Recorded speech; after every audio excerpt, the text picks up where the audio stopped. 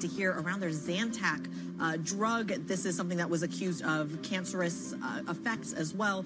This is also something that's been influencing the stock on both sides of the Atlantic. So we're going to keep you apprised of what that looks like at the open. Guy.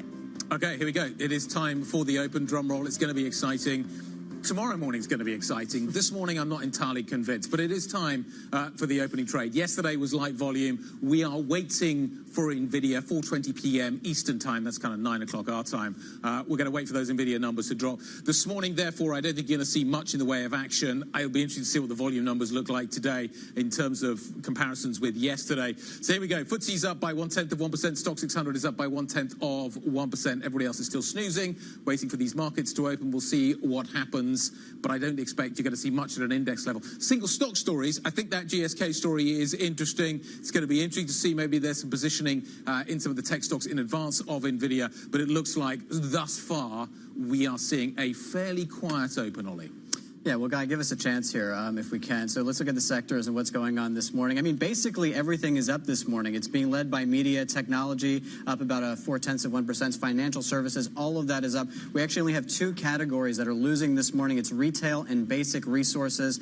Picking up from yesterday where we saw the sort of consumer goods and travel and leisure really do well yesterday. And this morning, it's really media, technology, financial services. Those are the sectors that are in the green today. Only two sectors in the red, retail and basic resources. But when we talk about that GSK story, you're already seeing it be your biggest index contributor to the upside, and that, of course, higher by about 2.5%, making up about 43% of the move to the upside you're seeing in the FTSE 100. It's also your biggest index mover in the stock 600 as well, so that is significant. ING is going to be another one, higher by about 1% as well. It's interesting that we're seeing SAP up on your top 50 performers. Again, we're still about 90 seconds into the open, so not that much shaking out. But remember, ASML and SAP are one of your biggest weights on the index yesterday, so perhaps a little bit of a rebound shaking out there.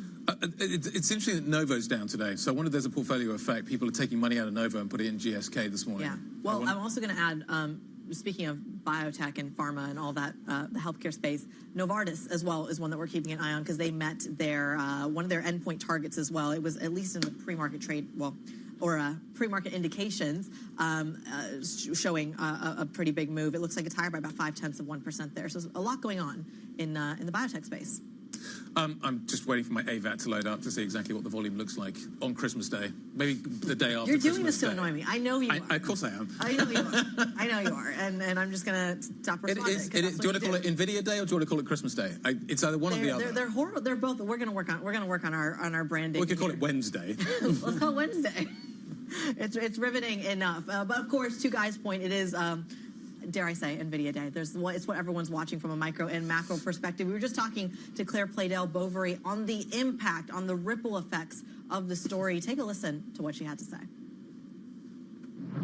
The risk of underinvesting is that these companies miss out on the biggest technological platform shift for the next 10 to 15 years. Microsoft missed out on the shift to mobile. Alphabet didn't lead it.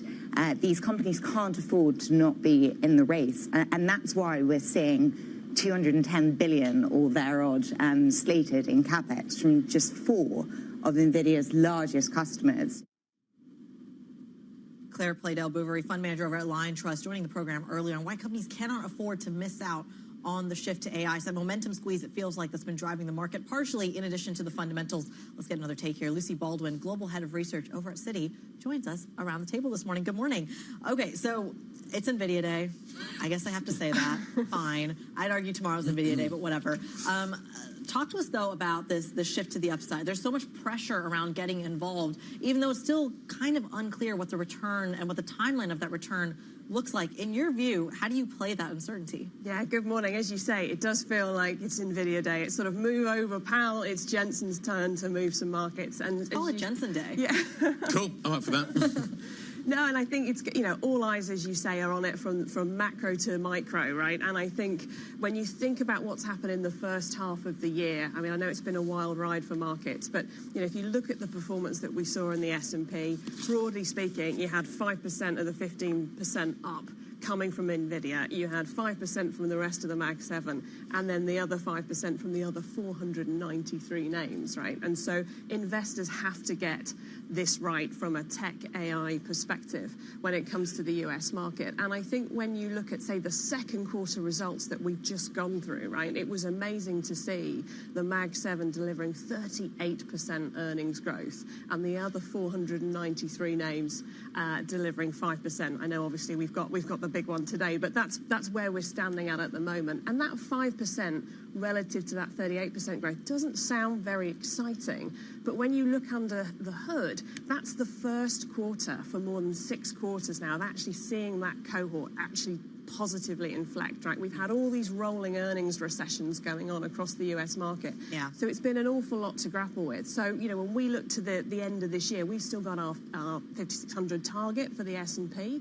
And I think, when you've got valuation levels 22, 23 times in that zone that we've now kind of gone back to, an awful lot does have to happen. So there's a lot of pressure now really on the Fed for this easing cycle. And it's now obviously no longer a question of if, but it's a question of when it starts, how big is it, how many cuts do we get this year, how many do we get next year?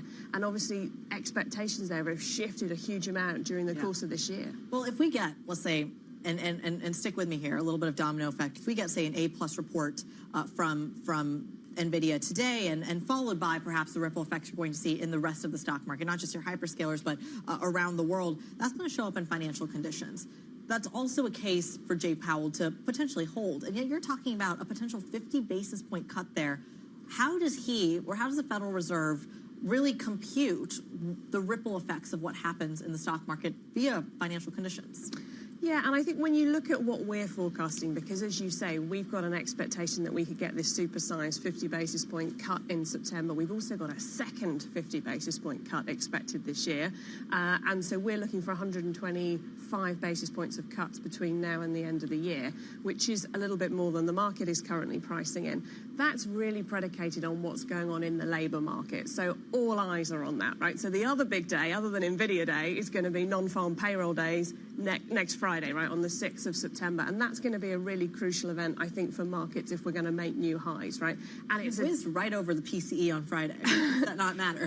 Yeah, look, I think in terms of the really two big events, it's going to be that non-farm payroll print after what we saw with the July data. That August data is going to be critical to understand what's happening in the labour market. And again, I think the rise in the unemployment rate that we've seen thus far has really been a function of what's going on from a supply perspective. You've had that growth in supply of the labour market. It's not really been a function of people being laid off yet. And I think that is where our nervousness comes, is that you're starting to see in the US pockets of that weakness spread out, which of course were the worries that we saw over summer, right, after the July print. And we don't think it was a sort of one-off thing. We think there's going to be more pressure there. And I think it's a really delicate balance for equity markets because obviously if we get the 50 basis points that we're calling for, it's going to be on the back of having had some pretty weak data between now and that September date of the cut. And so, that is a risk to equity markets at these levels for sure. Yeah. And I think you've got to think broader about, as you say, that transmission mechanism. It's for us, for example, it's why we like certain parts of the equity market as well as big tech. We think there's an opportunity here to start to lean into those really interest rate sensitive sectors of the market, such as REITs or real estate, such as financials and parts of consumer. Okay, two things come out of that for me. Let's talk about the data first of all. Do risk assets rise or fall if we get a big beat on the payroll number? Because there's a chance of a bounce back off the hurricane-affected last number. Yeah, look, I think you've got the sort of, if you like, the Goldilocks scenario, the path which is that actually you get reasonably good jobs data, right? Unemployment rate broadly stable, and then you can get the 25 still coming through, and you can still probably get a fair few number of 25 cuts this year. That, I think, can keep markets going. And again, you know, going back to the fundamentals, right? There's a lot of expectation on next year's earnings growth that we've got to start to think about. Okay, but if we get 50, is that a warning signal I should sell risk, or if we get 50, is that a good thing and I should buy risk? I think short term, if you get 50, there's going to be a huge focus on the downside risk. Actually. Okay, so that's kind of that's kind of what we saw at the beginning of August. Bad number, market sell off. The second question is just coming back to Nvidia, because it is Nvidia Day. Or Jensen Day. We can call Thank it you. Jensen Day. I think Nvidia Day works. Yeah, I think we're splitting hairs here. If I don't have a lot of Nvidia in my portfolio, am I going to underperform going forward? Because that's been the story so far this year. Yeah. Does that continue throughout the rest of this year and into next year? Yeah, and Guy, that leads into this sort of broadening thesis and debate, right, which we and others have been grappling with, right? So although we are fans of big tech, and I don't think people can afford not to hold them, and certainly when we had the pullback, we were advocates of coming in and picking up some of that high-quality growth, right, which is in that sector. And we argue that growth is actually quite defensive now. Yeah. I think that broader question of when does the rest of the index start to perform, or when do the smaller mid-cap names start to perform, is quite a tricky one. If you look at consensus expectations, people are actually assuming you get more of a sort of narrowing in that growth differential for next year, which is quite interesting. And if that's right, and it's a really big if, given how small and mid-cap names have tended to perform, but if it's right, then there is real legs to that thesis of that. But if the rest catch up, does the index go down? Our view is that you've still got room for the upside for the index next level, right? I don't think you as you go into next year, at 23 times earnings, I think it's really hard to argue for more multiple expansion here. We're looking for 8% earnings growth, so it's more like a steady as she goes in that scenario of a fairly soft landing. We haven't talked about the election, but a fairly soft landing, and the AI boom continuing to have some legs. And as you say, all eyes on any messaging around how that looks from Nvidia later on today. Yeah, and we're right basically on your S&P end-of-year forecast today, basically, right? It sounds like you're comfortable there, more or less. I guess I'd like to understand for you, what is the biggest threat to that? Is it the U.S. election? What is going to make you reprice that? Yeah, I think there's a whole host of threats out there to that, exactly to your point, right? And I think one is the recession risk. So we're already a little nervous about that, with our chief US economist calling for a technical recession this year, albeit a mild one. And I don't think the market could take a super meaningful downturn. There's some definite short-term risk around what a 50 basis point cut is really signaling. But I think when you look at the fundamental earnings expectations, that's critical, because again, going back to what we've just seen, the Mag 7 have managed to see earnings upgrades for the second half of this year, right, which is pretty impressive, and in contrast to the other 493 names. So if you have a scenario where that earnings growth continues to pick up and surprises to the upside next year, then that's very encouraging. And of course, there's the odd data point that is out there supporting that, in contrast to what I said, and that would be things like some of the consumer confidence data that's coming through on the expectation of the rate cuts and on the expectation that inflation is now very under control. Right, and I want to drag us away from the United States and into Europe, because we also have inflation data coming out of Europe this week, which apparently no one cares about, right? We'll care about it tomorrow. Actually, maybe not tomorrow, maybe the next day. Eventually. We'll wait and see when you care about that. But what is your sort of case for investing in Europe? Because we spoke to Dan Scott a little bit earlier, who was sounding kind of bullish on Europe, saying there's a lot of negativity priced in. Where do you see things? We're a little different to that. So we would prefer the US market over Europe here. So we relatively recently downgraded our view on European equities. And, you know, a lot of that relates to that lackluster growth backdrop that we're seeing in Europe. Obviously, within there, you know, there are opportunities, of course there are, but in aggregate, we would prefer to be invested in the US market relative to the European market at these levels. Fair enough.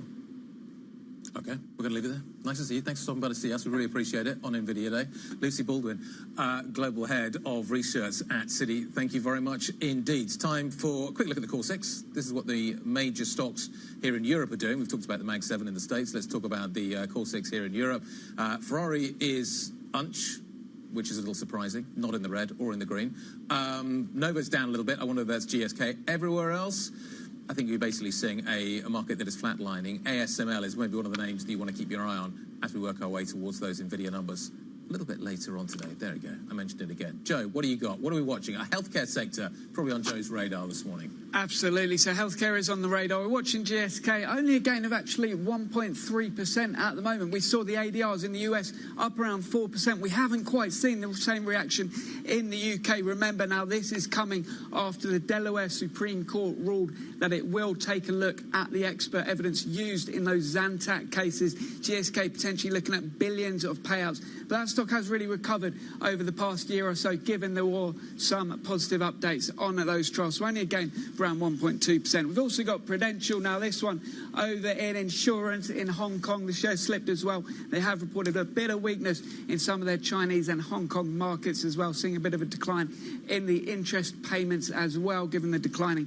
rates there. So that one going the other way, but two decent movers on the FTSE 100 today. Then speaking of the FTSE 100, we'll check in on a couple of mining stocks because we have seen the first decline in iron ore futures in 4 days now. So we are seeing some miners, including Rio and Anglo, slipping a bit. They had a decent bounce over the past couple of days, but starting to come back down again for those mining stocks. Then over in real estate, lots keeping us busy today, keeping us on our toes. SBB, once again, there's no chance I'm going to try and say that full word, so I will just call it SBB. We're gaining 1%. They've reported that they're going to do some more cost cutting, something they've said already that they were looking at, confirming that today. Around town, they've been talking about an improvement in German real estate, but we're not seeing a reaction there. They are still in a loss. They reported a net loss for the half year, so that weighing on that stock. And Leg Immobilien, also over in Germany, doing a massive convertible bond sale, and that will be dilutive for shareholders, of course, so that's one to keep an eye on. One that wasn't on our radar, we're going to go back into healthcare. We're looking at Elekta.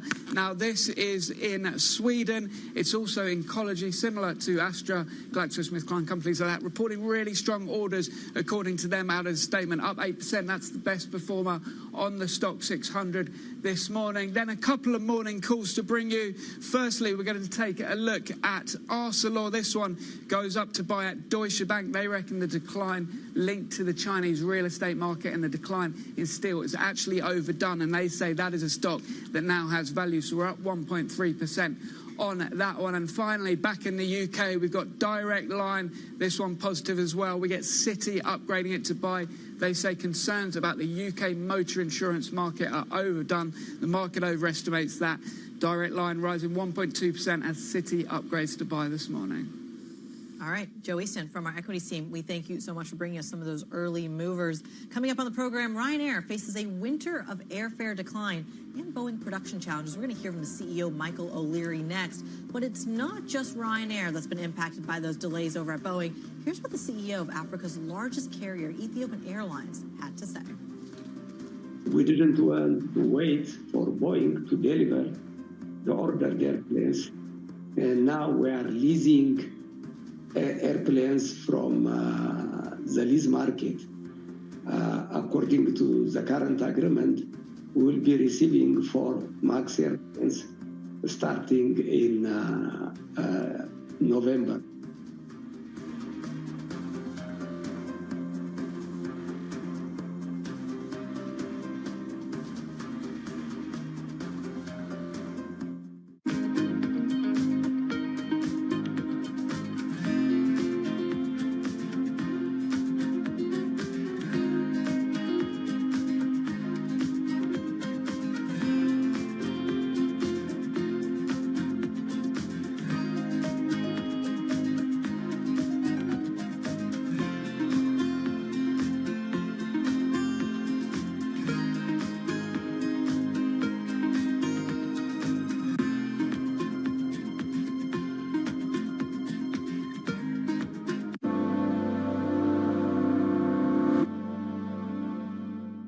It's the world's second largest economy with a growing influence in global affairs. But geopolitical uncertainties, deflationary pressures, and questions about foreign investment linger.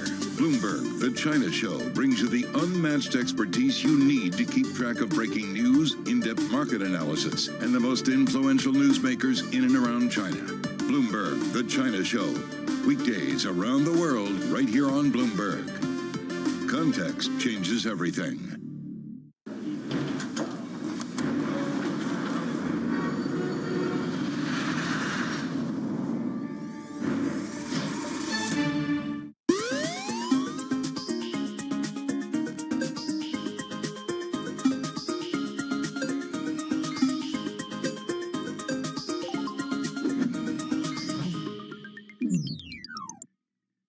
A lot's happening on Wall Street. I couldn't have been more wrong. It's going to stay volatile for a while longer. It's a bifurcated market. Need to catch up? This is Bloomberg Wall Street Week. I'm David Weston. We've got the information and insight. Year over year, you could start to see some cracks. It might be overhyped short term, but it's underhyped long term. From businesses most influential and instrumental. A lot of the doom and gloom has been somewhat overblown. If you're not living near the edge, you're taking up too much space. Bloomberg Wall Street Week, only on Bloomberg TV and radio. Context changes everything.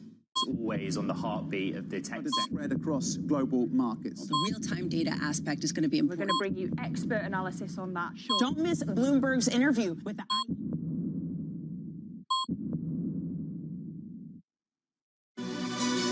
This is Bloomberg News Now. News when you want it at the touch of a button. Another volatile day on Wall Street. We're seeing big moves. All eyes on Capitol Hill as Democrats and Republicans prepare. Today's job numbers casting doubt on the Fed's next move. Inflation remains front and center. And that's news when you want it with Bloomberg News Now. Get it 24/7 on the Bloomberg Business app, Bloomberg.com, and anywhere you get your podcasts. Bloomberg News Now. Context changes everything. It's a multi-trillion-dollar industry. We'll show you what's happening in ETFs like no one else. Bloomberg ETF IQ, Monday on Bloomberg.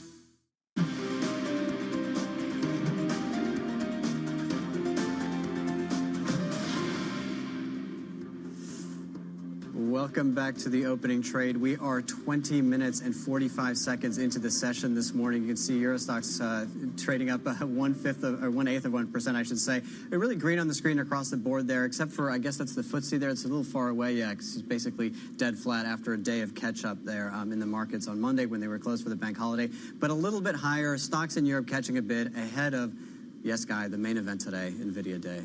Jensen Day. Jensen Day, Christmas Day. Let's call it what you want.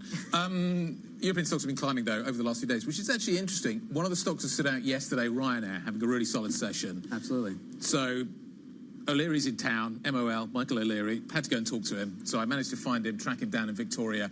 He's basically, he had a press conference in Brussels earlier on, which actually was what moved the stock. And then he had a press conference in London. He went from one to the other. I think there was a bit of an air traffic delay between the two, but we'll talk about... Yeah, that's part of his shtick at the moment. In terms of the fare outlook, the stock moved quite a lot earlier on this year. In fact, it's moved on a number of occasions as he's basically downgraded fare expectations throughout this summer. He's now pointing to the idea that actually you're probably going to need to have promotions as well over the winter to continue to attract flyers. We're starting to see basically a position where consumers are beginning to struggle a little bit. Interest rates are a factor in that. Other factors then there as well. And therefore he needs to stimulate demand. So this is Europe's biggest discount carrier, basically saying we're going to have a series of sales. Well, he certainly already announced one in order to drive demand. He's saying that maybe, this is not guidance, it's a best estimate that he's going to see maybe a 5% decline in fares over the winter. As I say, I caught up with him yesterday. This is what he had to say.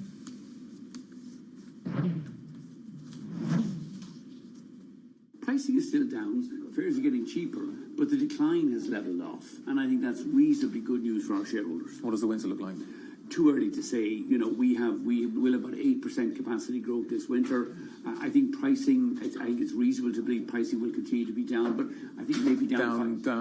I mean, I think down 5% is my best guess at this stage. But, you know, every time I come up with a guess, somebody thinks it's a forecast. The pricing will be whatever the pricing will be. We will fill our flights. We've launched 4 new routes this morning from Stansted this winter, 7 new routes from London in general. So new routes, winter sun. But you're having to stimulate demand with we with expect that we'll continue to have to stimulate demand. But I think that's good. I mean, we've come off 2 years where prices went up by 20%. Yep. So having to stimulate a bit of demand now, I think, is good for consumers and it's good for the industry generally. Are costs falling faster than fares?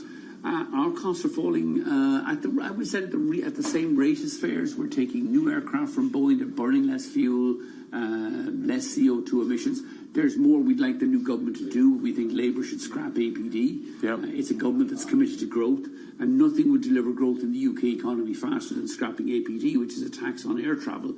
The UK is an island on the periphery of Europe. It doesn't need to be taxing air travel. It needs to encourage it. We'll come on to tax breaks in just a moment. Let's talk about Boeing for a second. Yep. Have you spoken to Kelly yet? Kelly Ortberg, new CEO? No, I speak to Stephanie Pope though on a weekly basis. I think she's making some progress, but the progress has been disappointing. We hope to get 7 aircraft in July. They only delivered us 5. We were then supposed to get 10 aircraft in August. We only got 3. So it's still... What's the problem? The problem is they're still having production issues, challenges in Seattle. The supply chain is still challenged. Both Airbus and Boeing are struggling to get their monthly production rates up. But we think and hope that it will improve during the winter when they're under less pressure from aircraft for deliveries in the run-up to the peak summer period. The critical person for me and Boeing at the moment is Stephanie Pope, because she's the one sitting in Seattle trying to fix the production issues. And I think so far, despite some additional delays, she's done a reasonably good job. Are you confident you're going to get your MAX 10s on time? I'm not confident we'll get them on time. They're going to get certified? When do you think that's going to happen? I think they will get certified. I mean, Boeing tell me they'll get certified in 2025. As long as that doesn't slip, then our first deliveries are due in the spring of 2027, and I see no reason at this stage why that will slip. But clearly, Boeing have to start getting their production numbers up on a monthly basis and not have any more screw-ups that they've had in the last couple of years. Do lower interest rates stimulate air demand?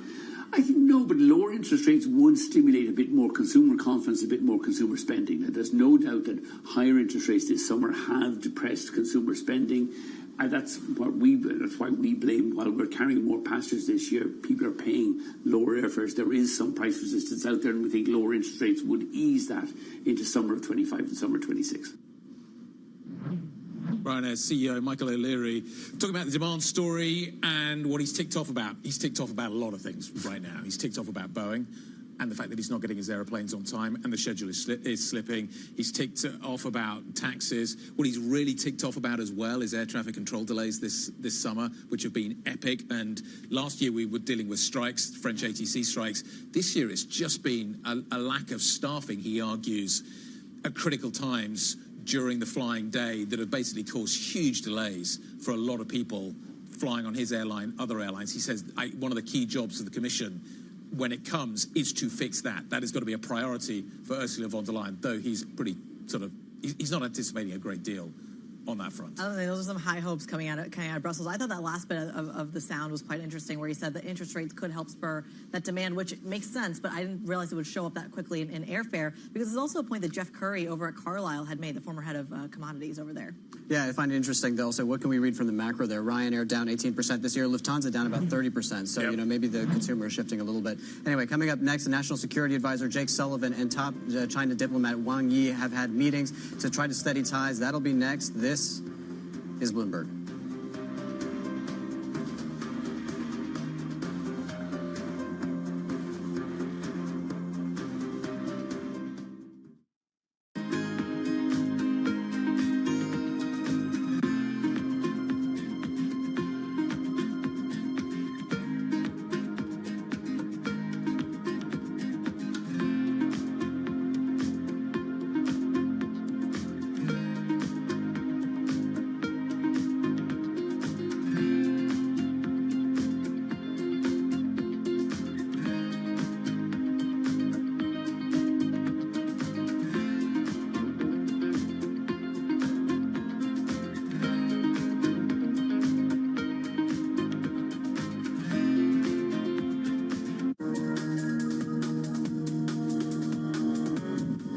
Principles, our policies in support of the Palestinian people will never change. Our policy in having a two-state solution will never change, and nothing will compromise it.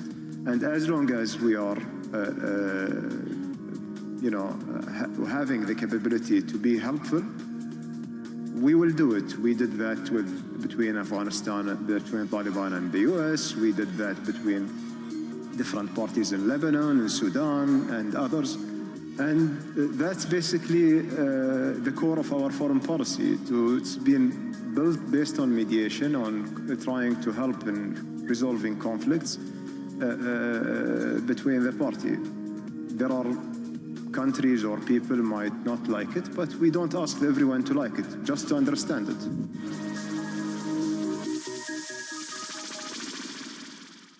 Welcome to the world of decentralized finance. With a surge in Bitcoin, you have crypto stocks also surging. Bloomberg's covering all things crypto, the people. This is a political attack, and we must hold our elected officials accountable. The transactions. Really a record-breaking moment. Bitcoin is the exit strategy. And the technology. Awareness is going to grow, and these things grow the overall industry. Crypto as an asset class is here to stay. Bloomberg Crypto, only on Bloomberg. From our studios in New York and San Francisco, our expert hosts have the data and analysis about the companies you know and the startups to watch, plus the interviews you don't want to miss. Watch Caroline Hyde and Ed Ludlow on Bloomberg Technology, the only daily business show dedicated to tech, right in the middle of the trading action, every weekday, only on Bloomberg Television. Context changes everything. Bloomberg covers the world with unmatched reach and resources. From more than 120 countries, the moment news breaks, 24 hours a day. Bloomberg, context changes everything.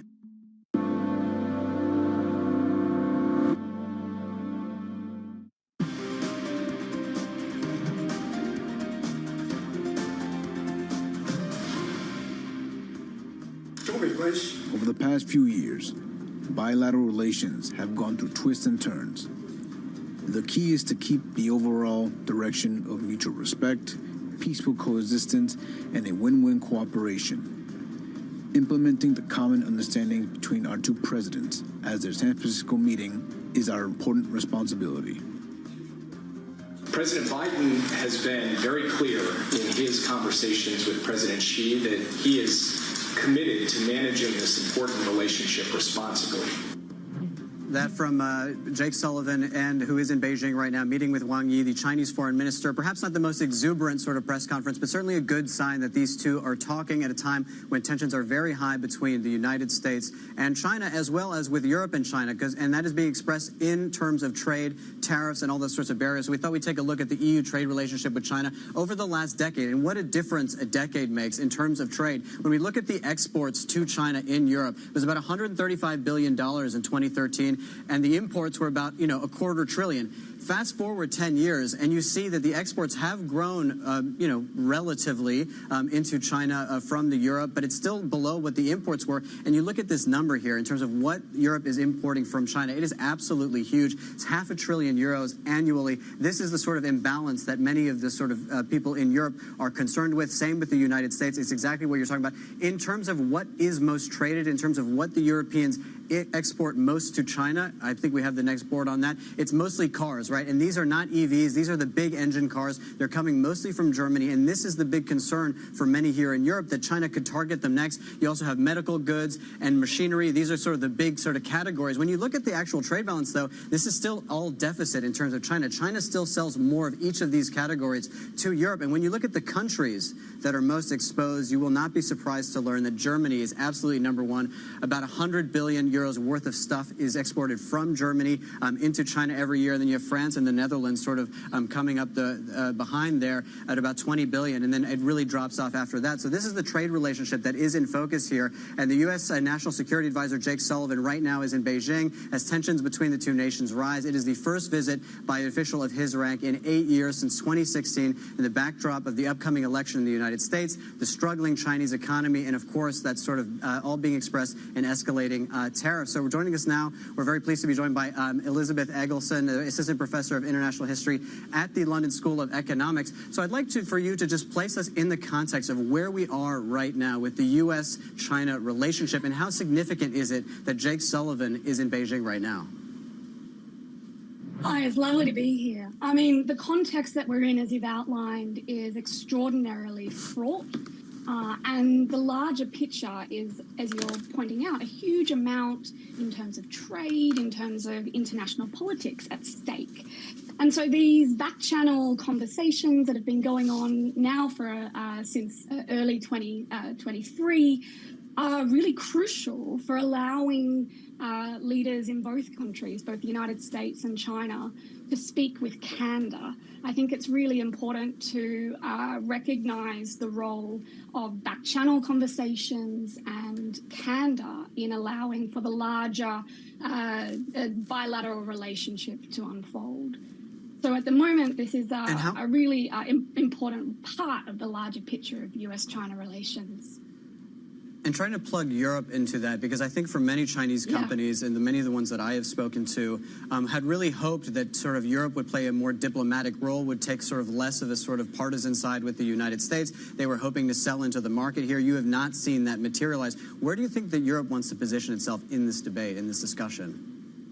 Right. Well, I think this is exactly the point, Oliver. You've really hit the nail on the head. What this is showing is that the United States is leading in the capacity to balance both what it sees as a competition with China on the one hand, and a capacity to continue the diplomacy and the conversation, and in fact, recognizing the importance of those conversations and of diplomacy, particularly as competition ratchets up. And I think this is a real lesson for Europe, particularly, as you say, Germany, but more broadly, the EU and other countries. I think the UK has a very significant role to play too, in recognizing that engagement with China doesn't have to mean a singular sort of definition, but it means sort of balancing diplomacy plus other aspects. If you want to continue the competition, which is sort of certainly baked into the relationship right now, that doesn't negate conversation and diplomacy as well. And we're really seeing the United States push ahead on that in the current context. The context is about to change, though, isn't it? Post-November. We just got used to the current paradigm, and then it's going to shift. Isn't that the problem here? Well, I think that's exactly why this trip is so important. And, you know, there's a lot of talk about the extent to which this back-channel conversation is going to lead to a final Xi-Biden summit. I think from Biden's perspective, that would be extraordinarily important, partly because he would otherwise be the only president since President Carter in the late 1970s who hasn't traveled to China as a president. And so there is a real, I think, significance to sort of what might come from this back-channel diplomacy in terms of larger summits. But in terms of the transition and what happens in November, what this conversation and these series of closed-door conversations are about is stressing the importance of continuity of communication. There's certainly a lot. Last time Sullivan and Wang Yi met, it was almost certain that Joe Biden was going to be the Democratic presidential nominee, and so we're sort of certainly in a very different space right now. But the message is one of keeping the relationship stable.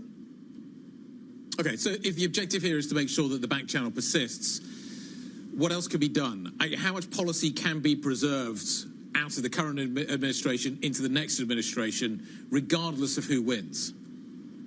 Well, I mean, this is the million-dollar question, isn't it? I think we can guess at depending on whether it's Trump or Harris. If we look at Trump's advisors and the people around him, all of whom at the moment look like men, we know that there is, and Trump has said, he has a very punitive approach towards China and towards trade. We can absolutely be sure that trade relations are going to become more and more acrimonious. Trump is speaking of 100% tariffs.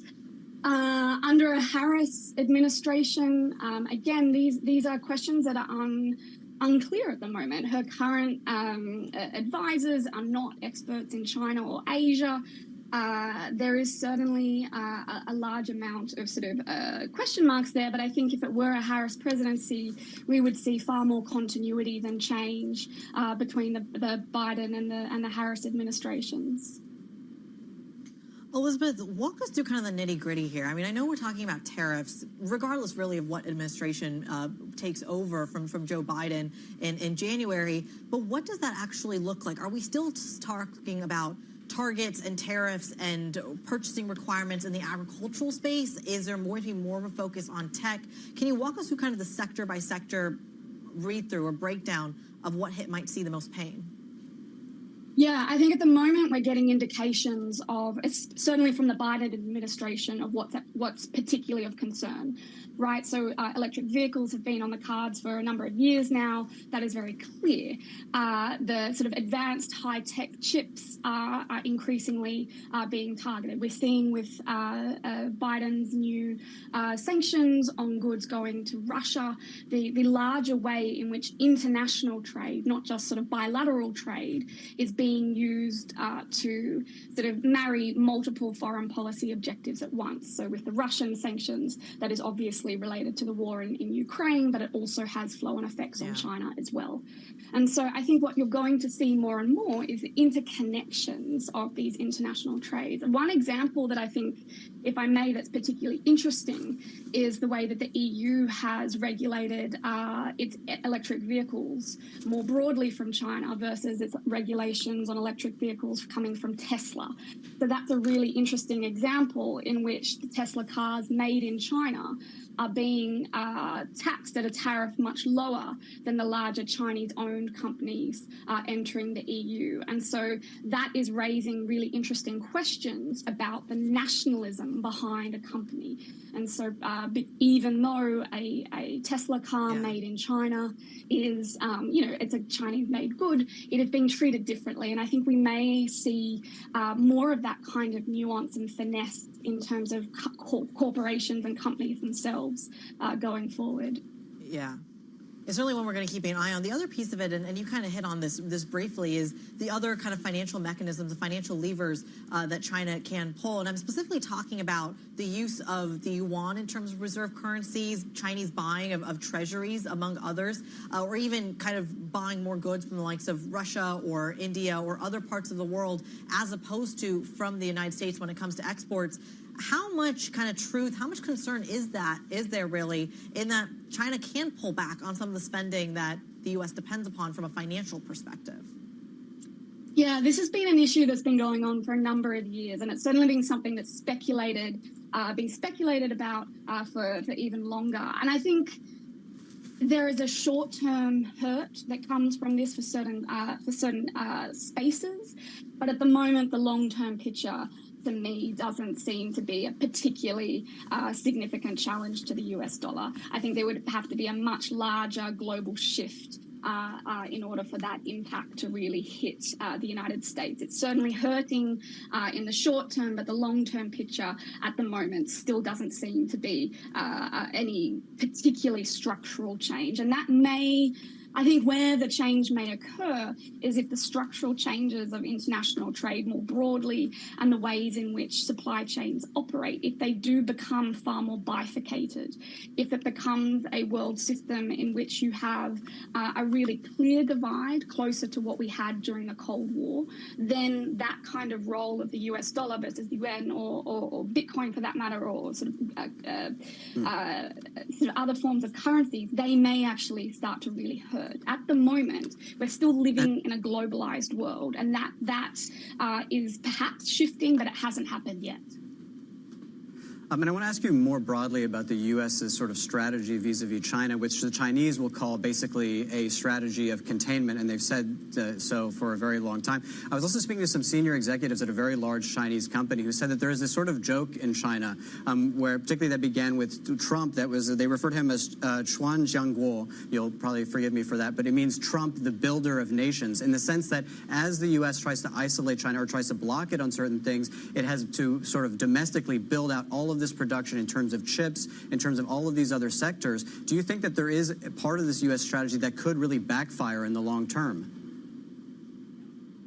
Look, that's a really, it's a long-held position of nations, including China, who have said over the years, look, your sanctions, all they're doing is helping us sort of rebuild our country or strengthen our country. Mao used to say this quite repeatedly during the 1950s and 60s when the United States had sanctions on China as well. And the history of China shows that this was not the case, that the sanctions that the United States placed on China, much more strict than they are today, completely no trade, that they did not help China's economy. And so I think there is a lot of sort of conversation and bluff around this, but there are also, of course, kernels of truth. And we are living in a very different global world and global system compared to what it was in the 1950s and 60s. And where I think we are seeing some real strengths is China's capacity to develop its renewable energy, its green energy in a way that is self-sustaining, that's not reliant on the international community and global supply chains in quite the same way as other aspects of its economy still are. Elizabeth, great to catch up. Thanks for the insight and the input. We really appreciate it. Elizabeth Ingelsson, Assistant Professor of International History at the London School of Economics.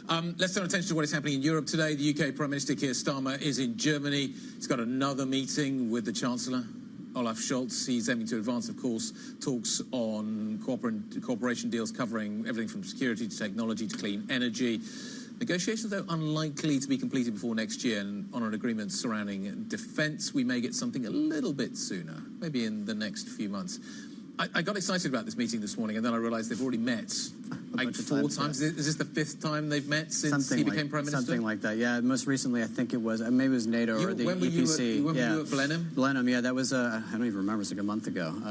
Distant memory. Yeah, exactly. But it was, that was quite an event. And again, nothing concrete came of it, nothing concrete was supposed to, but really it was, for Keir Starmer, I think a very significant event in trying to get in front of all of these leaders at the same time, really begin those conversations and build those personal relationships to try to push things through and really sort of establish the tone and the conversation between the United Kingdom and the rest of Europe, particularly post 14 years of Tories and Brexit and all the rest. Well, I think it's interesting that I think when so much of this coverage comes is kind of what does Starmer want from the EU, but there's also plenty that they want from the UK as well, including things like I think there's a mobility scheme that's been in the works. There's a he keeps pushing that to the side, though. He keeps saying he's not going to do that. He's clearly still worried about the Brexit camp here in the UK and not antagonising it too much. But I don't think that's a message that maybe Germany's receiving, right? Because they keep pushing this forward, that this is top on their agenda. Yeah, but again, how much of it is PR? How much of it is just sort of trying to lay the groundwork? And again, I think you posed a very valid question. Have attitudes in the United Kingdom really substantially changed materially post-Brexit in terms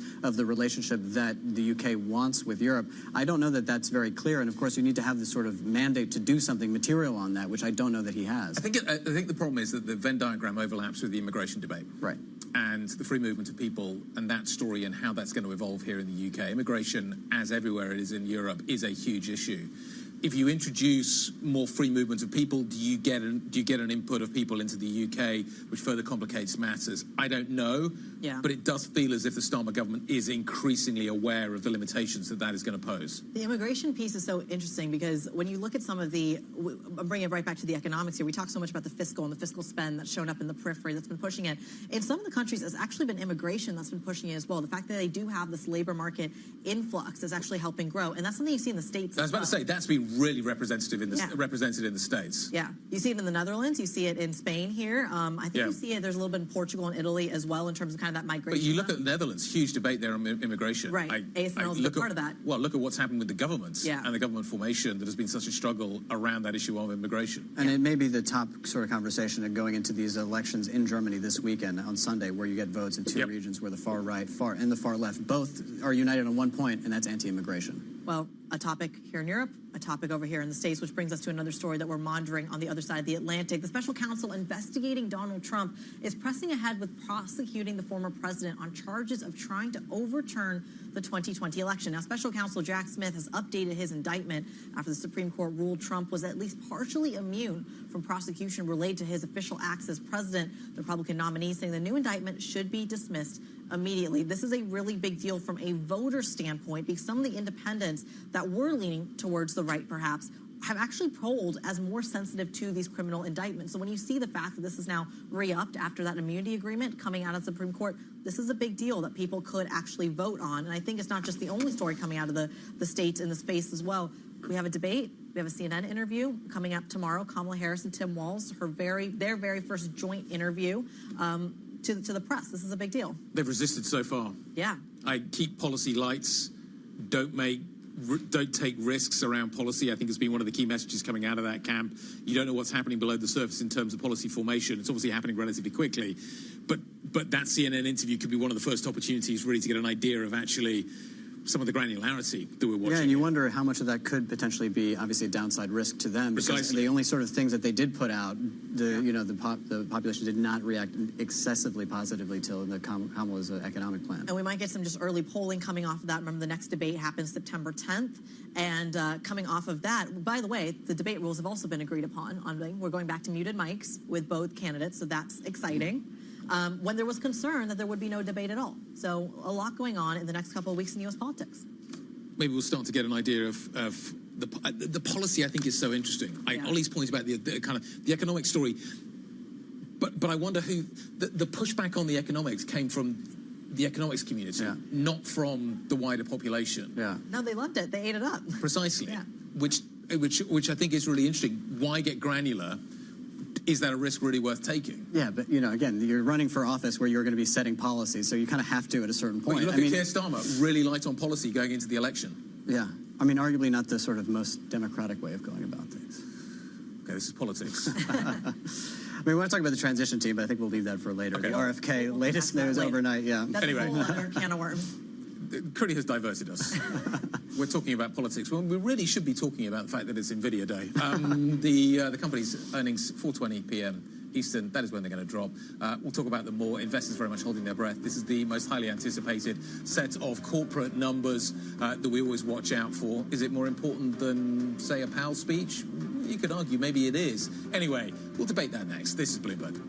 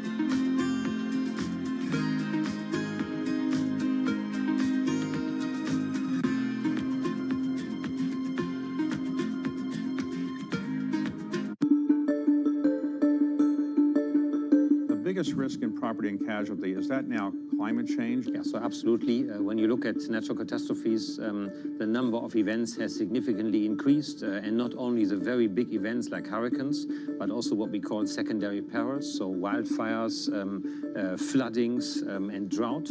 And this leads to the fact that you have far more events and therefore a much higher cost of all of the natural catastrophes. How do you really assess the risk of climate change? Because how can you possibly know whether there's going to be a hurricane or a flood? It's just based on the past or the projection of the future? Or how do you do that? Since the dynamic has changed, we need to also look forward. And what we do a lot, we work a lot with scientists who understand what the warming of the Earth and climate change will mean for the question of taking risk. And secondly, we take much less risk than we used to take because we have to be careful. So let's suppose there are a lot of hurricanes. Is that good for property and casualty insurers or not? Good because people say, well, there's going to be more hurricanes, I should buy more insurance, or not good because you got to pay a lot of claims? It depends. I would say it's good because it creates the awareness to do more prevention. What we see today is that, as I said earlier, there is more events. It becomes more and more difficult to insure, and therefore we work a lot with our customers around preventions.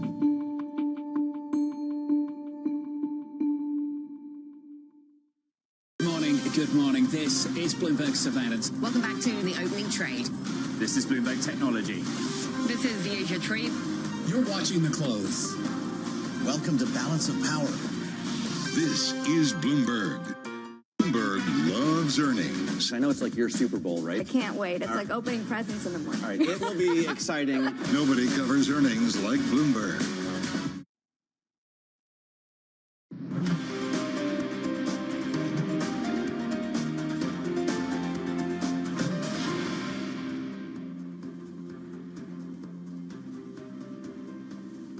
$53 minutes since the opening trade.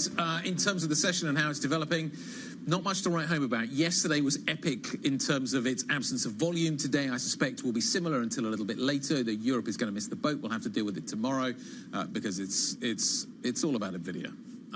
To be honest, it's all about NVIDIA. London looking a little bit more interesting, but in terms of the overall story, the DAX is up a little bit today, but not by much. Anyway, I'll look over there because I can see that one because I can't see it over there.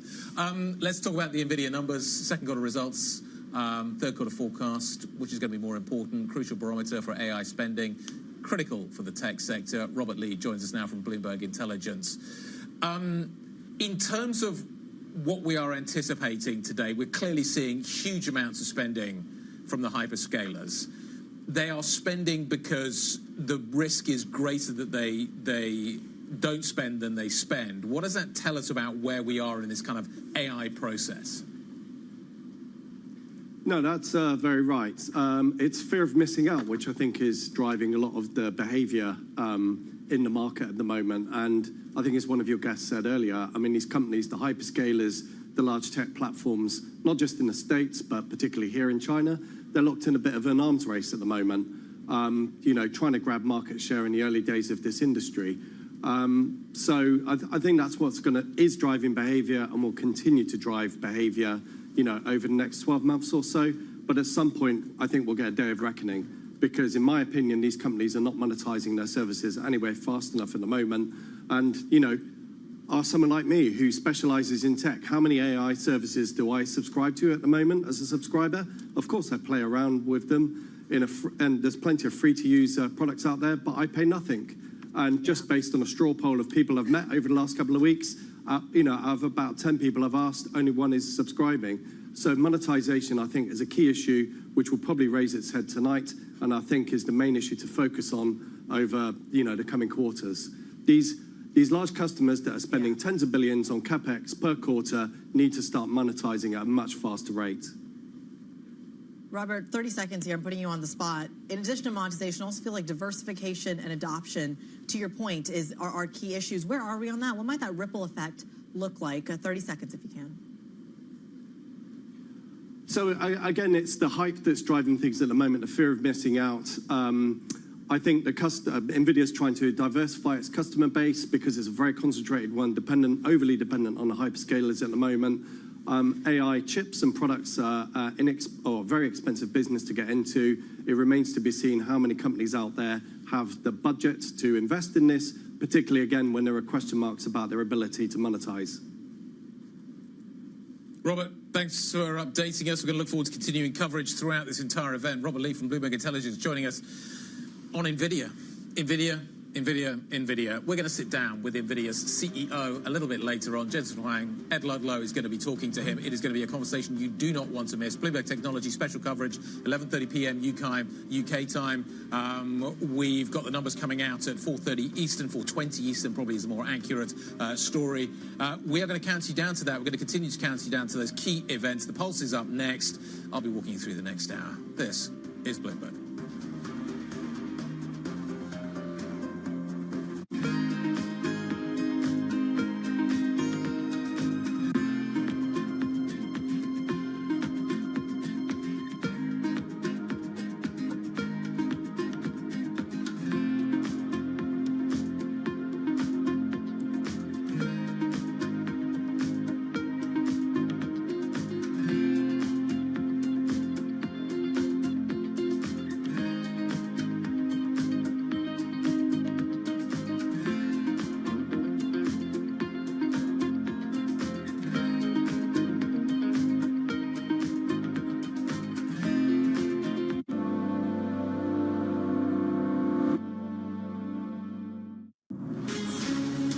From the beating heart of global finance, economics, and politics, and wherever newsmakers are moving markets, Bloomberg brings you conversations that allow for deep discussions and important insights. What do you think the future is for inflation? Is this a new normal? Are markets too optimistic? How do you worry about the things that are outside your control? How does the current fighting completely stop? I'm Francine Lacqua, and this is The Pulse, every weekday only on Bloomberg.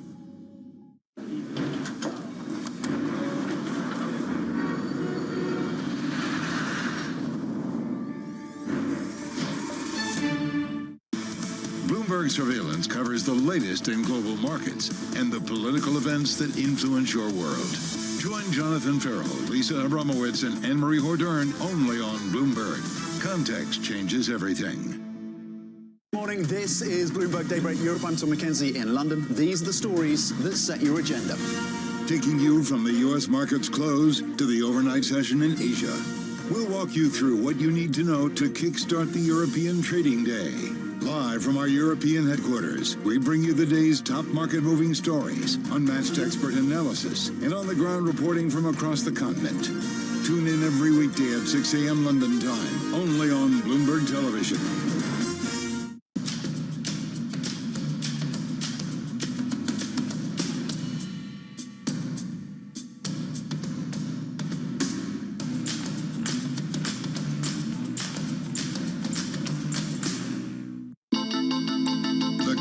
Is on. Everything you need to get the edge at the end of the market day. Big tech earnings kick off later this afternoon. Gilead is coming out right now. We have take two numbers. Back to the markets, right? Our bread and butter. NVIDIA is one of the best stories in the tech space. That actually matters a whole lot more. It might shock some of your viewers. You're watching The Close.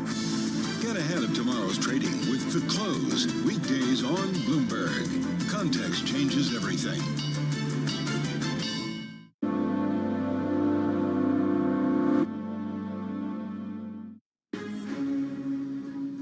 Countdown to NVIDIA, the world's most valuable chip maker, reports later today. Investors are betting on another blowout quarter. At HSBC overall, Bloomberg learns that the bank's incoming CEO is considering already cutting management layers when he takes charge of Europe's largest bank. He'll do so next week. Plus, seeking to steady ties, Washington's national security advisor meets with the Chinese foreign minister in Beijing against a backdrop of escalating trade tensions and geopolitical risk. That's the narrative this morning. Today is NVIDIA Day. We're waiting for the numbers a little bit later on. Markets have becalmed as a result of that. Volume was super light yesterday. I suspect it's going to be a similar story here as well in Europe again today. The DAX is tracking a little higher today. Feels like an anomaly. The FTSE's absolutely flat. The CAC Current is pretty flat as well. Let's move you on to the cross-asset board to give you an idea of what US futures look like, what the front end of the curve looks like. US futures, that tells you everything. It's NVIDIA Day. 4:20 p.m. Eastern is when those numbers are going to drop a little bit later on, circa 4:20. The US two-year yield pretty flat as well, a little bit of bid there. Euro dollar 111.58, so a little bit of weakness creeping back into that story. And Brent largely becalmed as well, just below $80 a barrel. It is NVIDIA Day. That is the main narrative. We're going to set you up as we count you down towards those numbers and give you an idea of how the economics trajectory is going to pivot around this story as well. So let's get on with that story. The show starts right now.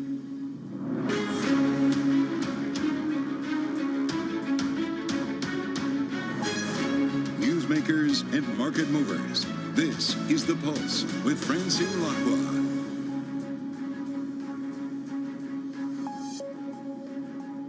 Good morning. Welcome to The Pulse. I'm Guy Johnson in for Francine Lacqua. It is NVIDIA Day. Europe is actually going to have to largely react to this, I think, tomorrow morning, as will Asia. But certainly it's a big day for the United States. Everybody is on tenterhooks waiting to see exactly what this key company is going to deliver. The stock is doing very little right now, but if you take a look at options pricing, there's a 10% plus swing priced either way. So you could see significant volatility a little bit later on. I just had a brief conversation with Robert Lee of Bloomberg Intelligence in the last hour. I want to carry on that conversation now and get into the weeds maybe of what we're going to be expecting from these set of numbers. Robert joins us again. Robert, what are you looking for? What are the key kind of takeaways? What are the key areas that you're going to focus on? Is it this set of numbers? Is it the guidance? Tell us what you're looking at. Okay, well, on the reported numbers and guidance, I think the majority of people out there, including my US colleagues who lead coverage on the stock, are expecting another beat and raise. So let's take that for granted. But I think investors are increasingly looking to the medium-term outlook for this company and this sector. So there are two key issues there. First of all, there are the execution issues around the Blackwell production delays that have obviously hit the headlines several weeks ago. So we'll wait to see whether, what the update is there. Blackwell will not impact their revenue in the next couple of quarters, but it is a key revenue driver into next year. So that's one main thing to look at. But I think perhaps more importantly than that, I think it's becoming increasingly apparent to people that the hyperscalers, the very highly concentrated group of large tech platforms that are driving demand for these products, they are monetizing their AI services, but at nowhere fast enough a rate. So really, they need to pick up the pace on that front, because I think worst case scenario, we get a day of reckoning where they'll actually have to slow down and pull back on the CapEx front. But at the moment, demand is outstripping supply, and I think that will remain the case at least through the end of this calendar year and probably into the first quarter of next year. But, the market always looks ahead. So again, if fundamentally the customers aren't making money, that is a big potential question mark there. Okay, but at the moment, this is a supply-constrained market. How much visibility do you think NVIDIA really has? I guess, what is a real order? Is it an indicative order? Is it a contractual order? From what we know at the moment, absolutely demand is outstripping supply. Again, the company's locked in this fear of missing out, a sort of arms race between each other to try and grab market share. So that will continue, at least through into the first part of next year. NVIDIA has fantastic order visibility on that, and that tallies with what TSMC, their main production partner, is saying as well. There's a real supply bottleneck on the semiconductor side. So I don't expect any upsets on that front. But again, as I keep coming back to, ultimately the customers who are spending $10 billion plus per quarter on CapEx, if there's no prospect of them monetizing this at a high rate in the near term, then at some point the risk is that they start to pull back that CapEx, and that could impact NVIDIA. Okay. Is that a bigger risk for the hyperscalers or a bigger risk for NVIDIA? That is a very good question. Well, I would argue it's a bigger risk for NVIDIA because clearly it has the market to itself, although Intel and AMD are beginning to close the gap. It's still an effective monopoly. So I'd say the risk, and given, the rebound we've seen in NVIDIA's stock price after the, more recent sell-off, there's still a lot of high expectations priced into it. How would people react on the hyperscaler front? Well, these are very broad-based, tech platforms. Whilst AI may be a major driver of their future growth, there's more to their growth prospects than that. So I'd say NVIDIA has potentially got more to lose. Robert, great to catch up. We're looking forward to the continuing coverage from Bloomberg Intelligence into the numbers and out of the numbers. We're also going to have some great coverage a little bit later on. Bloomberg is going to sit down for an exclusive interview with the NVIDIA CEO, Jensen Huang. Ed Ludlow is going to be conducting that conversation. I'm going to be staying up late to watch it. It's going to be great. Bloomberg Technology, 11:30 p.m. UK time. I want to come back to NVIDIA and its macro implications in just a moment, but I want to talk about another story that is happening right now. Keir Starmer is in Germany. He is meeting Olaf Scholz, the German Chancellor, the embattled German Chancellor. They are going to be talking about security cooperation. I think that's probably first and foremost what Keir Starmer would like to talk about. But remember, I think this is the 5th time that these two have met since Starmer has become the Prime Minister of the UK. And that just gives you an idea of the effort that is being made by 10 Downing Street to repair relations with the EU. He is going to be going, Keir Starmer, from Germany to Paris. The Paralympics event a little bit later on is going to be well attended, and Starmer will be there as well, meeting Emmanuel Macron. So this is a narrative that you want to keep an eye on. How it's going to roll out? Well, Germany and France have both got other issues that they need to be focusing on right now. How much traction is Starmer going to get? I think is one element that we need to focus on. But let's get back to what is happening with the macro picture. Shri Kovchagovidan joining us now, Senior Research Economist at Aberdeen. Nice to see you. Thank you for having me. Is NVIDIA a macro event? I think the importance of NVIDIA will be the impact on markets later today, whether there's going to be some turbulence as a result of that. And as we saw early in August, market turbulence can be quite relevant for macro, and it can feed into, some policy implications potentially. But ultimately, I think we can look through the events of today, and we'll come back to fundamentals. August is obviously the thin markets, thin volumes, so you tend to get these wilder swings in the data in the markets. But then September onwards, I think we need to be focusing more on the underlying macro trends. Okay, so let's pivot to that and talk about what is happening there. We've got PC coming up on Friday. Do I ignore that? That's inflation. Powell doesn't seem to care about inflation anymore. He definitely cares about the labour market. He mentioned it an awful lot in the Jackson Hole speech. Are we all about the September the 6th payroll number? I think it's still going to be very important because in terms of the risks to the next cut, we have 25 basis points as our base case. However, there is a risk of 50 basis points, and I think that's where both inflation and the payrolls market, payrolls data is going to be quite critical. So how weak is that labour market data? That's going to be the key question. What if it's strong? What if it's strong? Because the prior number, and this is going to be August data we get in September, but the prior number was very weak, and as you say, the market freaked out beginning of August, a lot of volatility. But there's a strong argument that suggests that it was hurricane affected, it was weather affected, and as a result of which you could see a bounce back. How do we react if we get not another weak number, but actually a bounce back number and a strong number? Yeah, I think it's important to look at it within the broader context. And you're right, that data that we saw last time, there could have been a bit of an overreaction to that one payrolls number. But we are seeing, if we look at other measures of the labour market, there are clear signs of labour market easing. Disinflation trend is well in play. Hiring is cooling off. We saw yesterday, for example, in the conference board, if you look at the details of that number, we did see that the gap between jobs hard to get or that's starting to increase, that the jobs hard to get is starting to increase. So there are lots of different signals that the labour market is easing. So again, I wouldn't, if there was some sort of bounce back from the print that we saw early August, again, we need to look at that underlying trend and the fact that there are some signs there that the labour market is cooling, and therefore implications for wage growth and inflation going forward. Rates are still very elevated at the moment in the US, and probably too restrictive considering where we are, given unemployment rate is creeping higher. There are signs of a downturn. How big a risk would Powell run if he delivered? There's a number of different risks which I want to kind of talk about. Is there a chance that inflation would bounce back if you start stimulating the economy aggressively? Are we sure that we're done with inflation? It tends to come in waves. Yes, there's always a spectre might come back to haunt us. That is a risk. I think one key risk really is what happens next year, and really there's an election impact here. Yeah, fiscal. Yep. Fiscal side. I think in terms of monetary, if we have a path of 25 basis points consecutive over the next few meetings, that's not necessarily going to be stimulating demand, domestic demand. That's just moving from quite restrictive policy and just trying to remove some of that restrictiveness. Really, if we are to see more inflationary pressures, it could come from the fiscal side next year, and that really depends on the outcome of the US election. And again, it depends on a few factors, whether it's Democratic or Republican, or if the Republicans get a clean sweep. So it really depends on the package of measures that can be delivered next year. So I would say this year, it looks like everything is on trend for disinflation.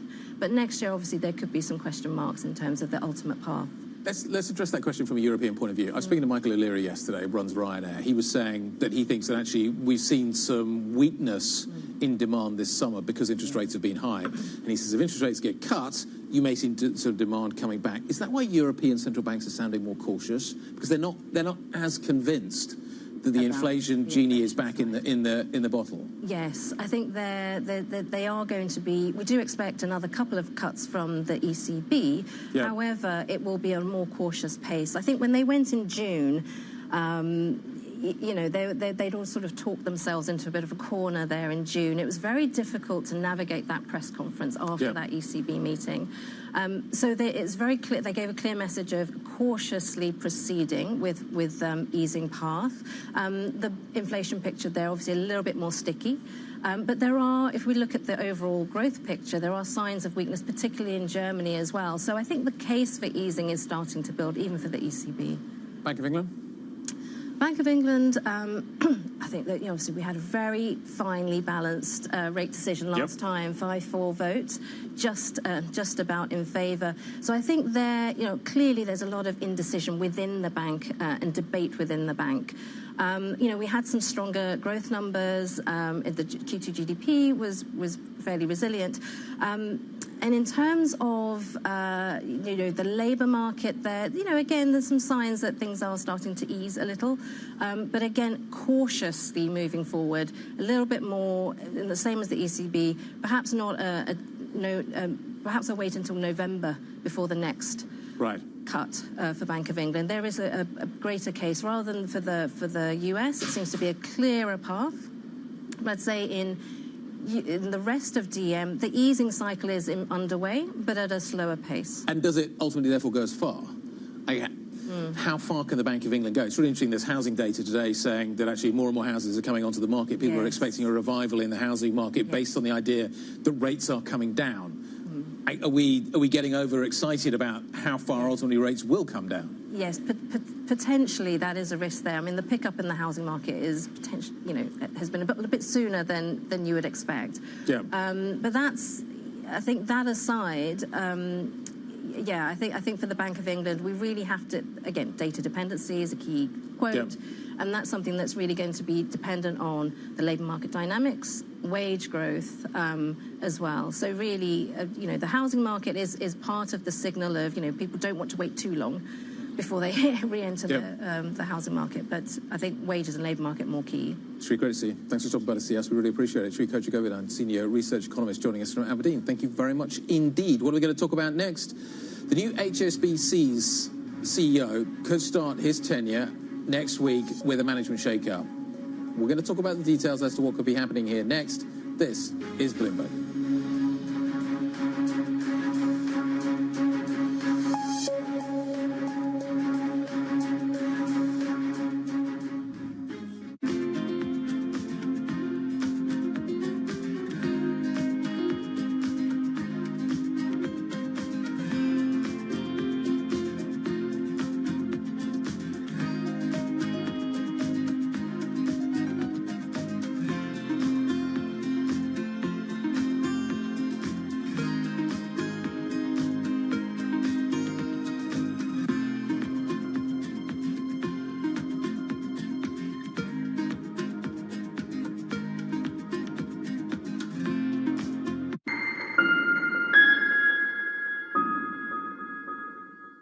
It's the world's second largest economy with a growing influence in global affairs. But geopolitical uncertainties, deflationary pressures, and questions about foreign investment linger.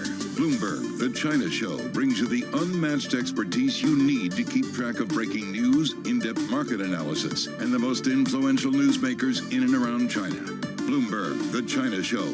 Weekdays around the world, right here on Bloomberg. Context changes everything.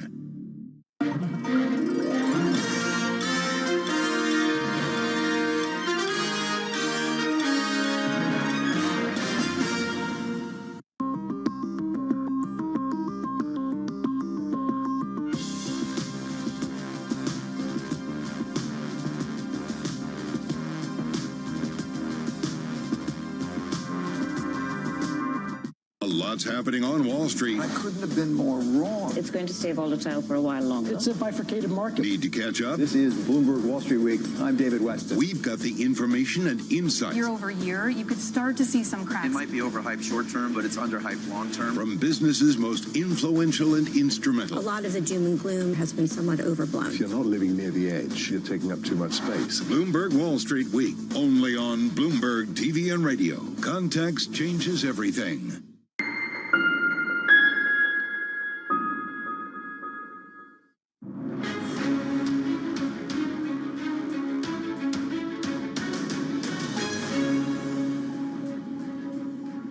So next week, we get a new CEO at HSBC. Georges El-Hadary is going to be taking over as chief executive. And our reporting is already suggesting that he's considering plans to remove layers of middle management at Europe's largest bank, which obviously has huge footprints out in Asia. Our UK and Middle East finance team leader, Jenny Serrain, joining me now. So this feels like the Citi playbook, very similar to what Fraser's done. El-Hadary's going to come in, he's going to remove a layer of management, and he's going to cut costs. Why has he got to do that? I think it's exactly right, actually, because we've definitely seen this at Citigroup. We've seen this at Standard Chartered more recently. And I think it's really just these banks that have these huge global footprints with operations in dozens of countries. As they're heading into an environment where interest rates are falling and margins are under pressure, they're looking at whatever way they can to kind of streamline operations, become more efficient in order to protect those shareholder returns that investors have, How hard will this be? Fraser, it's been a battle for Fraser.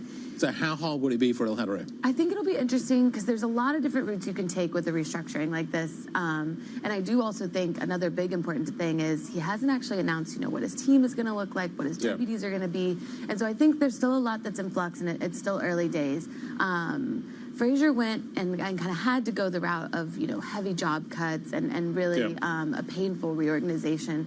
I don't know that HSBC necessarily has as much work to do on that front, and so it'll be sort of interesting. Does the reorganization look more like a fine-tuning rather than a big axe to the company? And I think that'll be the kind of questions that he has for his next set of leaders. If central banks don't cut as much, does it make his life easier? Yes, I do think, the other big elephant in the room really is how consumers navigate this new environment. So far, consumers, companies, they've been able to keep up with their debts. If that starts to change and if that side of the macro picture really starts to look worse, that's another big cost that will come into play for him that he hasn't really had to deal with yet. Yep. So right now, he's really looking at kind of the embedded costs in the organization, the people costs, the tech costs. If those credit costs start to tick up, that's a new problem for him. If we were to see this reorganization rolling out, does it continue to accelerate the move towards a stronger Asia footprint rather than anything else? This becomes a more Asia-focused bank. I think that's sort of in the cards anyway. So we haven't gotten any indication that, Georges, who has been at the top of this company for many, many years now and has been in the room for many of those key decisions as that bank pivoted towards Asia. I think that's still ongoing, and from every indication we've gotten from the chairman of the company to the current CEO to now the new CEO is that will continue. And so I really think that a lot of this is around the belt tightening that we're seeing, not just HSBC have to do, but really every bank in this new macro environment. Jenny, great stuff. As ever, great coverage. Thank you very much indeed. Our UK and Middle East finance team leader, Jenny Serrain, on what is happening or will happen at HSBC. Coming up, with demand for travel slowing and airlines tracking a little bit lower, could this be a winter of discontent for Ryanair? Michael O'Leary, I spoke to him yesterday. We'll play a bit of that conversation next. This is Bloomberg.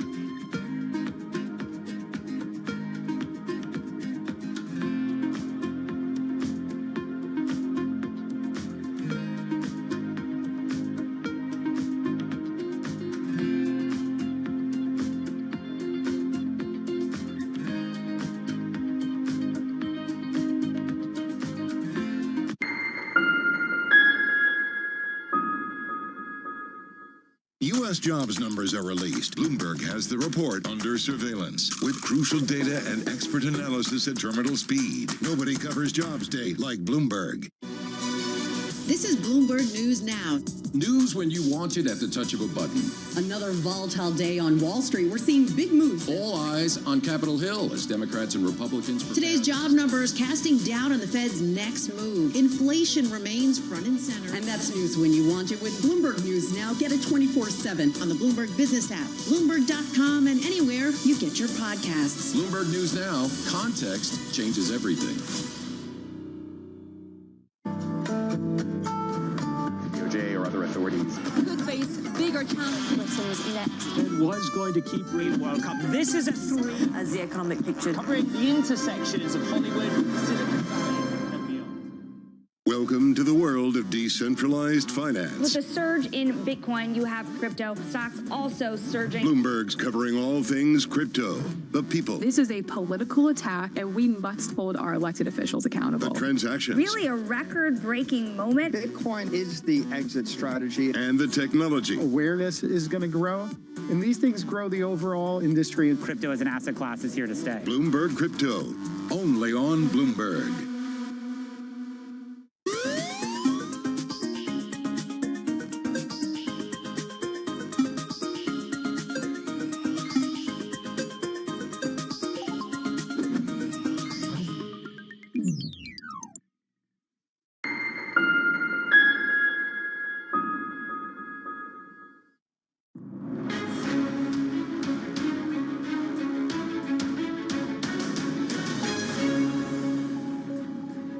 They're still having production issues, challenges in Seattle. The supply chain is still challenged. Both Airbus and Boeing are struggling to get their monthly production rates up. But we think and hope that it will improve during the winter when they're under less pressure from aircraft for deliveries in the run-up to the peak summer period. Boeing have to start getting their production numbers up on a monthly basis and not have any more screw-ups like they've had in the last couple of years. MOL, Michael O'Leary, talking to me yesterday, the CEO of Ryanair. We have seen fares maybe stabilising during the summer. He's talking about some weakness throughout the winter. But it's interesting, he talks about the fact that basically he's seeing costs coming down. So they're basically kind of running in tandem, costs coming down and maybe fares coming down as well. The share price reacting really strongly yesterday to what he said about maybe that stabilisation over the summer. Let's talk about some of the other stories that you're going to want to watch this morning. The Pentagon says an oil tanker attacked by the Houthis in the Red Sea last week appears to be burning and critically leaking. The vessel, operated by a Greek shipping firm, is carrying about 1 million barrels of crude. The Pentagon says the militants turned away 2 tugboats sent to help salvage this tanker. And the U.S. Special Counsel investigating Donald Trump is pressing ahead with prosecuting the former president on charges of trying to overturn the 2020 election. Special Counsel Jack Smith even, has updated his indictment after the Supreme Court ruled that Trump was at least partially immune from prosecution related to his official acts as president. The Republican nominee says the new indictment is ridiculous and should be dismissed immediately. And NFL owners have voted to allow private equity firms to buy as much as 10% of their franchises, loosening some of the tightest ownership rules in professional sport. Deals are expected to happen quickly, with firms including Arctos Partners, Ares Management, and others vetted and approved already. Stakes could sell for as much as $1 billion. Coming up, we're going to take a look at the impact of Russia's invasion on Ukraine's industrial production. We're going to speak exclusively with the chief executive of the country's largest steelmaker. That conversation is next. This is Bloomberg.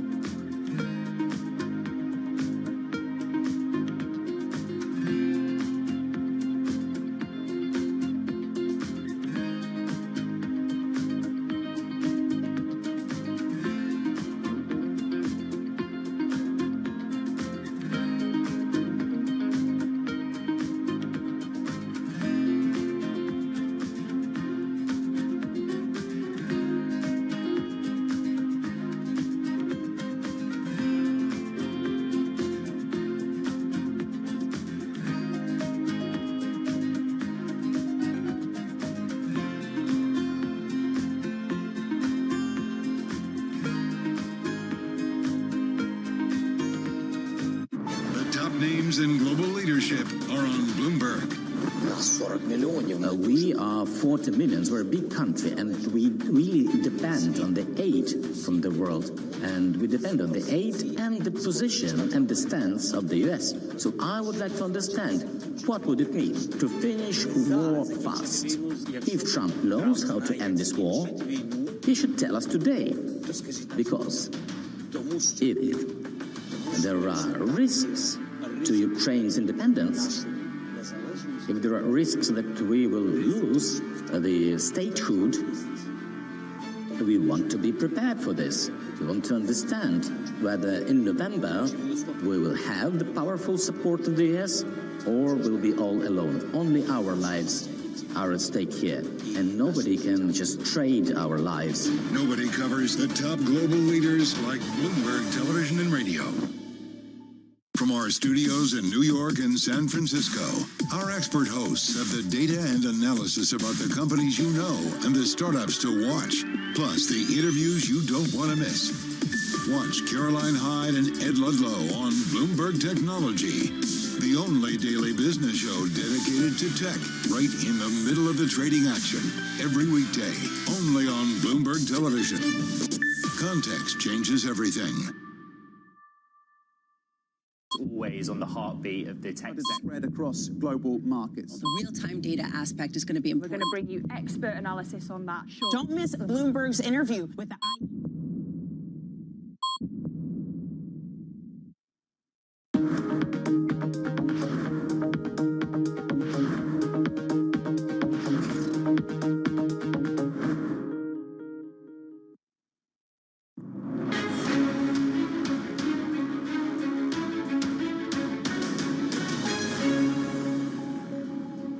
Wednesday the 28th, good morning. Welcome to The Pulse. I'm Guy Johnson in for Francine Lacroix. Let's talk about the top stories that we're watching for you today. The countdown has begun. We're counting you down to the NVIDIA numbers, the world's most valuable chip maker, reporting later today. Investors are betting on another blowout quarter. HSBC's overhaul. Bloomberg learns that the bank's incoming CEO is already considering cutting management layers when he takes charge of Europe's largest bank next week. Plus, seeking to steady ties, Washington's national security advisor meets the Chinese foreign minister in Beijing against the backdrop of an escalating trade war and geopolitical tensions. Talking of geopolitical tensions, let's turn our attention to what is happening in Ukraine, where the country's president, Volodymyr Zelensky, says he will present a plan to the United States to force Russia to halt its invasion. Moscow has been intensifying its assault on Ukrainian infrastructure over the last few days. This as Kyiv pushes deeper into Russia's Kursk region. Ukraine's steel industry has been targeted throughout this whole process. In the past, we've seen significant attacks, most notably, of course, back at the beginning of this conflict, the siege of Azovstal, the plant in 2022, was a huge story that everybody watched very carefully. Yuri Orozhenkov is the chief executive of Metinvest. This owns the largest collection of steel plants in Ukraine, and he joins me now for an interview. Good morning to you, sir. Thank you very much indeed for the time. Yuri, the country has come under a significant attack over the last few days. The energy infrastructure has been at the center of that. How have you fared through this process? How have your operations been affected? Well, first, good morning. Yes, our infrastructure, the country infrastructure, has been under attack since spring this year, late spring this year, and we already have been relying on imports of electricity and on our own generation for operations of our assets. Unfortunately, the attack that happened on Monday did cause disruptions in our operations, but it's most of the large industrial companies, they already have Plan B or Plan C and backup plans for operations under such attacks. As an example, for Metinvest, we have our own generation at our steel plants, which allows us to basically avoid any disasters, technological disasters, in case the power is cut off, and we can either orderly idle the facilities or wait until this electricity supply is restored. But in general, that's a very unreliable supply of electricity in Ukraine these days. Yuri, how much steel are you producing versus how much steel you produced before this conflict? Well, if we're talking before the conflict, then our steel production was close to 14 million tons. At the moment, our steel production is closer to 5.5, 6 million tons. Right, so let's call it circa a third, approaching a half of what you used to produce before. Where's it going? What's it being used for? It's mainly going to the Ukrainian consumers. So we still have quite a significant machine building industry. We still have construction in Ukraine. Also, a large chunk of the steel goes to our European customers. It's mainly Mediterranean region and Eastern Europe, like Poland, Slovakia, and Romania and Bulgaria. Okay, so that's kind of the quantum of steel that's being produced and where it's going.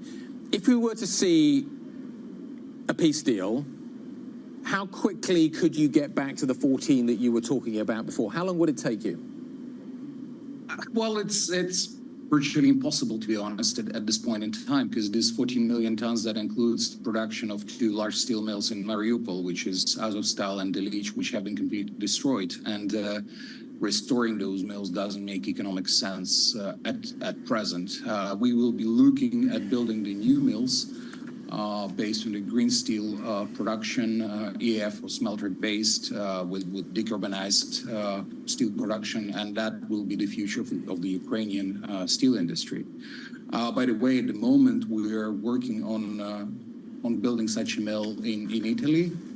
And that will be our pilot project together with our partner Daniele, which then can be rolled out once we start reconstruction of Ukraine and building new facilities in Ukraine. Yeah.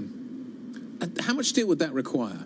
So I'm using 14 as my benchmark here. Is the country going to be a net importer or exporter of steel at that point? You talk about the exports at the moment, but will the country need more steel than currently is possible to produce? Well, at the moment, Ukraine is a very low consumer of steel. We're talking literally about 100 kilos of steel per year per person in Ukraine. The benchmarks that we're talking about is in Europe range between 300 and 500 kilos per person per year, which means Ukraine can improve its steel consumption by about 3 to 5 times. Having said that, Ukraine exports about 80% of the steel it produces even now. So what Ukraine is producing now will still be enough for the internal consumption, even if it reaches the world benchmarks. Does that include reconstruction? Does that include buildings? Does that include the infrastructure that Ukraine would need? Yeah, absolutely. That includes all of it. I mean, if you look at the highest steel-consuming countries in the world, we're talking about South Korea, we're talking about some of the European countries like Czech Republic, then those countries have large machine building industries, they have large appliance production industries, and they have large construction industries. Ukraine is in a good position to have all of those, and yes, it will have enough steel even at present levels to care for such industries. Yuri, I'm just out of interest, I'm curious to get your take on what is happening globally with the steel price. Iron ore prices have come down really sharply. China's got excess production capacity. We're seeing that on the water around the world. What is your read on what is happening here? Are we bottoming out here? Are prices potentially going lower from here? What is your take? It's normal cyclical nature of the steel industry. It's been happening since inception of steel industry a couple of 100 years ago. It always goes in cycles. In our view, we're at the moment close to the bottom of the present cycle. We see that many producers, especially in China, they're already producing below their costs, selling below their costs, which means that we're pretty close to the bottom of the cycle. But as you know, anything can happen in the steel industry. We've seen amazing 2021, but we've also seen some very difficult years in the past in the steel industry. Hopefully, we're at the bottom of the cycle and we're ready to turn the corner. Does your plans going forward from here, do the bulk of the production increases that you expect to see over the next few years come from within Ukraine, or, as you mentioned, the Italian plant? Do you see more production facilities coming online elsewhere? Do you see more partnerships? Do you see potential M&A in your company's future?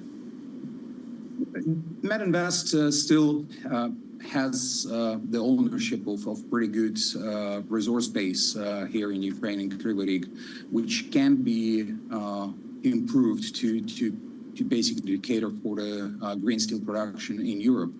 And we are the source of the largest pure material for the green steel production in the European continent, on the European continent.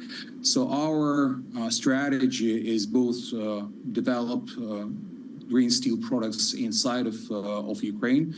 Obviously, we have to wait until the war risks decrease considerably to allow us for large investments in Ukraine. And at the same time, we're looking at opportunities outside of Ukraine for building or acquiring new green steel facilities. One of the green steel facilities that we're looking to build is the mill in Italy. But we're also open to other opportunities, including M&A opportunities in neighboring countries. Yuri, we wish you well. We really appreciate your time and the amount of time you spent with us. Yuri Rodchenkov, Chief Executive of Metinvest, thank you very much indeed.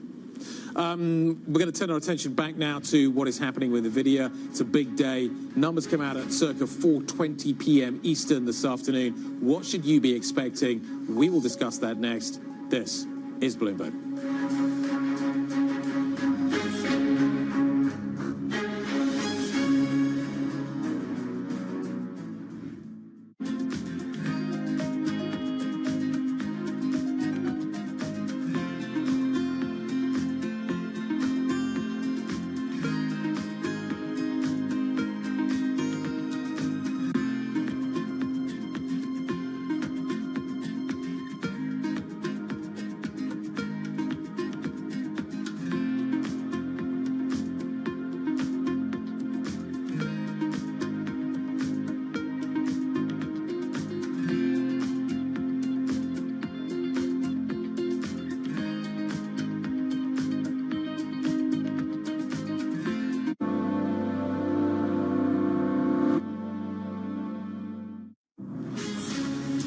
From the beating heart of global finance, economics and politics, and wherever newsmakers are moving markets, Bloomberg brings you conversations that allow for deep discussions and important insights. What do you think the future is for inflation? Is this a new normal? Are markets too optimistic? How do you worry about the things that are outside your control? How does the current fighting completely stop?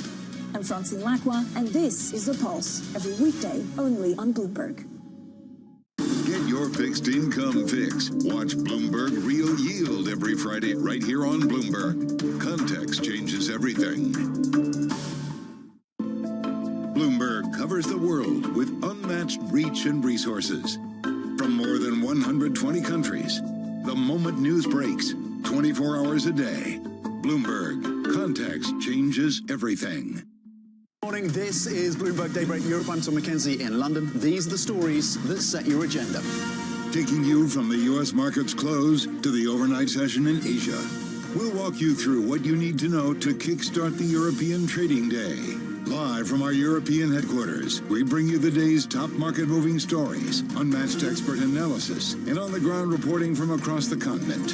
Tune in every weekday at 6 a.m. London time, only on Bloomberg Television.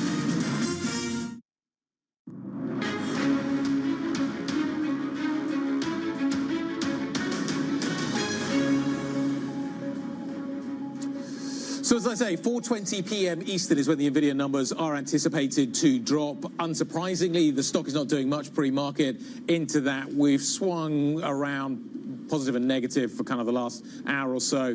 We're slightly positive now. But the options market is pricing in the potential for a 10% swing either way on the numbers that we're going to get a little bit later on. Ipek Oskar-Deshkaya, senior analyst at Swissquote, on the stock now, joining us down the line.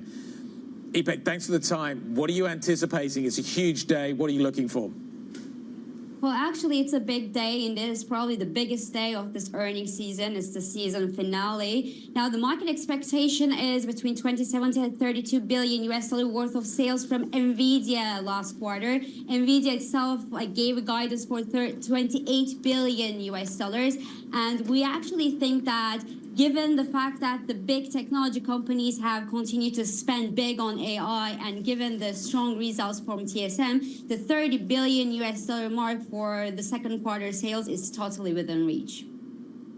Let's talk about the outlook. We've seen rumors, we've heard rumors that Blackwell, the next gen chip, the next generation chip, there's some delays around that, but the sense seems to be that that's just a tactical issue, a short-term issue, and the demand for Hopper, the kind of current generation chips, are going to still be there and still be strong. How worried should I be about the delays?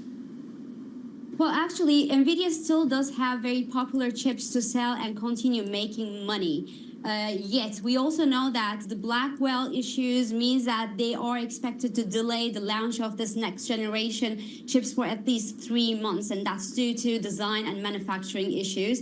And if that's the case, well, we could see that NVIDIA itself could start altering their own forecast for the next few quarters and through 2025. And given the high market expectations right now, well, that could be an issue. Do I buy on that dip, though? If there's any weakness on today's numbers, on its outlook, is that an opportunity to buy more of the stock, or is that something I should be running away from?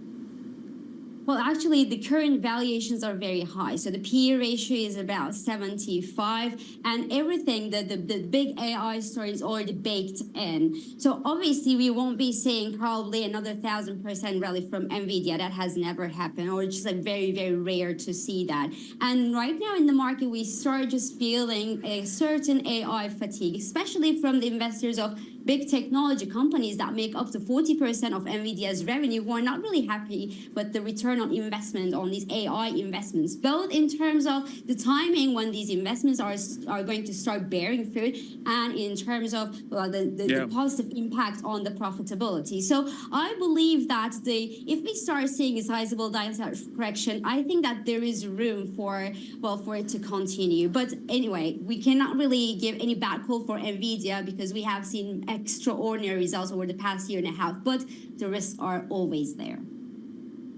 Well, you talk about that fatigue. When do you think, is there a sense amongst the analyst community about when AI is going to start making money? The hyperscalers are investing huge quantities at the moment.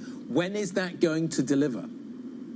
Well, that's the main question. So Meta, for example, said that, well, they need to spend more in order to get to a point where they will start seeing a sizable impact on their profitability. Now, we also think that that's the case because this is a revolution. It takes time to set up the right environment and make the right investment and the right level of investment. And this is basically why the big technology companies insist that they prefer overspending on AI rather than risk putting their dominant position at jeopardy. But we also know that they do have enough money to do that, to continue to spend. So that's one thing that's positive for NVIDIA. But we still know that if investors start pulling out their money because they are fatigued, well, then the big technology companies will have to trim their AI spending plans, and that may pose a problem for NVIDIA.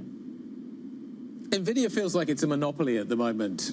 It's out in front. Everybody wants to buy its products. Are the others coming? When does it stop being a monopoly? When does it stop feeling like a monopoly? Well, when you have this good profitability and good profit margins, we're talking about the expectation of 75% in gross profit margin. Well, the other players are just stepping up their efforts to, well, at least compete with that. And we see that, like I said, AMD, Qualcomm, or even Intel, which has been very, very behind the curve, but all these companies are now stepping up efforts to compete NVIDIA. So at some point, sooner rather than later, we will see that this rising competition will start eating into NVIDIA's profit margins. In terms of who is buying, we've talked about the hyperscalers, the Googles, the Metas, etc., who are spending big right now. But we're also starting to hear about governments getting involved, Middle East governments in particular, Gulf governments with big, deep pockets that want to build an AI infrastructure story. Are we going to get a next wave of customers here coming into the market and continuing the story in terms of the demand picture? Well, absolutely. I mean, the big companies are opening the way, and then you have this huge pool of other investors that will start coming in. So this is one part of the AI rally. So this will probably keep NVIDIA's business going. Is this going to go to have another 1,000% rally in the stock price? I don't think so, but NVIDIA will be fine and its competitors will be fine as well. The size of the cake will grow gradually. But the other side of the AI rally will be when we will start seeing the positive impacts of these AI investments on companies who actually invested in them. So we are looking at Google, at Meta, the big data holders. And that, I think, is going to be the next big thing in the AI rally. The day we'll start seeing the impact of the AI spending if it's good enough.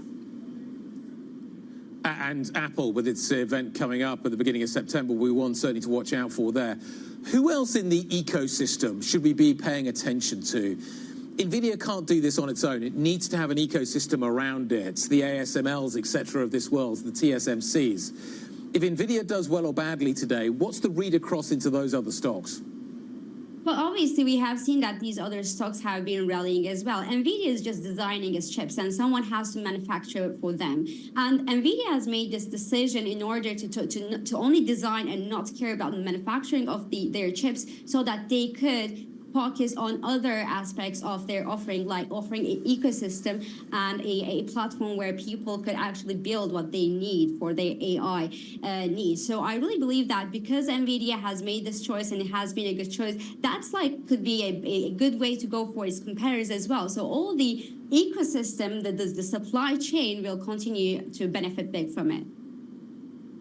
Ipek, great stuff. Thank you very much indeed for the update, for the outlook. Ipek Ozkar-Deshkaya, Senior Analyst at Swissquote Bank, joining us from Geneva.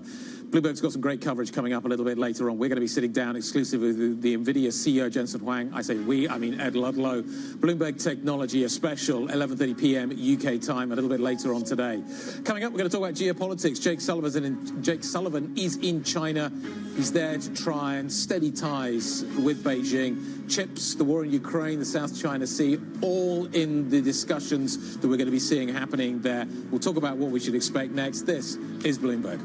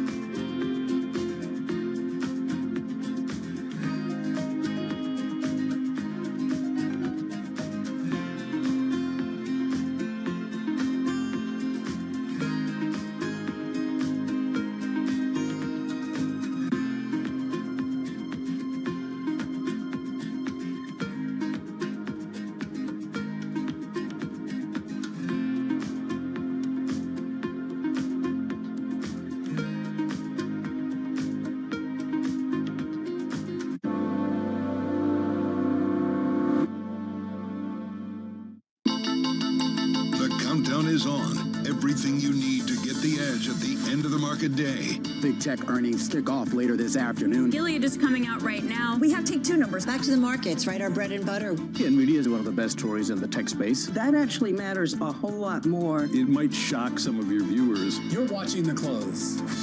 Get ahead of tomorrow's trading with The Close. Weekdays on Bloomberg. Context changes everything.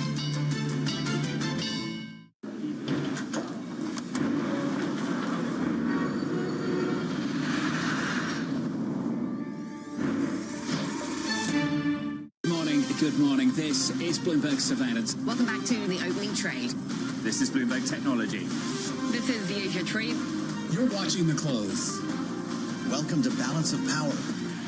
This is Bloomberg. It's the world's second largest economy with a growing influence in global affairs. But geopolitical uncertainties, deflationary pressures, and questions about foreign investment linger. Bloomberg, the China Show, brings you the unmatched expertise you need to keep track of breaking news, in-depth market analysis, and the most influential newsmakers in and around China. Bloomberg, the China Show. Weekdays around the world, right here on Bloomberg. Context changes everything. It's a multi-trillion-dollar industry. We'll show you what's happening in ETFs like no one else. Bloomberg ETF IQ, Monday on Bloomberg.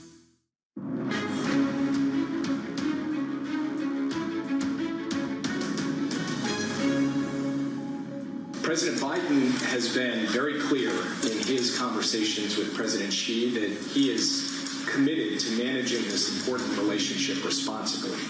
Over the past few years, bilateral relations have gone through twists and turns.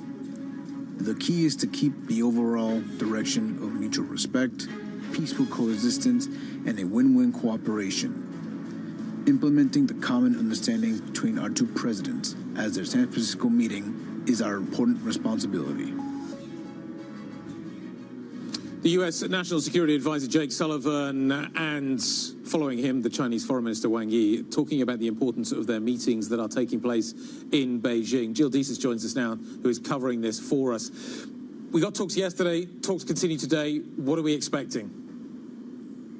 Yeah, well, at this point, I mean, there's a lot certainly under discussion here. They actually started meeting at about 9:30 local time this morning. That's 2:30 UK time. So, I mean, really just all days of meetings on all sorts of topics. The U.S. kind of wants to push China a bit more on its support of Russia's involvement in the war in Ukraine. There's a bunch that's on the agenda in terms of talking about tariffs on semiconductors, other advanced manufacturing goods, sort of this U.S.-led push to kind of curb a lot of China's advancements in those sorts of technologies. Probably going to be talking a bit about the South China Sea, military incursions there, those sorts of concerns. The Taiwan issue, of course, the democratically run island that U.S. supports, but which Beijing claims it's its own territory. So, I mean, we're really, really running the gamut here. I think for both sides, though, Guy, you have to consider this as a, you know, they really just kind of want to stabilize things at this point. I mean, there's the U.S.-China relationship has been really, really rocky over the years. We saw things really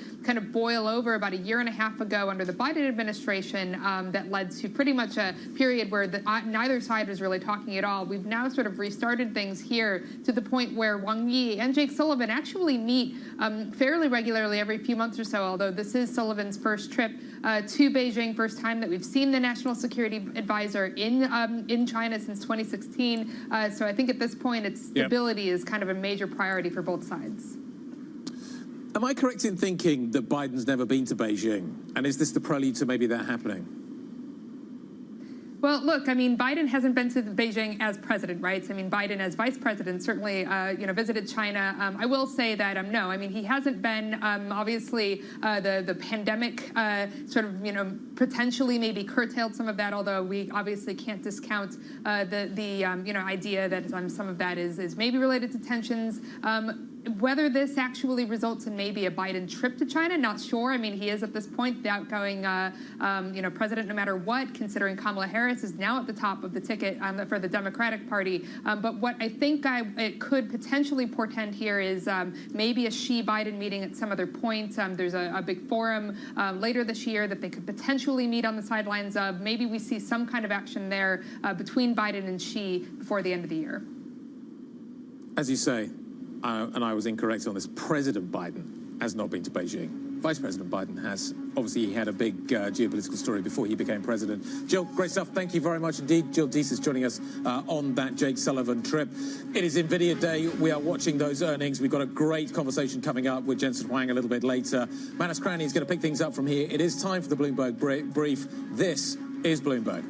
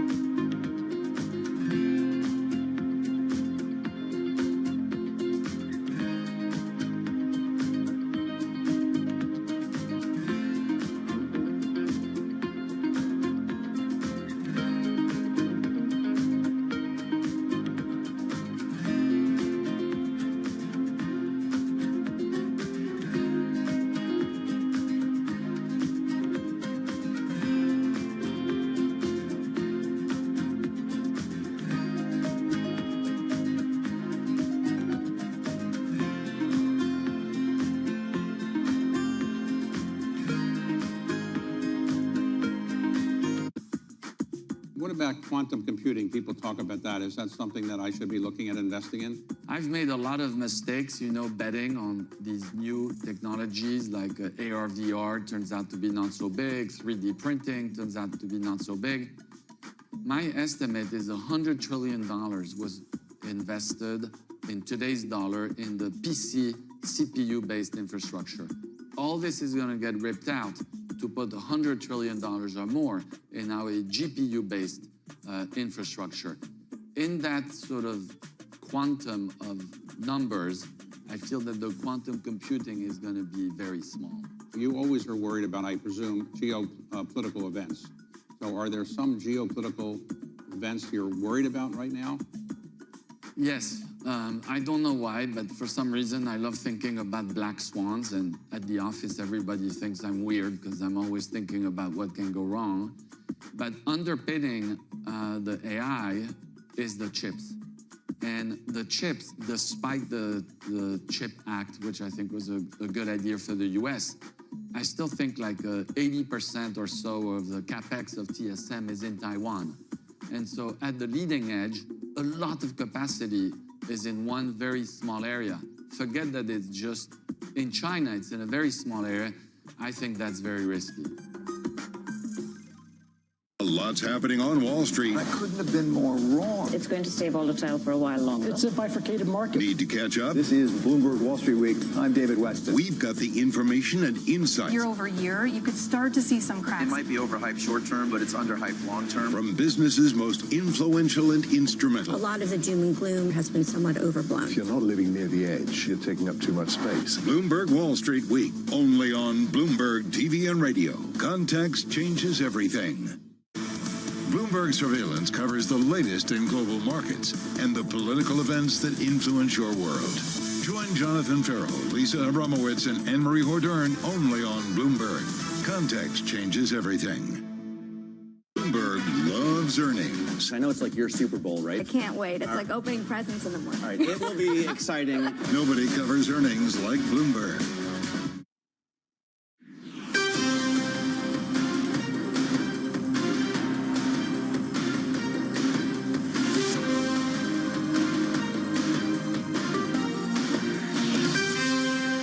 Good morning from our global headquarters in New York. I'm Manny Scranny. Welcome to Bloomberg Brief. Let's set your agenda. The market macro event. Prepare for those NVIDIA earnings to deliver records and volatility. Banking blues. Warren Buffett bails on Bank of America. HSBC mulls management layoffs. And a new chapter in the election race. U.S. Special Counsel presses on with an updated indictment against former President Donald Trump. It is the very personification of risk, and you'll make sure that you've got this stock in your account. If you didn't have it on that sort of nadir in October 2022, you've missed 1,000% rally. That is what is at play. What does it take for NVIDIA to deliver a momentum like that again? Something pretty darn hot. $3 billion worth of a market move is what the market is expecting today, according to the options market. Potentially 10% either side. There's 66 buy ratings on this. 90% of the analyst community have a buy rating on this. Are there delays? We'll talk more about what is behind the NVIDIA record EBITDA, earnings, and revenue that we expect for the second quarter, and what might it mean for buybacks. This is a company that is throwing off cash. Let me just give you a glimpse at what's under the hood of risk today, because this is the macro moving event for really the rest of the sentiment. NASDAQ up 1/8%. Consumer confidence in the United States is at a 6-month high, which is adding to the momentum overall here and the overall soft landing narrative. Yields drop ever so slightly. What you're looking at here is, of course, the 2-year paper went fine. Yes, yeah, the bid to cover ratio was a little bit lower than the last 2 auctions, but certainly above the recent ones. The heavy hitters from New York and Chicago, that's John Williams and Austin Goolsbee, both voted for rate cuts in July. Now, you can call them the swing voters, you can call them the heavy hitters, but either way, those two protagonists were out there calling for cuts. A little bit of a turnaround. You've got the dollar-yen moving this morning. The Bank of Japan's Himino says the first job is to monitor markets closely and with a sense of urgency. So if you think that intervention risk from the Bank of Japan has gone, you are very, very much mistaken. Now, as I said, the Fed Presidents John Williams and Austin Goolsbee voted in July in favor of lowering the discount lending rate, signaling they were prepared to support a cut last month. My guest this morning is Gurpreet Gariwal of Goldman Sachs Asset Management, and she writes this. Interestingly, the Fed and the market appear to agree on where the policy rate will end in 2025. However, the market anticipates more front-loading of those rate cuts in the coming months. She joins me now. So good to see you this morning. So we have this, a sense of agreement on the destination, but it's going to be a heck of a bumpy ride to get there.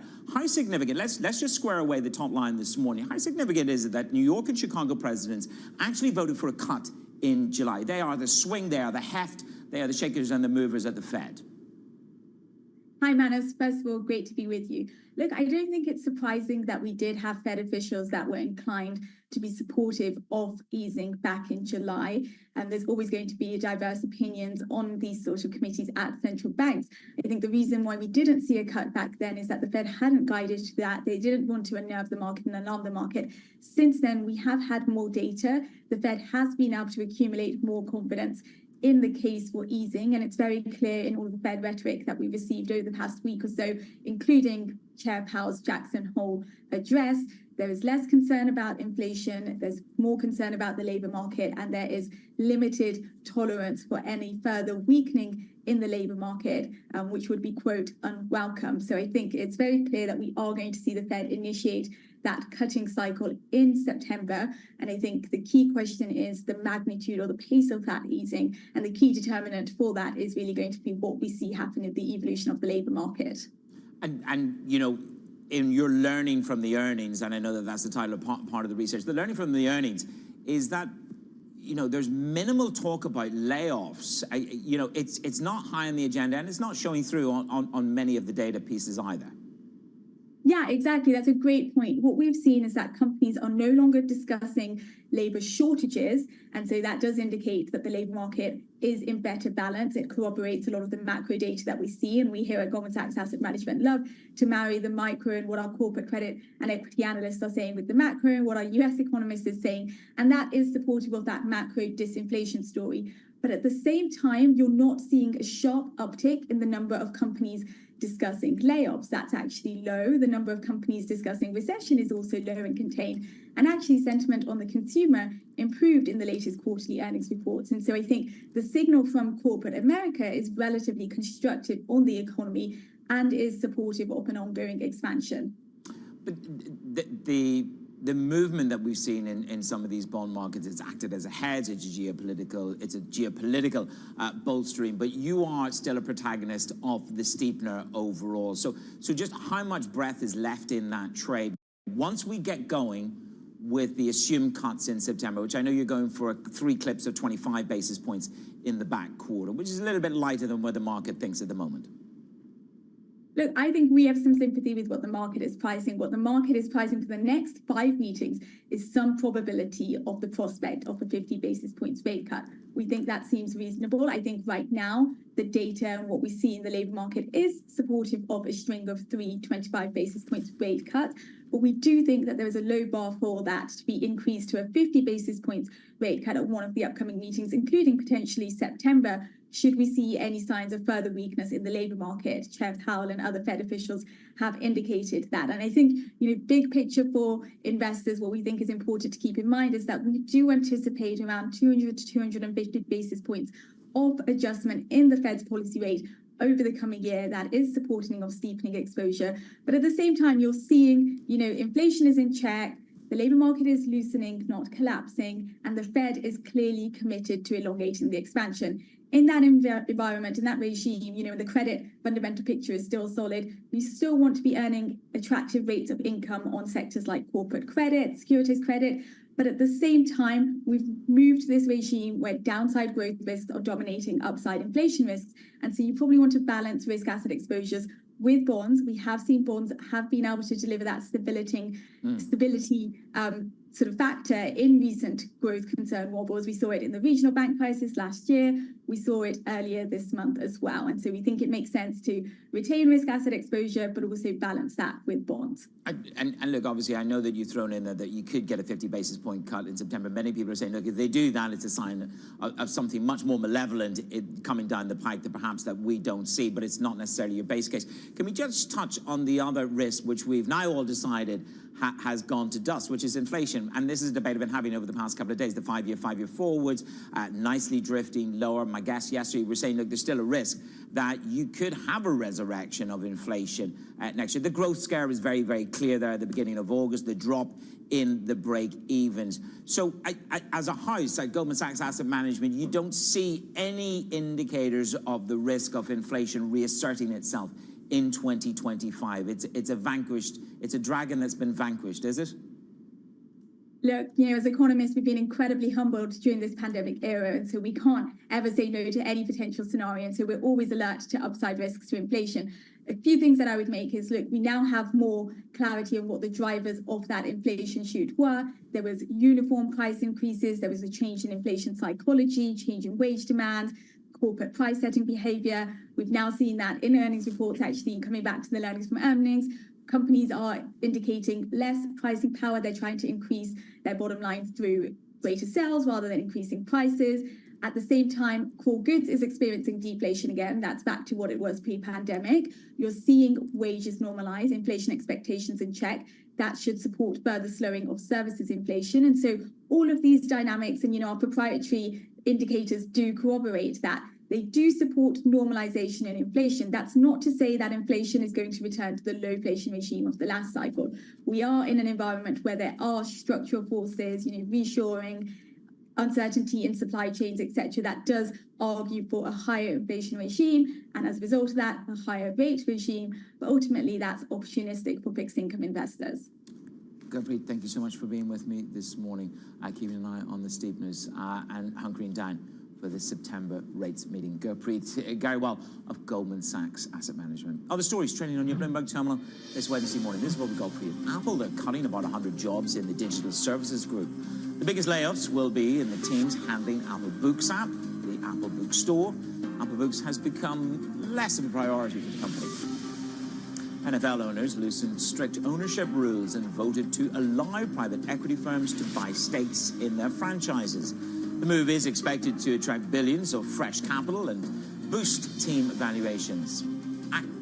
Actus Partners, Ares and Sixth Street are among the firms approved to buy stakes.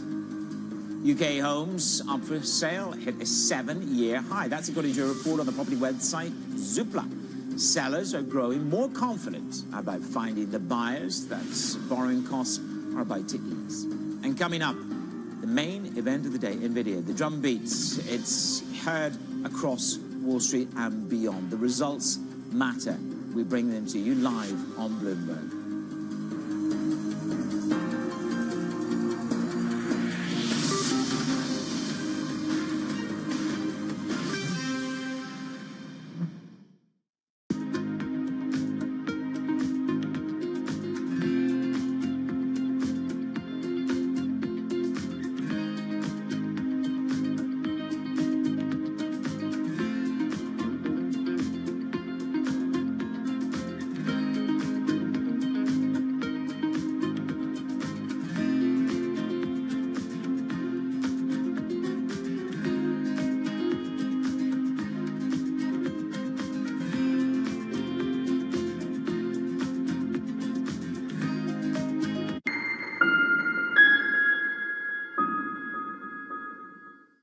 This is Bloomberg Daybreak Europe. I'm Tom McKenzie in London. These are the stories that set your agenda. Taking you from the U.S. market's close to the overnight session in Asia. We'll walk you through what you need to know to kickstart the European trading day. Live from our European headquarters, we bring you the day's top market-moving stories, unmatched expert analysis, and on-the-ground reporting from across the continent. Tune in every weekday at 6 a.m. London time, only on Bloomberg Television.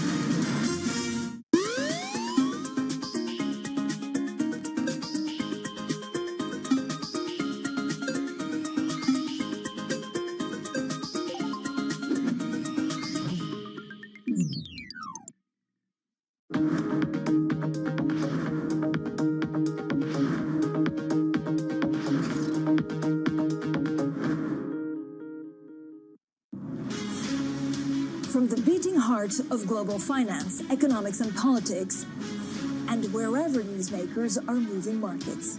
Bloomberg brings you conversations that allow for deep discussions and important insights. What do you think the future is for inflation? Is this new normal? Are markets too optimistic? How do you worry about the things that are outside your control? How does the current fighting completely stop?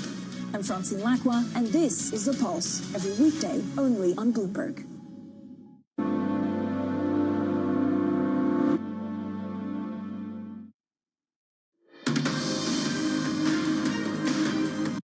I want a bank that shows me what I spend instantly. We're Monzo. Give us a go. See? Well, I want a bank that can help me budget for the things I need, like a new leather jacket for Bingo. We can do that. Bingo's my cockapoo. Hi, Bingo. It's a real faff to sign up. It takes less than 10 minutes. Race you. You're on. Time's up. How'd you get on? It's a draw. Is it? We hear you, Bingo. You make Monzo Monzo.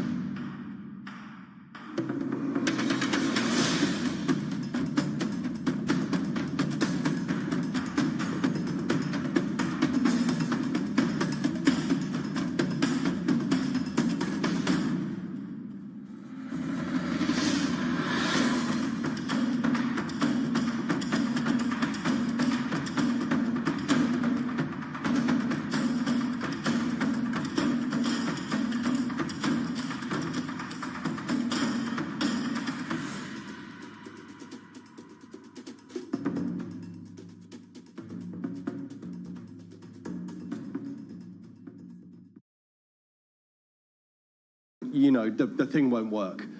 So there have been, you're working at the cutting edge of semiconductor technology, working closely with its production partner TSMC in Taiwan. So there have been some delays, which I think, you know, is an inherent risk when you're working at the bleeding edge. But ultimately, once that chip is into production next year, that will drive their revenue. So, you know, it's a key new product driver for the business into next year. Look, during this quarter, on the reporting of some of the big users of NVIDIA's product, you know, we were obsessed by the amount of capex that they were spending and whether that was being reduced. But the other thing we've talked a lot about is the moat. In other words, the defense around NVIDIA in regards to competition. You're pretty brilliantly placed in Hong Kong to give us a read in terms of China and Greater Asia in terms of that threat to the moat of NVIDIA. Is there anything that come near to challenging NVIDIA, or how much of a threat is China to NVIDIA? Okay, just very briefly divide things into the world of hardware and software. So obviously NVIDIA is a leading semiconductor company dominating the supply of specialist chips. Obviously, its increasing level of geopolitics is impacting their business. So that protective moat, as you've said, is actually increased because equally, whilst NVIDIA is finding it more difficult to sell their chips into China, equally the Chinese can't sell. And also, I think it's well known in the market that the Chinese are several generations behind, with things made more challenging for them, given the export restrictions on ASML production equipment. So they can't access leading-edge semiconductor fabrication equipment. But on the software side, very briefly, I think the technical barriers to entry there are much lower. Chinese companies are doing quite well, but their models are mainly based within the world of Chinese language, focused on Asian markets, and I don't think that's a major competitive threat to, you know, to the major US companies. So these, you know, these two sides of the world are operating in very distinct and separate markets at the moment, and I think that will continue for the foreseeable future. Yeah, I don't think it matters who's going to be in the White House. It's not as if we're going to have some massive rapprochement. Well, interesting that Sullivan's there at the moment, but we can talk more about that on another day. Robert, thank you so much for counting down the NVIDIA earnings. You can pick up all the reports from the Bloomberg Intelligence team. We got an exclusive conversation with the CEO, Jensen Huang, 6:30 p.m. New York time, 11:30 p.m. London time. That is a conversation you don't want to miss. Let's stay with the earnings, this time within the retail space here in the United States. Nordstrom getting a boost from the retailer. They gave a rosier outlook for their sales this year. Dasha Afanasieva joins me now. This is all about Nordstrom Rack and the guidance. Good morning. Good morning. Absolutely. So there's a big beat on the Rack portion. of its stores, which of course is the discount bit. It's a bit like TJ Maxx. It has sort of boasts savings of up to 80%, and sales there rose almost 9% compared to less than 1% at the traditional Nordstrom stores. So that's what led them to increase the outlook. The upgrade actually still kind of looks a little bit conservative. I think they said, they moved from a reduction in revenue to sort of a small increase. So judging by this quarter, that still looks conservative. But I think it's a trend of bargain hunting. So the reason why, just like TJX the other week did quite well, Target's doing quite well, it's those retailers that are signaling, this is good value, you'll get a bargain. And at Nordstrom, the other way that they're doing that and coaxing consumers in is their anniversary event, an annual event which they advertise to loyal shoppers beforehand, where they get discounts and they drive sales that way. At the same time, they are seeing consumer weakness too. They said that credit card revenues are declining because the consumer is stretched. I do love a bargain and a pre-sale. Look, the language that we saw from Walmart a couple of weeks ago was discerning, choiceful, and value-seeking. We've got more retail coming along. How much of that language will be repeated again? Who's on the rack? Excuse the pun. The consumer is sick of the gouge economy. They are stretched by high interest rates, high inflation, and any retailers that are positioning themselves to offer more of a bargain. We're talking about Gap, Old Navy, which already increased its guidance last quarter, but that also could prove conservative, looking at growth of above 4% expected for those two sub-bits of Gap. You've got Dollar General. It's also been trying to get back to basics, reduce inventories, improve stock levels. And I'll be looking for detail on whether it's using AI to do that, like Walmart, and whether that's a more efficient way to do that. And beyond the quarter, it's important to see how back to school spending has gone. Nothing beats back to school. Dasha, thank you very much. Dasha Vanasieva on the retail front. Nordstrom delivers an upbeat guidance. Good morning from New York.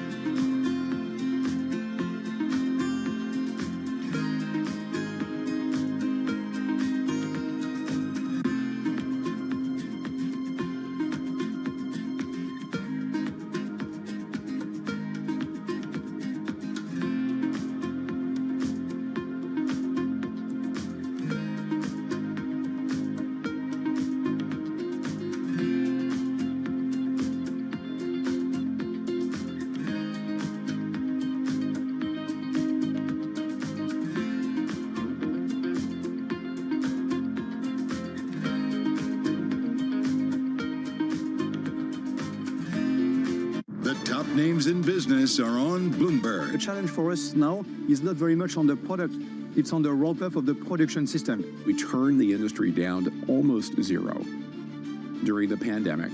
And what we're trying to do now is turn it all the way back on. And that's hard. We lost not only people during the pandemic, we lost a tremendous amount of experience. A lot of skilled people have left the industry. We have to hire new people. The supply chain has to hire new resources and train the people, educate them. And because those roles are filled now not by a 58-year-old, but perhaps by a 28-year-old, there's a lot we have to do in terms of not only adding capacity, but capability to meet the ramp that we all are embarked upon. We have thousands of suppliers, and when you have just a couple of them, few of them that are late on the ramp-up, well, that's slowing down everybody, and that's what we've been facing earlier this year. Nobody covers business like Bloomberg. Context changes everything. Always on the heartbeat of the tech sector. Spread across global markets. The real-time data aspect is going to be important. We're going to bring you expert analysis on that. Sure. Don't miss Bloomberg's interview with the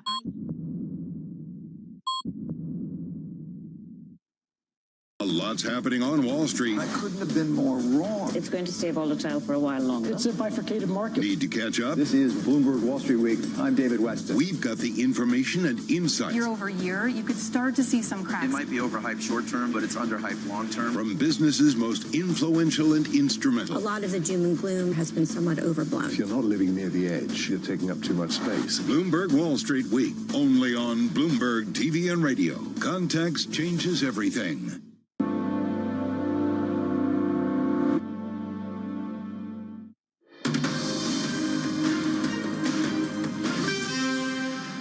Your front pages look a little bit like this, the headlines from around the world. First up, you got the Journal leading with the special counsel Jack Smith filing a revised indictment that accuses Donald Trump of trying to undo his 2020 election loss. Smith says the case remains intact, even after the Supreme Court's July ruling that the former presidents have sweeping immunity for acts taken while in office. We'll discuss that in a little bit more detail with our reporters. Up next, Washington Post reports that Israel has launched a major operation in multiple cities in the West Bank. Eyewitnesses cited drones scanning the skies and armored personnel carriers carrying troops on the ground. According to the health ministry in Ramallah, at least 9 Palestinians have been killed. Bloomberg leads on the banking front, HSBC weighing cuts in management layers. Now, the plan could see cuts in the number of country heads. Joining me now to talk about this, the overhaul. It's part of the new CEO's plan. Jenny Serrain joins me. Jenny, good to have you with us. This has all the hallmarks of what Bill Winters has just done at Standard Chartered, what Jane Fraser has been executing quite aggressively at Citi. Now, Georges El-Hedri comes in. Every new CEO wants to make their mark. And this is about taking out a layer of management, isn't it? I think that's exactly right. And I think this is, a lot of it is really about the environment that he's coming in. You know, this is an environment where central banks around the world are poised to cut rates. That's going to be putting a lot of pressure on HSBC's margins right as he's taking the reins. And so I think he's already trying to do you know, what he can in order to keep a lid on costs. And this is interesting from someone, you know, who spent the last few years as the CFO of this bank. And so you kind of see him turning to a familiar playbook for him, as it were.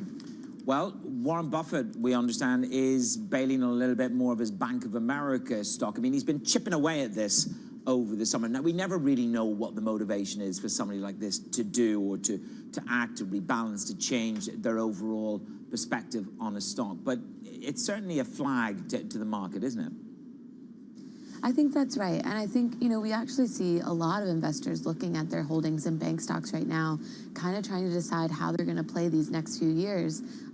So for the past few years, you've seen profits really soar, shareholder returns really boosted, higher interest rates were really good for banks for a very long time.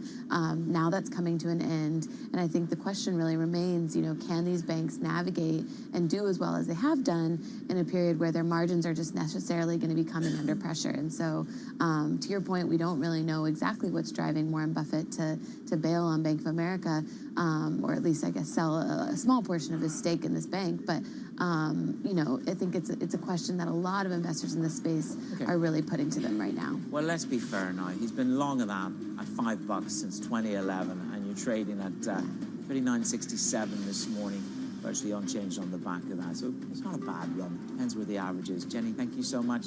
Coming up, Katrina Dudley. We'll get her reaction to the move by Buffett on banks.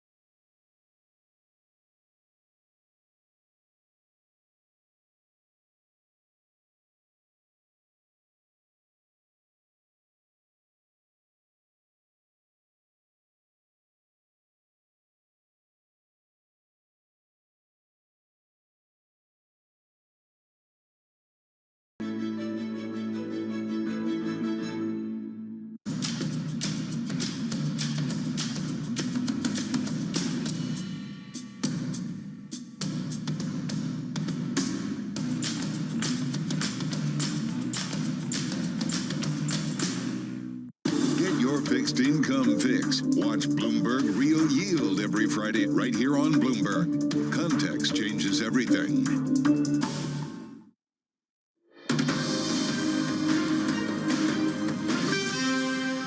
From our global headquarters in New York, welcome to Bloomberg Brief. I'm Manus Granny. Let's set your agenda. The macro market events. Prepare for NVIDIA earnings to deliver records and volatility.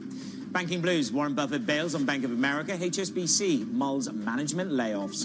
And a new chapter in the election race. U.S. Special Counsel presses on with an updated indictment against former President Donald Trump. Good morning to you. Are you ready for a little bit of volatility? The options markets say you could get a swing factor of anything up to $300 billion today, depending on what NVIDIA delivers and what guidance they give you, and perhaps a little bit more narrative about where they are. We're expecting revenue to double from this time last year to nearly $29 billion. 66 buy ratings on this stock. 90% of the analysts that cover this stock have a buy rating on it. And if you didn't get in on the dip in October 2022, well, you're toast, because it's up 1,000%. And maybe you were brave enough to buy it on the 20% dip in the summer.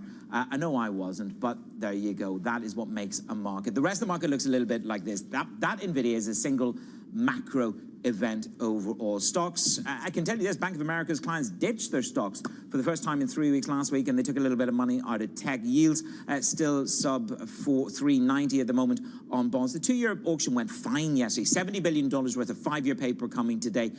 We've just had Goldman Sachs. They quite like steepeners. They believe you're going to get 3 cuts. There's still an optionality for 50 basis points. It's almost like deja vu from every single guess that we have. I just want to get to the September rate cutting event. John Williams and Austin Goolsbee, Williams of New York, Goolsbee of Chicago, both supported cutting rates in July. And I leave you with a snapshot of dollar-yen. Again, there's more voices from the Bank of Japan. Himino saying the first job is to monitor markets closely with a sense of urgency. So don't ever dismiss the ability of the Bank of Japan to unseat your trade. As I say, investors are bracing for the NVIDIA earnings after the U.S. close, and they're betting on yet another blowout quarter. The chip maker analysts are predicting growth of 70% on average on the revenue side. Mandeep Singh is with Bloomberg Intelligence. He joins me around the desk. I mean, it just keeps on going. We're expecting records on EBITDA, free cash flow. I mean, the checklist just runs on. The alpha of that is data centers, isn't it? Yeah, and the fundamentals look great when you think about, how much they have come when it comes to data center growth. It's been really mind-boggling. And the real concern here is it's reflected in the valuation. And because the expectations have gone up so much, what can they do to really drive up that multiple, which everyone knows it's at a historical high level, and, further upside could come. But in the end, there is a law of large numbers that they have to deal with now with the data center business at about $100 billion run rate this year. Mm-hmm. Can you keep growing 30, 40%? That's the real question. To keep growing at 30 to 40% is inextricably linked to the demand side from those people that have the data centers. And you and I have sat around this desk, and the market has been egregious in terms of keeping an eye on the capex of those big data center builders, which reminds me of a period of time in the mining industry when institutional shareholders were rabid about capex discipline. And we've gone through this cycle in a number of big industries. So where are we on that cycle? Because you and I have talked about the capex. Is it keeping up with the expectations of the NVIDIA growth trajectory? Yeah, and look at the delta, right? So this year they are adding about $50 to $60 billion in data center revenue. Where is that coming from? More than half of that is coming from hyperscalers, because they have told us they are raising their guide by 30 to 40%, the likes of Amazon, Meta, Microsoft. The other half is where we don't know exactly it's coming from because it's fragmented. Some of it is from sovereigns, enterprises, but there is a lot of demand simply because the market is still supply constrained. Whatever chips NVIDIA is making have a much higher ASP than their previous version of their chips, and Blackwell delays and all the other things that are risks are because of the ASPs that NVIDIA commands when it comes to the data center side. And the thing about NVIDIA is the $31 billion in cash at the end of the first quarter. The team done the analysis. You're talking, it's literally, it's like a gusher. It's like an oil gusher of money, isn't it? I mean, you expect something like $220 billion of free cash flow over the next couple of years. So Does that mean I can still look at this stock as a potential buyback stock in addition to growth? I mean, they have to figure out what to do with the cash. They just did a stock split. Maybe they should start buying back their stock or acquisitions. I mean, clearly the acquisitions that NVIDIA has done till date have paid off big time on the networking side. The Mellanox acquisition was huge.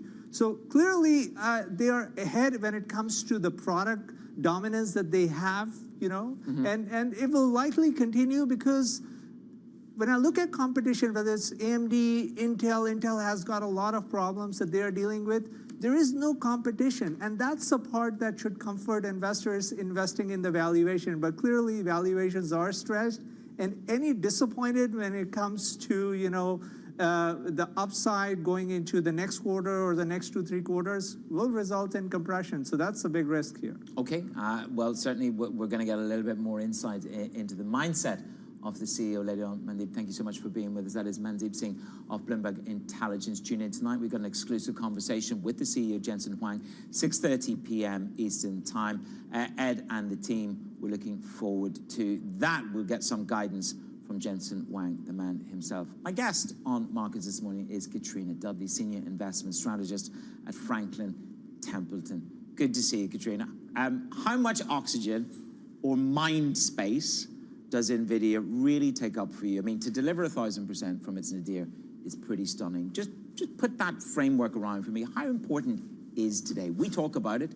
Do you think about it? I think we have to be thinking about it. It's such a large component of the index, and it's such a arbiter on where people are thinking about the AI spend.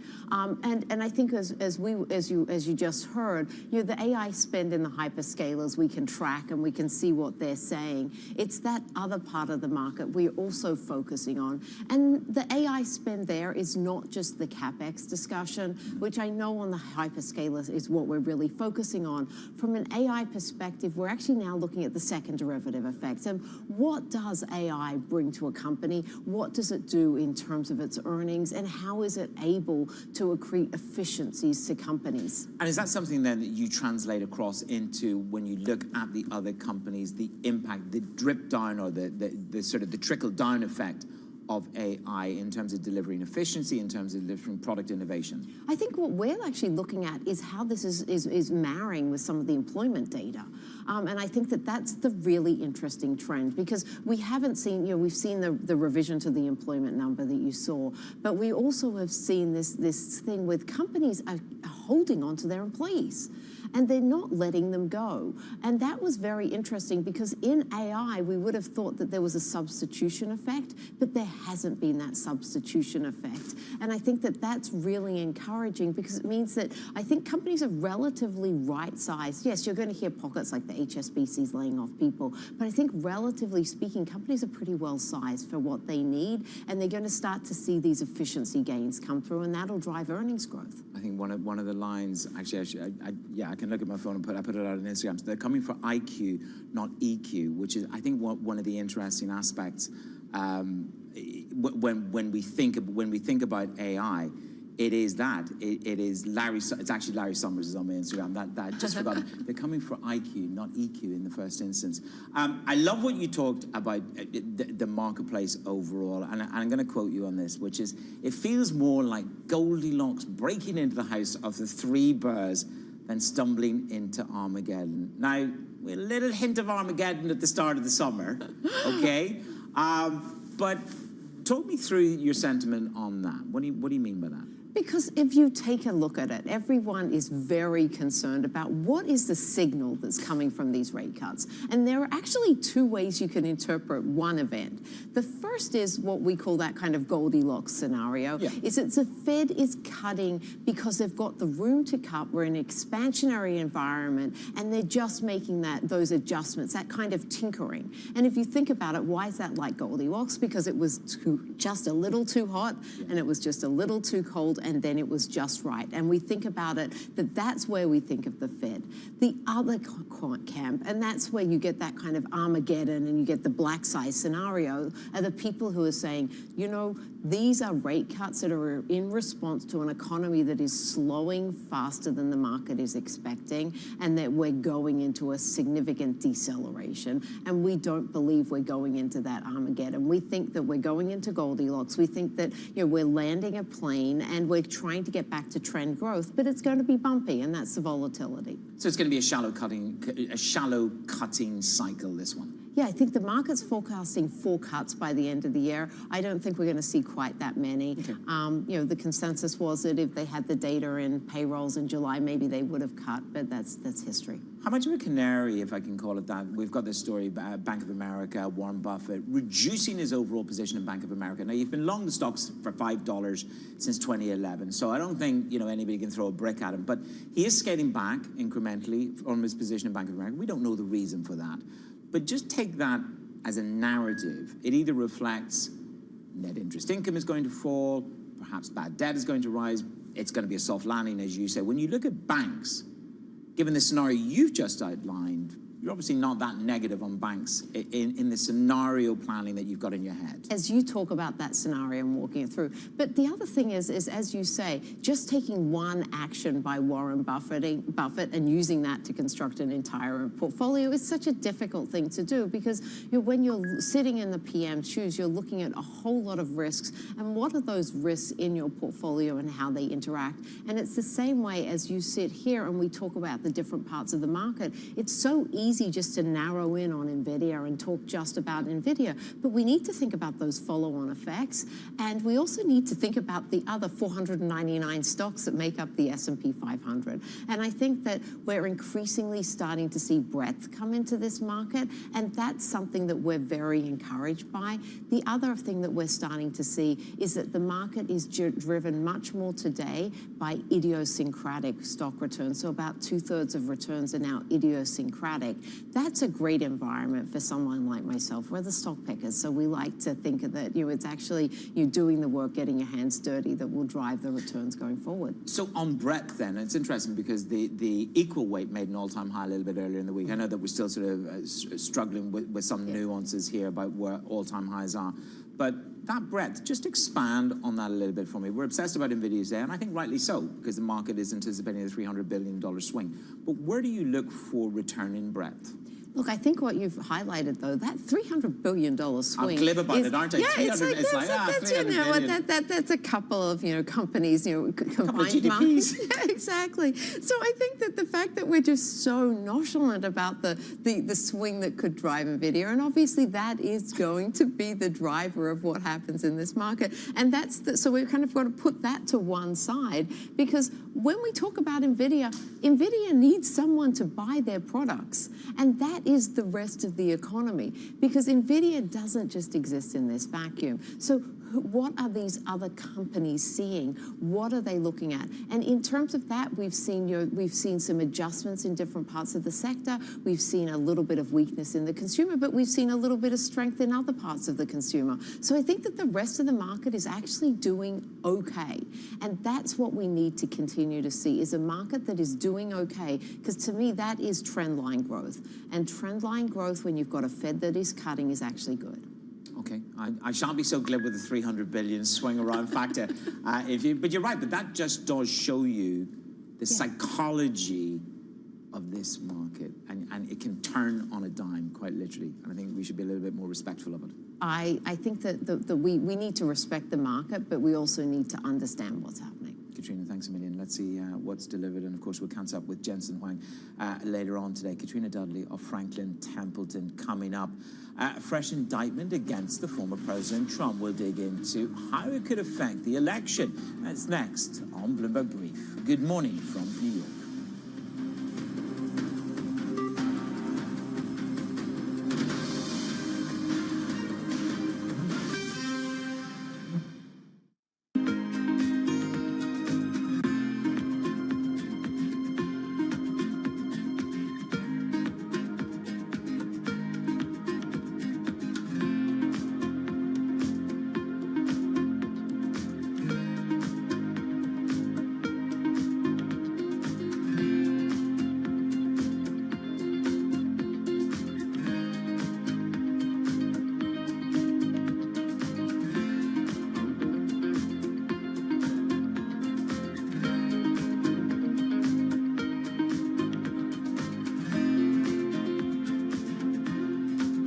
Welcome to the world of decentralized finance. With the surge in Bitcoin, you have crypto stocks also surging. Bloomberg's covering all things crypto, the people, This is a political attack, and we must hold our elected officials accountable. the transactions, Really a record-breaking moment. Bitcoin is the exit strategy. and the technology. Awareness is going to grow, and these things grow the overall industry. Crypto as an asset class is here to stay. Bloomberg Crypto, only on Bloomberg.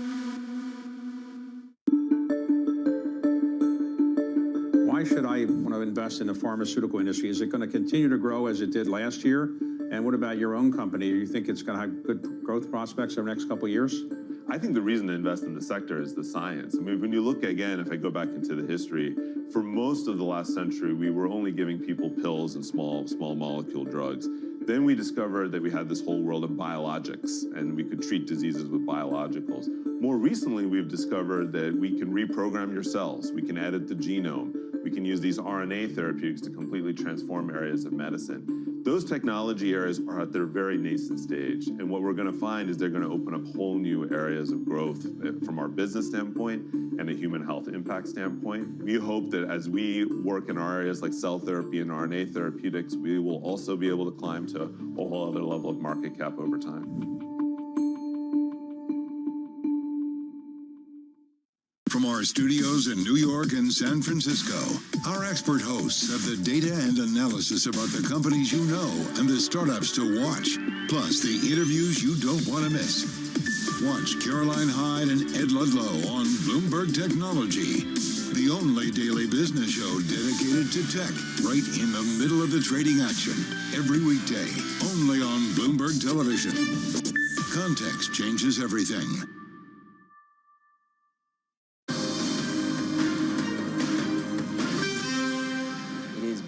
I'm Managed Cranny in New York. The special counsel, Jack Smith, is pressing ahead with prosecuting former President Trump on the charges of trying to overturn the 2020 election with an updated indictment. That's following a recent setback from the U.S. Supreme Court. The Republican presidential nominee fired back at the action, writing on Truth Social. In an effort to resurrect a dead witch hunt in Washington, D.C., in an act of desperation, and in order to save face, the illegally appointed special counsel, deranged Jack Smith, has brought a ridiculous new indictment against me, which has all the problems of the old indictment and should be dismissed immediately. Kate Ackley is with us for Bloomberg Government. Kate, there are some important differences in terms of what this new indictment includes and what it excludes. So tell me what it includes and excludes that's most prescient. It has some new people that are featured in it. Some people were taken out, because of the in response to that Supreme Court case earlier this summer that really gave presidents sort of broad, wide immunity in their official roles. So some of the people that report up the chain to the president were taken out, and some other people, consultant types, were put in. But the gist of it is really more or less the same, and it's just about the timing. This is coming out now as we're starting to move into that. We're almost at Labor Day. It's going to be the height of the election and campaign season. And of course, this, you reflect back to Kamala Harris's speech at the convention, where she talked about, the power that Trump would have if he was president again without guardrails. So again, it's an interesting kind of nuance. Look, how will this crucial, undecided, the independent voters, how do you think they're going to respond to this? Because the findings here in New York, those felonies against Trump, they don't seem to have cut through at the polls. Will this more national issue cut through?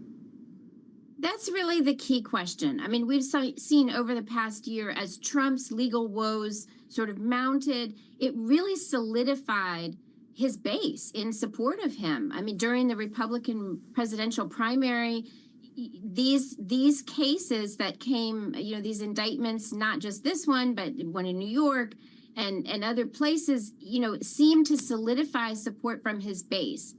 He's got his base locked in already. So now the question is, these crucial, undecided, unaffiliated, independent type voters, does this move them? And it does sort of feed into some of the stuff that Vice President Kamala Harris has talked about in her, short top of the ticket presidential run as a former prosecutor, saying, I prosecute people. And here's a contrast with former President Trump. He's been indicted, multiple times. Yeah. So that's going to be the key pivotal question, is how does this, factor into the undecided voters in terms of how they cast their ballot? And one thing that Trump, he also put something on Twitter in response to this and said, the Justice Department doesn't bring political, cases against presidents and political figures within 60 days of an election. Now, we're not yet within that 60 days window of election day, but what Trump was pointing out was that people are going to start voting the week after Labor Day with the, early voting. So we're getting into, people are about to start casting their votes. Yeah, it's getting close to the edge on that. Kate, thank you very much. Kate Ackley there with the very latest from Bloomberg government. Let's pivot to China. The U.S. National Security Advisor Jake Sullivan held his second day of talks with the Chinese Foreign Minister Wang Yi. This was on the outskirts of Beijing. President Biden has been very clear in his conversations with President Xi that he is committed to managing this important relationship responsibly. We are working to ensure that competition does not veer into conflict and that we find ways to work together where our interests align. Bloomberg's Rebecca Chung-Wilkins joins us now. Rebecca, good to see you. Do we know what topped the bill in this series of discussions, whether it was Taiwan, whether it was trade, whether it was tariffs or tech? Is there any readout so far? Well, we are still waiting to see that readout. We know that the meeting today between Wang Yi and Jake Sullivan has come to a close. The focus, as you say, is really about trying to future-proof the relationship, add these so-called guardrails. And Wang Yi and Sullivan have been meeting face-to-face over, every few months as part of what's called the strategic channel. Now, we did have some indications on both sides what they would raise. The U.S., as you mentioned, is really keen to emphasize and sort of pressure Beijing to step up its role in, sort of withdrawing some of that support for Russia's war in Ukraine. China, for its part, has said that it's going to raise this issue of what it sees as these unfair tariffs, trade restrictions and sanctions. And it's in fact called the sanctions of its companies related to Russia as illegal.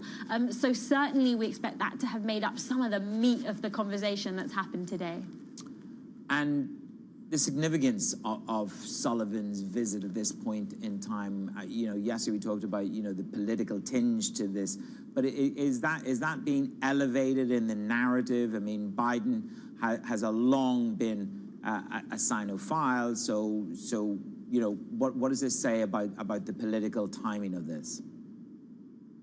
Well, it's interesting, with Biden stepping down and Kamala taking on that presidential candidacy role for the Democrat Party, it actually means that Biden may become the first U.S. president not to visit China since Jimmy Carter. And in fact, the visit by Jake Sullivan, National Security Advisor, it's the first visit by an official in that capacity for 8 years. So there are some sort of absences in some ways that Sullivan's trip does underscore, and perhaps, of course, Biden thought he may have more time. But I think Beijing is now very keenly looking to trying to understand what a Kamala presidency would mean versus, of course, what a Trump presidency might mean. Rebecca, I'm looking forward to the readout. Let's see what it is. Rebecca Chung-Wilkins there, tracking Sullivan in China. Good morning from a beautiful New York.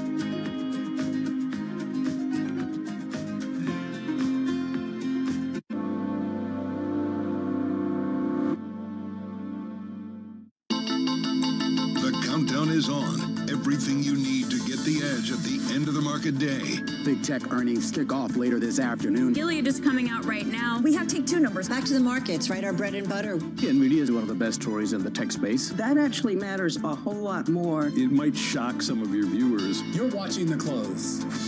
Get ahead of tomorrow's trading with The Close, weekdays on Bloomberg. Context changes everything.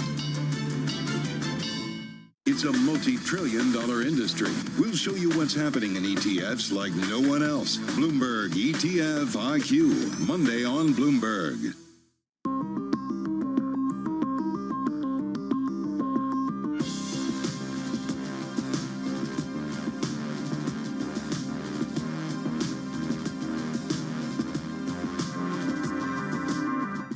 This is Bloomberg Daybreak Europe. I'm Tom McKenzie in London. These are the stories that set your agenda. Taking you from the U.S. market's close to the overnight session in Asia. We'll walk you through what you need to know to kickstart the European trading day. Live from our European headquarters, we bring you the day's top market-moving stories, unmatched expert analysis, and on-the-ground reporting from across the continent. Tune in every weekday at 6 a.m. London time, only on Bloomberg Television. U.S. jobs numbers are released. Bloomberg has the report under surveillance with crucial data and expert analysis at terminal speed. Nobody covers jobs day like Bloomberg.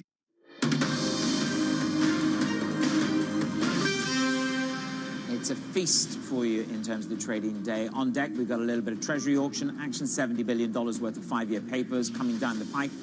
There is only one main event. It is NVIDIA. The earnings come after the market close. We've got an exclusive conversation with the CEO, Jensen Huang. That's at 6:30 p.m. Eastern Time. More Fed speak. Raphael Bostic is on the tape at 6 p.m. Look, these markets are nervous. You're going to get a swing of around $300 billion on NVIDIA is what the options market is saying. Keep an eye on crypto land. This is Bitcoin, down almost 7%, the steepest slide since August the 5th. Crypto world, they're nervous.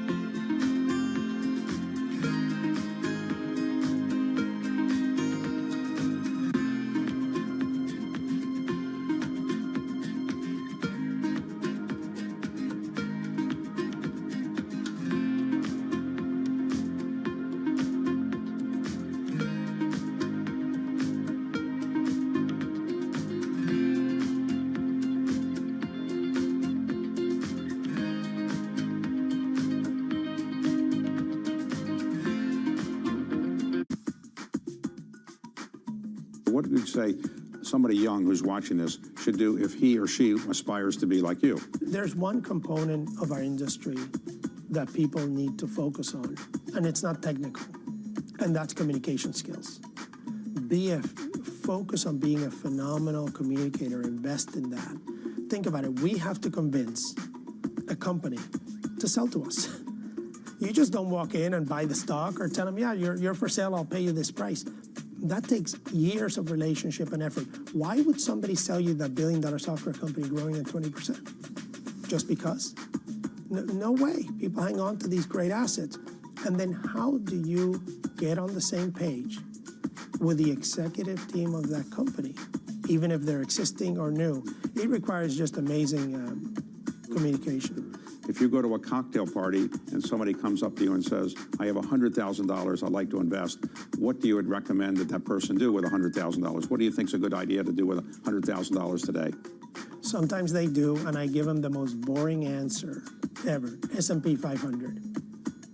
Just buy an index. Buy the index. You don't have to worry about the quarterly earnings of a company. Did something change? Did somebody change management? You don't have to make this your full-time job. Just buy the index and you're going to be okay.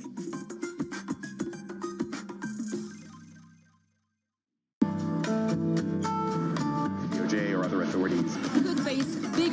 Britain's election. Was going to keep Real World Cup. This is a 3. As the economic picture. Covering the intersections of Hollywood, Silicon Valley, and beyond. Bloomberg loves earnings. I know it's like your Super Bowl, right? I can't wait. It's like opening presents in the morning. All right, it will be exciting. Nobody covers earnings like Bloomberg.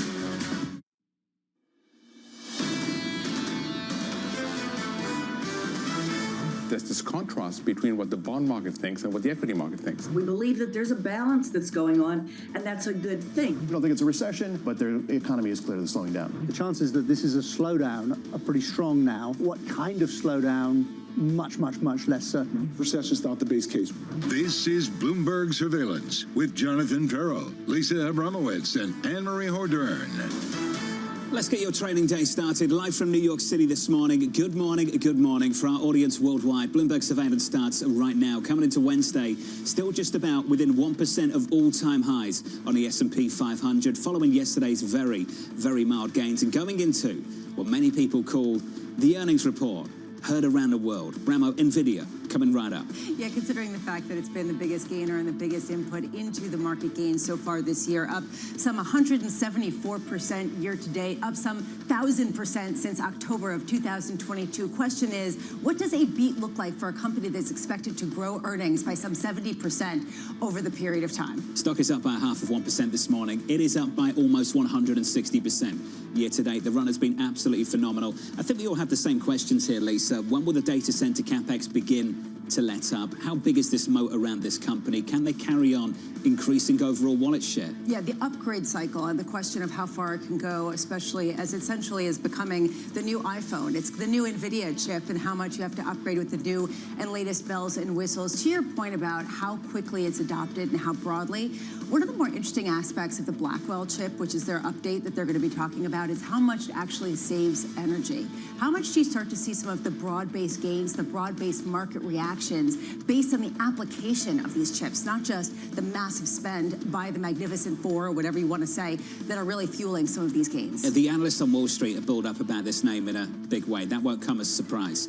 I was looking at the breakdown on the Bloomberg terminal this morning. Check this out. 66 buys, 8 holds. There is not a single sell on this name. Sometimes on this program we talk about career risk on Wall Street. This name is part of that story. Well, yeah, we were talking about that yesterday in terms of, with Matt Stuckey, just the idea that that's been about 400, 500 basis points of outperformance by owning it, or on the other side, underperformance if you don't own it. This just raises the question of how much of a systemic risk NVIDIA is. And I know, it's sort of mockable. How can you actually find risk in a name that's up this much and that's so incredible and is revolutionizing our world? Yeah. But there is this feeling that on one hand level, if they disappoint, there will be a mass crowding to the other side that will be dramatic. They won't disappoint, but that's basically, out there. Very on brand to think about the downside risk, though, Lisa, as always. From New York City, welcome to the program. If you are just tuning in, equity futures on the S&P 500 firm up by 0.1%. Your scores cross-asset look like this. Let's get to the bond market and check out the 10-year. The 10-year yield just about unchanged, 382.16. The euro negative. The dollar showing some strength here, 111.34.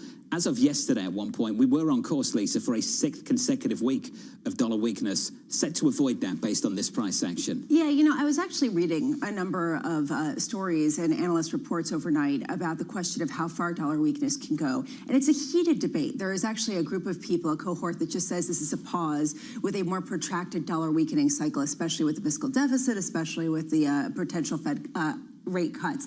Then you start to look at growth in other regions. You start to listen to some of the rhetoric out of the Euro region, for example. Woof, that's scary. You take a look at what's going on in China. They're about to issue bonds that could potentially burst a bubble in real estate. Woof, I don't know that I want to go there. So where are you going to go? And it's just this two-sided debate that it really is coming to the fore. Right now it's not doing anything, but I think that that's something I'm going to be watching. We said this yesterday. Everyone's got their own problems. And I wasn't just talking about sort of therapy and individuals and... We could, though. Lisa and me, we could. But we're talking about other countries. I was reading JP Morgan and some of their work just yesterday coming out of Asia. Normalizing race is just one piece of the story. Can we actually rebalance growth differentials, which is the piece of the puzzle that you're getting to? And how do you do that without selling materially more debt, which is essentially what governments are trying to do to stem off some of their budget pitfalls? This is a huge conundrum, especially at a time where you have a property market that is so leveraged and so offsides with respect to supply and demand. Okay, so big day ahead. ahead. Let's start with the rundown, the next 60 minutes or so. Coming up on the program, Steve Whiting of Citi as markets await NVIDIA earnings. Akela Gardner of Bloomberg as Harris agrees to a first campaign interview. And Chris Marinac of Jenny Montgomery Scott on what Fed rate cuts might mean for regional banks. We begin with our top story. All eyes on NVIDIA. Stocks on pause awaiting earnings from the world's most influential stock. The $3 trillion chip maker's results expected to set the tone for risk assets worldwide when it reports after the closing bell. Steve Whiting joins us now for more. Steve joins us from Citi. Steve, great to catch up with you, sir. Let's just get straight to it and think about NVIDIA coming a little bit later. Given the recent price action, given the fact that leadership has come from elsewhere more recently, particularly at the back end of last week, just how vulnerable or not are we to one earnings report after the bell later? Well, let's keep in mind, now, it's not this way for every company in the S&P 500, but about 3% of all quarters since 2009 have been below consensus, right? So it really is going to vary very much on positioning. It's going to depend on forward-looking aspects of the report, where the whole street is on this. But the reality is we've just had a quarter with 9 out of 11 sectors have posted EPS gains. We are restoring growth in other sectors. So part of what we've been thinking about is are we just rotating out of tech, the fact that we're just off the highs, not so much on a single stock, but on the NASDAQ 100, or are we just broadening the market generally? And we think that fundamentally we are going to see more sectors, more types of companies grow earnings, and the need to rely on a single stock to power the market, I think, is diminishing. Steve, just to build on that a little bit more, another way of asking the same question, really. Do the gains elsewhere need to be at the expense of names like NVIDIA, or can the whole equity market participate? What are your thoughts on that? Look, I don't think that there is anything in the aggregate that's going to lift us very sharply. We just had that opportunity. It came in early August when everyone believed that we were on the leading edge of a new collapse. We had a lot of de-risking in leveraged trades. That was a real opportunity. The SOX, semiconductor index, was down 25%. You know, that was a market dislocation that could lead us to a really large gain. I don't think that we're going to be running away in markets, you know, particularly at this point ahead of the American election. Just to put a bow on that before we get to the American election and just sort of what that does to cap potential gains, I am curious, does this just basically mean that you think that NVIDIA earnings are going to be less of an event than people think they are? I think we've already lost the dependence on large cap tech as the only thing that can possibly work, right? Now, we have not had the view that every leveraged company in the world, every small cap was going to have some massive kind of rebound from depressed conditions. We weren't going into this with depressed conditions. But the reliance on a single story, a single piece of the AI puzzle, being so important that the market has to completely depend on that. I think that that dependence has come down some, you know, particularly with the correction that I just mentioned, you know, July, early August. So you're saying that basically the main driver right now is macro policy, is the Fed, and not necessarily the earnings picture, which has been benign enough to allow this broadening out? Look, I think we have diminishing inflation, falling interest rates. Now, suddenly, again, we have a bond market that has some components of richness to it, and we have economic growth. And as I just mentioned, profits growing in 9 out of 11 sectors. And you know what they're growing? Over 12%.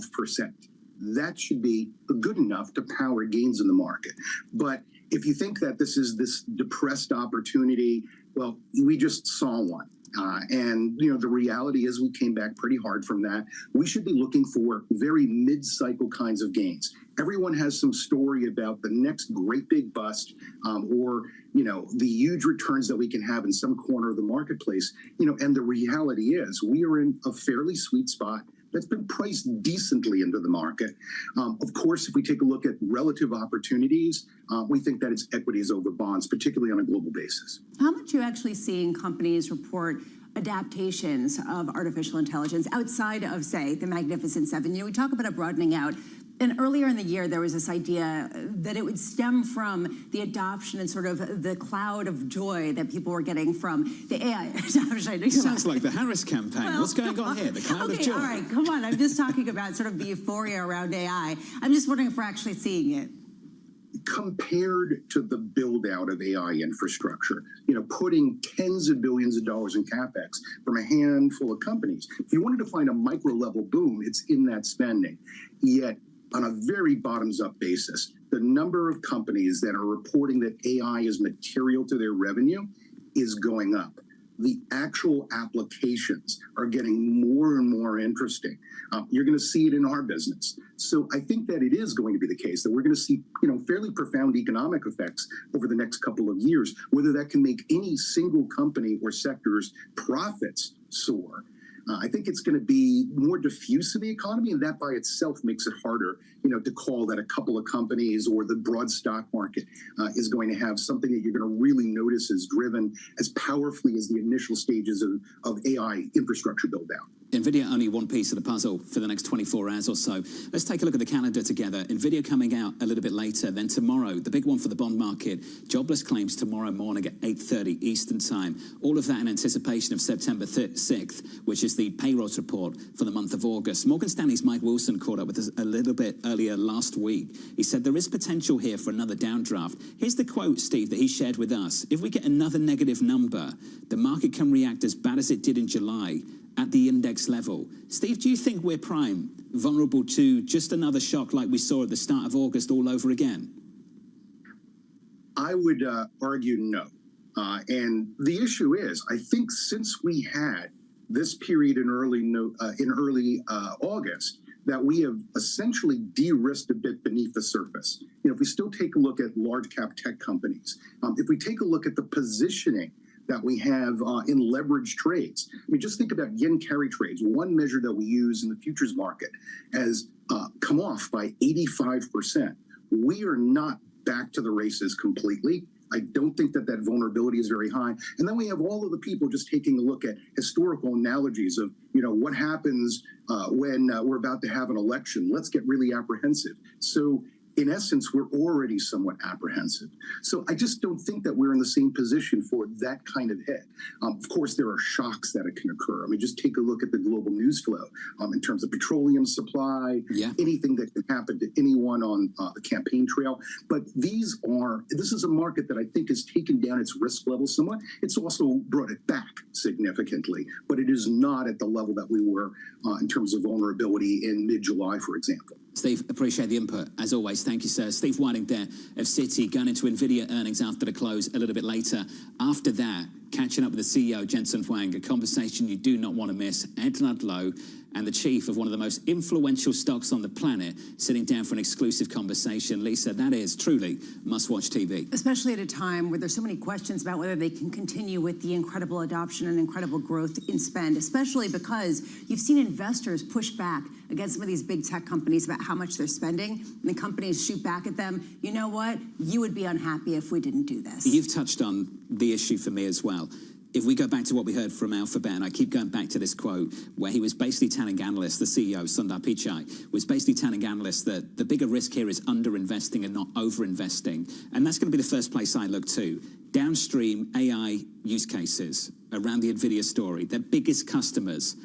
Are the investors of their biggest customers losing patience with this story? Are we starting to see just some small cracks? Will they get bigger as the year progresses? What we've heard from companies themselves, not a chance. Whether we see that actually in NVIDIA's response will be interesting, especially as people raise this question of if you have some sort of delay to the latest upgrades, instead of the iPhone, the Blackwell chip, the in chip, right? But there's this question of, does that mean that people are going to hold off on their investments for longer? So far, it's been no. I want to hear more about that. NVIDIA in the pre-market up by 0.4%. Equities calm this morning. Equity futures just about unchanged. Let's give an update on stories elsewhere with your Bloomberg brief. Here's Yahara Heckes. Hi, John. HSBC's incoming CEO is said to be considering plans to remove layers of middle management at the bank. Sources say that may include cutting the number of country heads across its global network. El-Hedary is also likely to shake up the executives and roles that will report to him after he takes the reins next month. Meanwhile, we're seeing shares of Nordstrom rallying up nearly 9% in the pre-market. The department store operator offering an optimistic view for sales this year, followed by better than expected results at its discount chain, Nordstrom Rack. It's the latest sign shoppers are pivoting to off-price options as they hunt for deals. The company's net sales and profit for the second quarter also beat Wall Street expectations.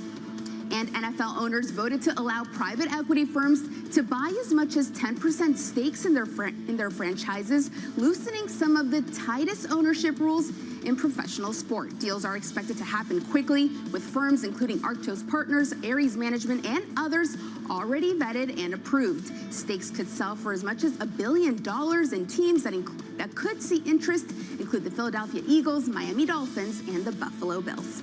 That's your Bloomberg Brief. John? Hey, Hara, thank you. Steve Pagliuca coming up a little bit later. Of Bain, you know him of the Boston Celtics and Atalanta football.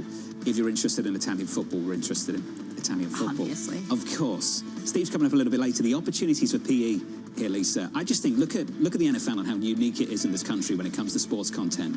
I think of all the TV programs last year, the top 100 in this country, 90%, I think 90% were NFL games. That's how expensive, how valuable that content is. It's fascinating from every point of view because it's valuable for the PE companies, but you have to imagine when they try to extract value from some of these football companies, the contracts start to look very different with some of the media outlets as well. And that is what I'm curious about as well. We'll get into that a little bit later. Up next on the program, Harris taking questions.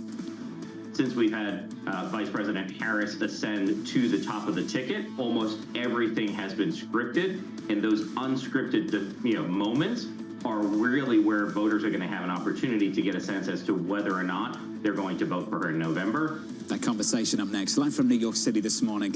Good morning.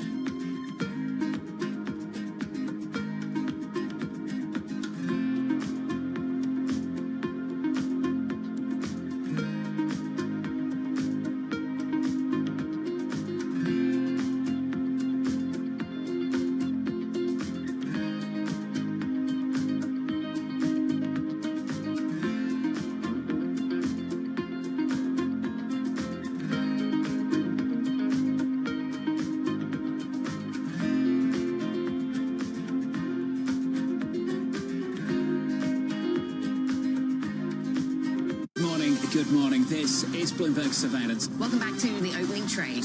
This is Bloomberg Technology. This is the Asia trade. You're watching the close. Welcome to Balance of Power. This is Bloomberg.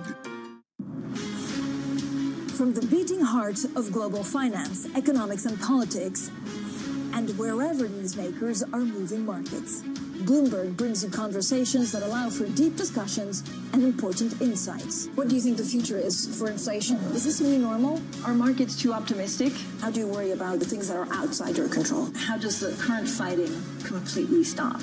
I'm Francine Lacqua, and this is The Pulse, every weekday only on Bloomberg. Bloomberg covers the world with unmatched reach and resources. From more than 120 countries, the moment news breaks, 24 hours a day. Bloomberg. Context changes everything.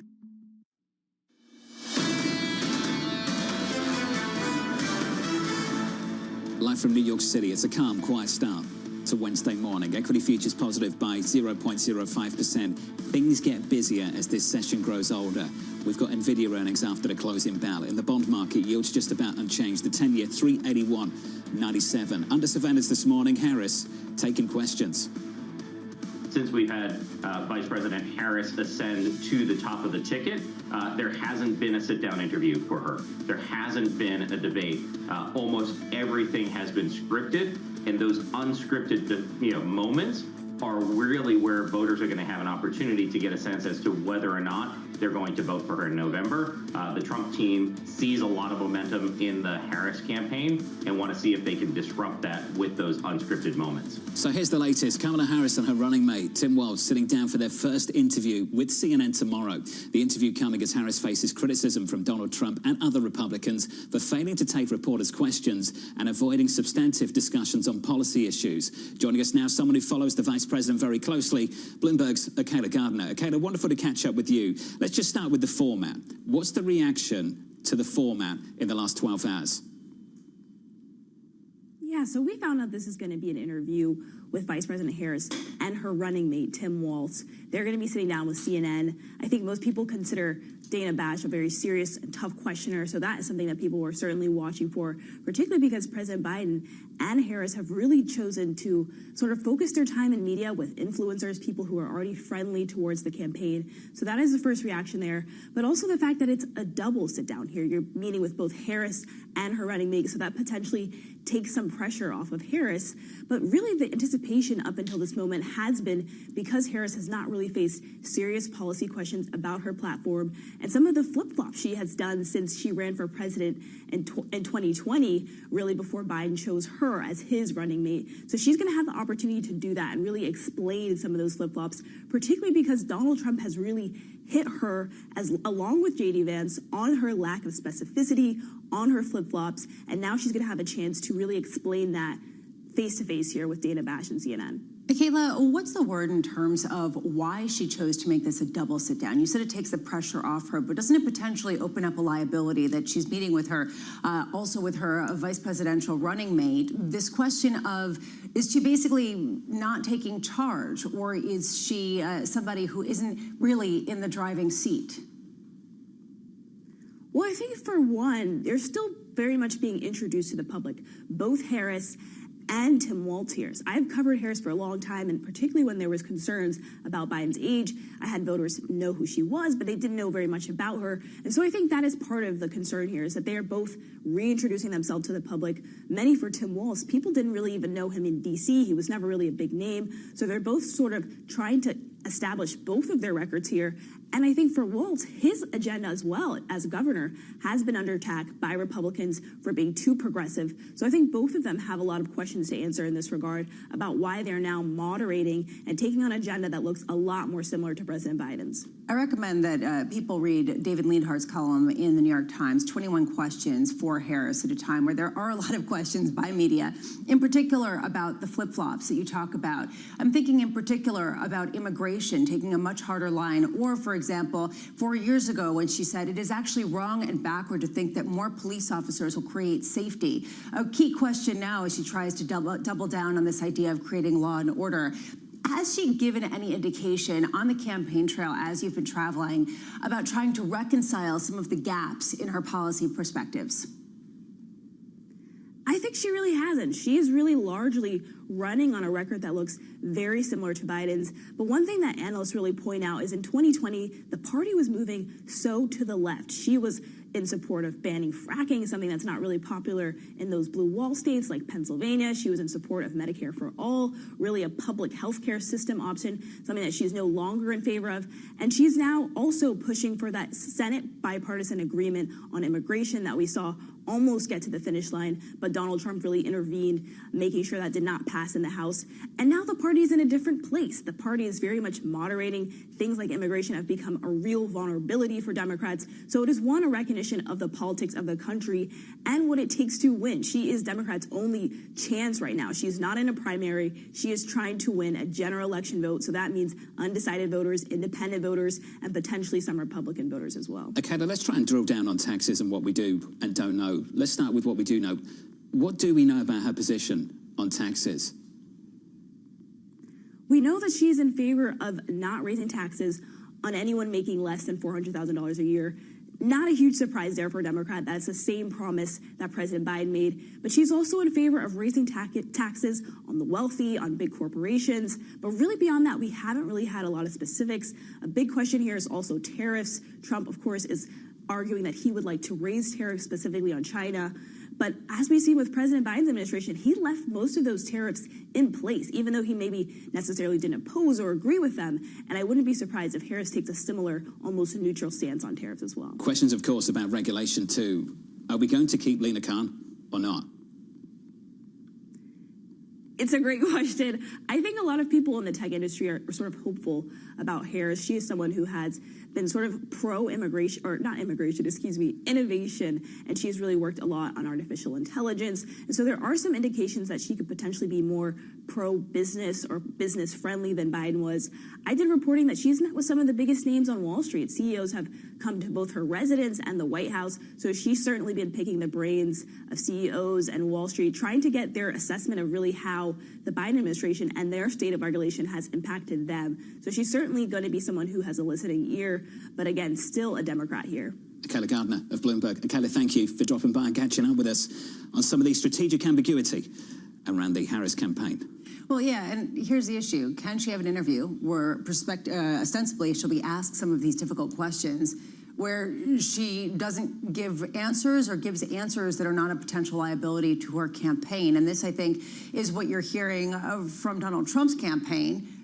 Reconcile these things, and oh yeah, when you're not scripted, that's when things really are more visible to people. It's the reason why this is an important interview. Look, if you were critical of the fact that she's hardly taken any questions from any leading broadcasters here in the United States of America, I think you might take some comfort, like this much comfort, that there's finally a sit-down conversation. You'll be highly disappointed with the format.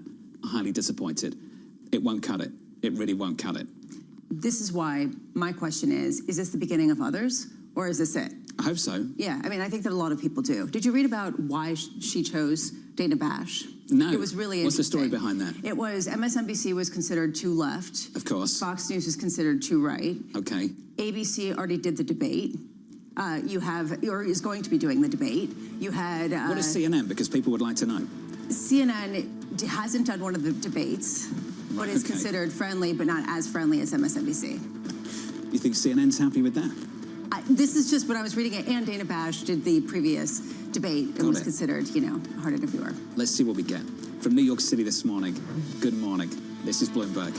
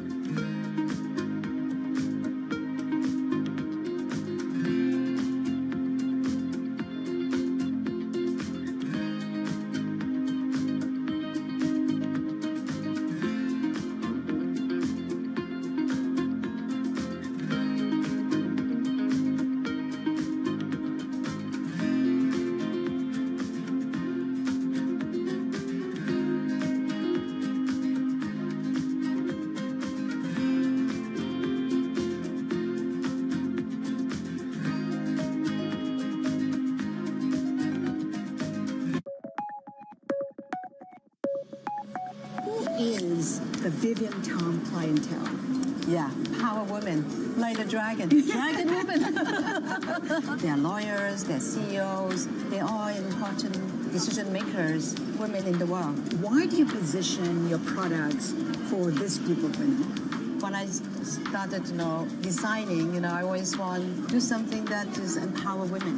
When you take a look at your store, there is something for everyone. Take a look at the T-shirt, for example. My customer growing, like 30 years already, so they become more powerful. I also want to grow my Gen Z audience too, They are like in the 20s, so it's a more affordable price for them. And then, my powerful women's daughter wearing their mom's dresses, and they feel that the power, the energy. So now they come back to the store and they buy more.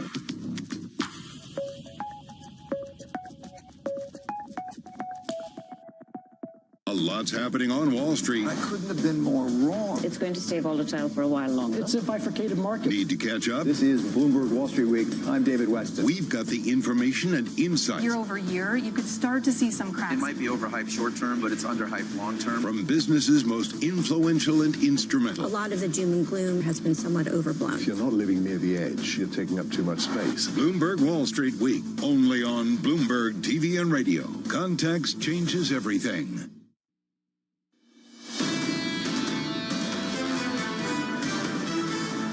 Live from New York City, welcome to the program. Your scores in the equity market shaping up as follows this Wednesday morning. Equity futures just about positive by 0.05%, adding to the very mild gains of yesterday on the S&P 500. It's a really, really quiet start, but things are going to pick up.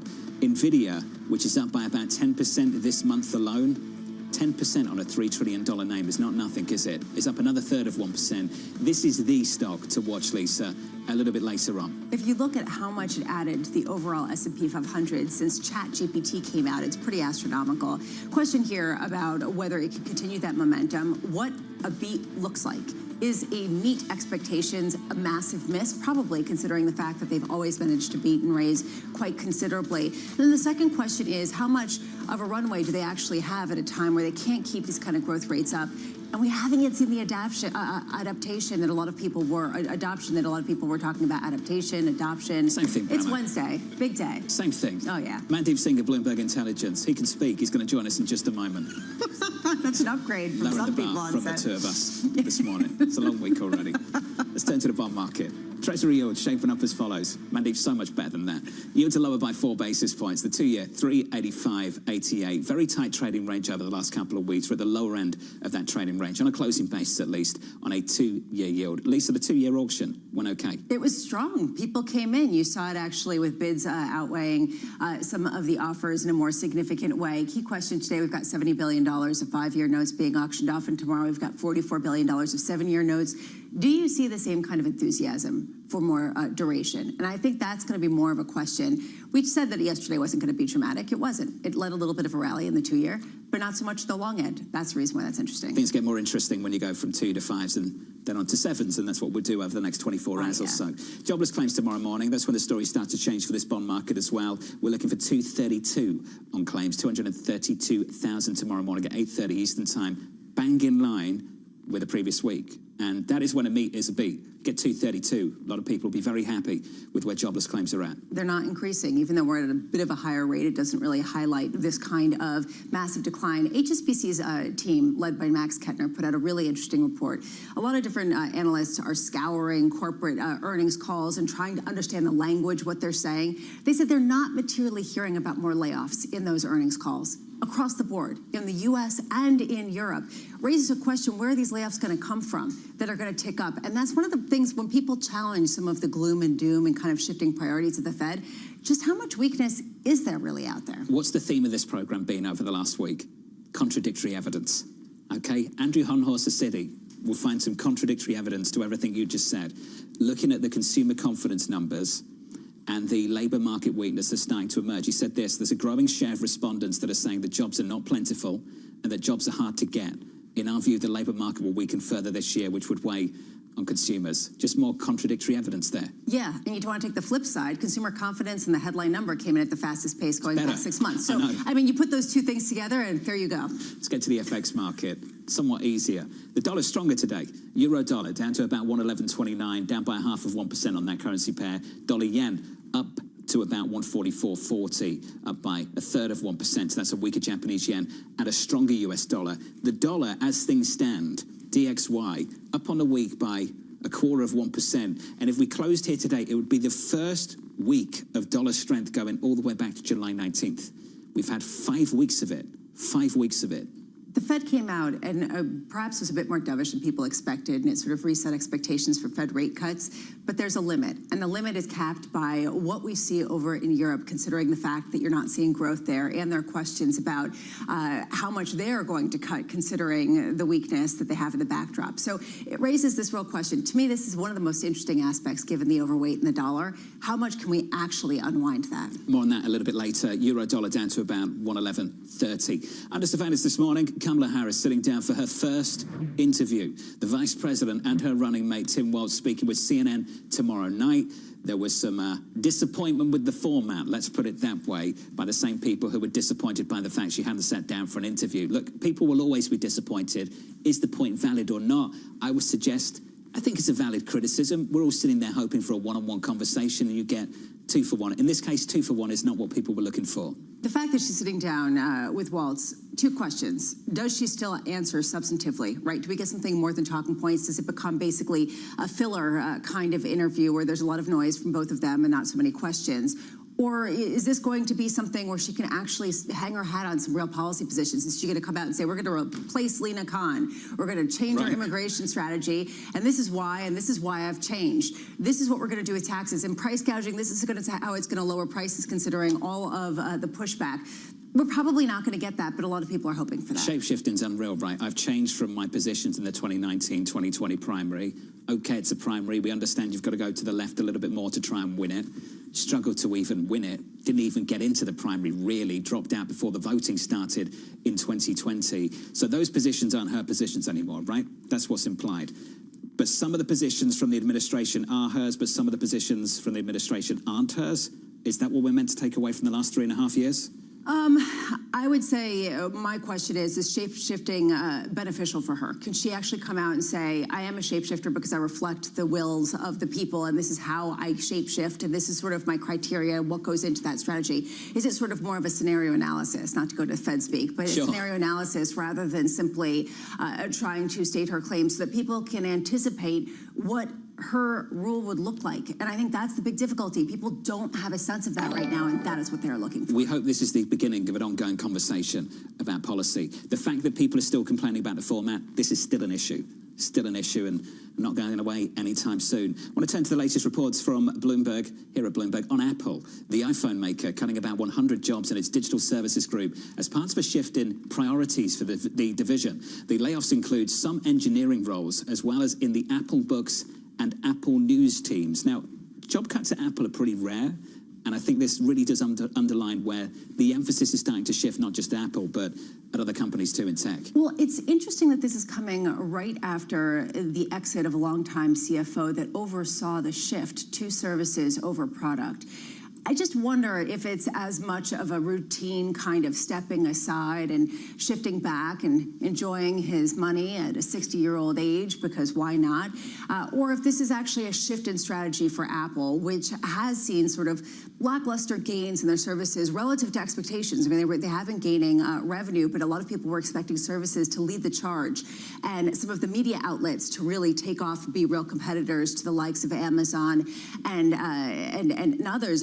It's unclear whether that's actually coming to the fore. Got it made, hasn't he? Tens of millions of dollars and an Italian passport. Okay. Does it get better than that? All right. Okay. Really, you had to throw that in. You do that every time you talk about the importance of going to Italy to vacation, buy a villa. I will talk about bond auctions. How about that? I assume he's got an Italian passport anyway. I assume he's still got one. Let's turn to NVIDIA. Traders counting down to NVIDIA earnings after the closing bell. The results expected to set the tone for risk assets and serve as a barometer for AI spending across the tech industry. Analysts betting on another blowout report, predicting that the company will project revenue growth of more than 70% for the current quarter. Mandeep Singh, one of the very best, joins us from Bloomberg Intelligence. Mandeep, good morning. Morning. Can we start with expectations? And Lisa said it. Can we keep beating and raising at this company? Can we do it again this afternoon? They will, and historically what we have seen is when companies have, such high growth rates at the base where NVIDIA is at, there is always a pull forward component to what they are doing, and there is rationalization in the market. Now, whether that rationalization will happen this quarter or 2 quarters from now, I think the latter is more likely simply because the market is undersupplied. But these kind of growth rates are unsustainable. And right now, what NVIDIA valuation reflects is continuation of this 30 to 40% CAGR. And that's what worries me, because you just cannot sustain these valuations at the growth rates that they currently are. When you say they're unsustainable, are you suggesting that the data center capex is about to let up? It's about to pull back in the next 12 months or so? I mean, every company right now that we talk to is looking for ways to utilize their existing GPUs better. And also, what can they do in the software layer to reduce their reliance on NVIDIA's chips? Basically, you are training your model. There's the only game in town is NVIDIA when it comes to building a large cluster to train your models. But then you want to do things at the software layer that make it easy for you to reduce your reliance. And you didn't have that option 6 months back because there was this race to get the GPUs. But now that companies are training, they're trying to figure out ways to reduce their reliance. And that's where I feel the market always rationalizes. Yes, there was a supply shortage. They have sniffed that. And every company is trying to figure out ways how to overcome that shortage. And that is what will affect NVIDIA. I mean, look, the Blackwell delays is one thing. It's got to do with, their product roadmap and how well they execute. And they probably will execute better than other chip makers. But the question comes down to what are the industry participants going to go and how are they going to deal with this supply shortage? And my expectation is they will be innovative at the algorithm layer, at the software layer, to reduce their reliance on NVIDIA going forward. I love having you on, Mandeep. It's always such a breath of fresh air. It's always this contrarian take, sort of trying to throw a little bit of cold water onto the raging, roaring fire that is the enthusiasm for NVIDIA. But when we talk to other analysts, including someone coming up, Angelo Zeno, he's going to basically tell us they have a competitive advantage. There's no one who's really coming up against them in a significant way. At the end of the day, isn't that the reason why they can continue this growth? There's no one else in town. You're right. So AMD, Intel, they're far behind. Broadcom is an alternative. So every hyperscaler that is developing their own chip is looking at ways to leverage Broadcom and the other chip makers to do this in-house. But they're far behind in terms of executing the way NVIDIA has. And for large language model players like Microsoft, Meta, Google, they want to focus on the model itself, on the applications. Why focus on chips right now when there is so much opportunity at the model level? Still, they're going to be innovative at the software layer, because traditionally what we have seen is that's where all the, the moats accrue. The software companies have a much higher gross margin. And I think that's how this cycle will play out. I mean, I'm super bullish on generative AI and, this whole cycle. It's just a question of whether people will continue to rely on NVIDIA to develop their next model. And the scaling laws do apply in this case because the next model will be bigger and better. Question is, will it be all driven at the chip level, or would there be software and algorithmic improvements? And my bet is the latter. Ed Ludlow's going to be interviewing Jensen Huang later on. What do you want him to ask him? The hyperscaler risk, really, because right now, $60 billion in incremental revenue that we are going to see from NVIDIA this year at the data center level, more than half of that is coming from the hyperscalers. Now, will that continue? What are his expectations in terms of that hyperscaler CapEx continuing? And there is a big bet on sovereigns. So really, I want to understand the customer base that NVIDIA has and how sustainable that growth is across their customer base. Mandeep, this was awesome. As always, Mandeep Singh there of Bloomberg Intelligence.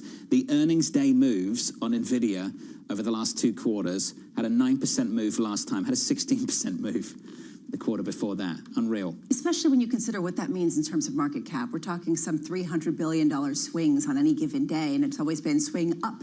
So you just wonder how much that's a market driver versus a market crusher when it comes to this idea there can be a broadening out when you still have the behemoths driving the train. Stock is up by 0.4% early in the session in the pre-market. Let's get you an update on stories elsewhere with your Bloomberg Brief. Here's Yahara Hakez. Hi, John. The two richest people in China saw more than $16 billion wiped out after record-breaking stock sell-offs. The founder of beverage company Nongfu Spring lost some $3 billion as shares fell by a record 10% yesterday in Hong Kong. Meanwhile, PDD Holdings founder Colin Wang's wealth tumbled by over $14 billion as those shares fell the most in company history after it warned revenue growth would inevitably slow down. Remember, PDD is the owner of the popular shopping app Temu. Overall, the move signaled deepening investor concerns over Asia's biggest economy. Meanwhile, Bitcoin posting its biggest drop since the broader market sell-off in August, trading as low as about $58,300 earlier, though as you can see, it's now retracing some of those losses. Other major tokens like Ether also unwinding the lift they received last week from Fed Chair Jay Powell's clearest indication yet that a rate cut is coming. Traders are now looking ahead to results from NVIDIA after the close today, with the bellwether AI and chip company expected to shape investor appetite for risk. And Britain's Dan Evans won the longest match at the U.S. Open since tiebreakers were introduced in 1970. Evans' upset win over 23rd seed Karen Khachanov, taking 5 hours and 35 minutes. Evans also fighting back from 4-love down in the fifth set to win the marathon match. Elsewhere, third seed Carlos Alcaraz comfortably moved into the second round, as did women's top seed Iga Swiatek. That's your Bloomberg Brief. John? Yahara, thank you. I've got to share this. Lisa won't mind. Lisa comes in the studio right before the start of the program. Says, I've pulled a muscle in my arm. I said, what have you done? I was playing catch. Playing catch. These guys, 5 hours with that intensity. But they stretch, and they have lots of training. I don't have a trainer to go play catch. That feeling when you start to get old and your body just can't do what it used to do. Okay, all right. That's exactly what I was thinking about. I feel the same thing. I was thinking, were they okay? Did they have to be taken off the court? What was my response? I said I pulled my back the other night, standing up waiting for a car for an hour, just standing there. My back went. Up next on the program, dealing with the trash. We saw a big short squeeze last week in some of the smaller banks in particular. And, that's driven by, technical dynamics. I think there's still a lot of trash. That conversation up next, live from New York. You're watching Bloomberg TV.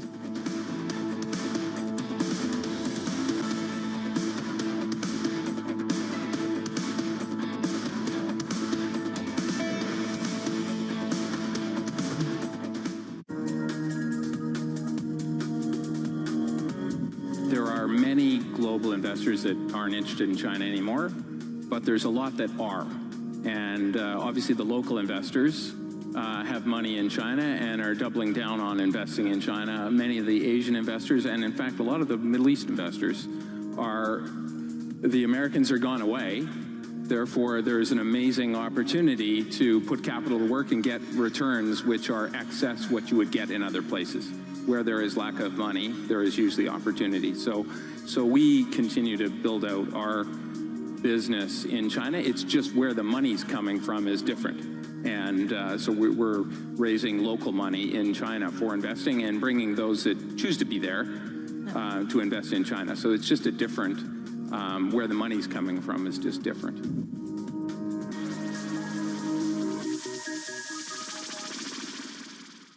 Welcome to the world of decentralized finance. With a surge in Bitcoin, you have crypto stocks also surging. Bloomberg's covering all things crypto, the people. This is a political attack, and we must hold our elected officials accountable. The transactions. Really a record-breaking moment. Bitcoin is the exit strategy. And the technology. Awareness is going to grow, and these things grow the overall industry. Crypto as an asset class is here to stay. Bloomberg Crypto, only on Bloomberg. Middle East and Africa, vibrant resources and high-yield investment opportunities abound. Join me on Horizons Middle East and Africa for the stories, newsmakers, and insight from this exciting region. Now weekdays, only on Bloomberg.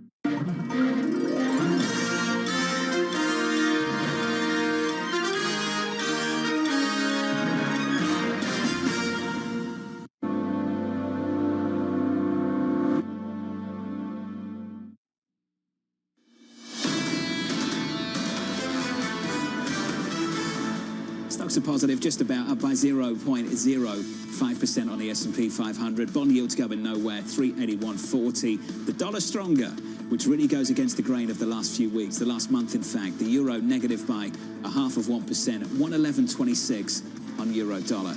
Under surveillance this morning, dealing with the trash. We saw a big short squeeze last week in some of the smaller banks in particular. And, that's driven by, well, technical dynamics, but also the prospect of increased demand for things like mortgages and loans and perhaps some improvement in the balance sheet assets that they have. I think there's still a lot of trash. I don't think inflation is gone, and you still have to be wary of that.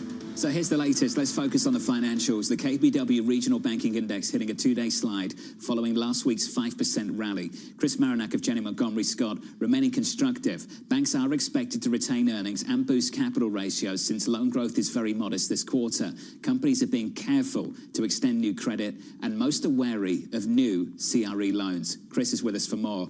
Chris, welcome back to the program. Banks, as you have noted, have had quite a run. 20% move in some places since that presidential debate at the end of June. The move we've had more recently, how would you describe that? And how would you distinguish between solid names that are going to improve in months to come, quarters to come, and maybe the trashier names you want to avoid?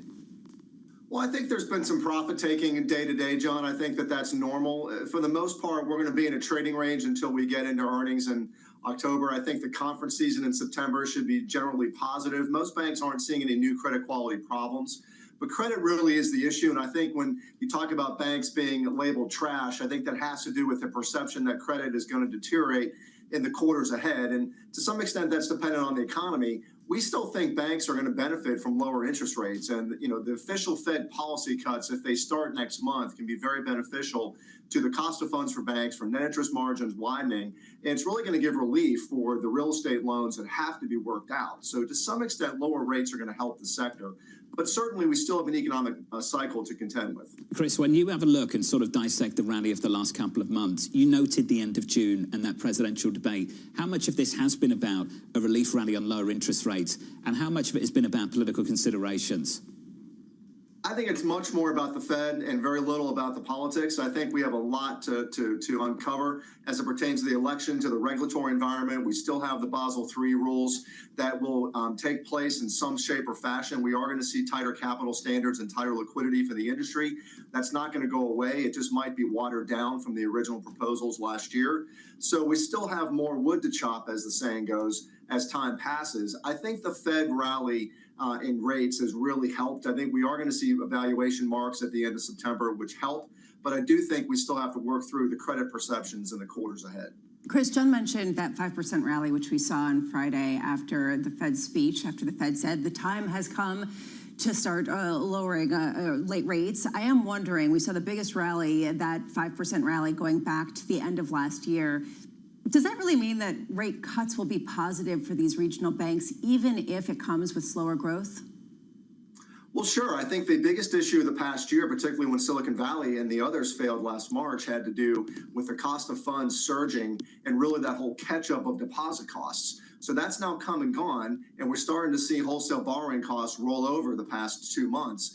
If the Fed cuts rates and SOFR and Fed funds indexes come down, a lot of your exception-based pricing that customers have received on deposits can begin to adjust. Many banks are waiting for the Fed policy move to begin to lower their deposit costs. So it's going to benefit things in the fourth quarter, first quarter of next year. We also have this concern about the valuation of bank securities, and that keeps getting better every quarter. And these marks are going to be 3.5% to the positive, which is a very big move quarter to quarter at the 9/30 mark. Will these rate cuts, Chris, prevent some of the consolidation that a lot of people think is necessary? No, I actually think it'll accentuate the consolidation. We've seen an uptick in deals the last 3 weeks. We had another, 2 mid-sized banks merge in the Midwest. I think more of that is coming. The Key Corp news of a couple of weeks ago with Capital really portends additional regional bank considerations. The Fed, I think, is open to consolidation. I think the capital rules are going to spur that when they become adopted at the end of this year or early next. So I actually think lower interest rates will change the perception. And we'll get through the election and we'll have our knowledge on where regulatory reform goes or does not go. But I still think that lower rates are going to ultimately be beneficial. It just changes the perception for the space. And as I mentioned, I think that real estate workouts, which need to occur, will be benefited from 25, 50 basis points lower rates. Chris, just to put a bow on it, how different is this moment? Traditionally, we talk about lower rates, and then we go on to say a slower economy.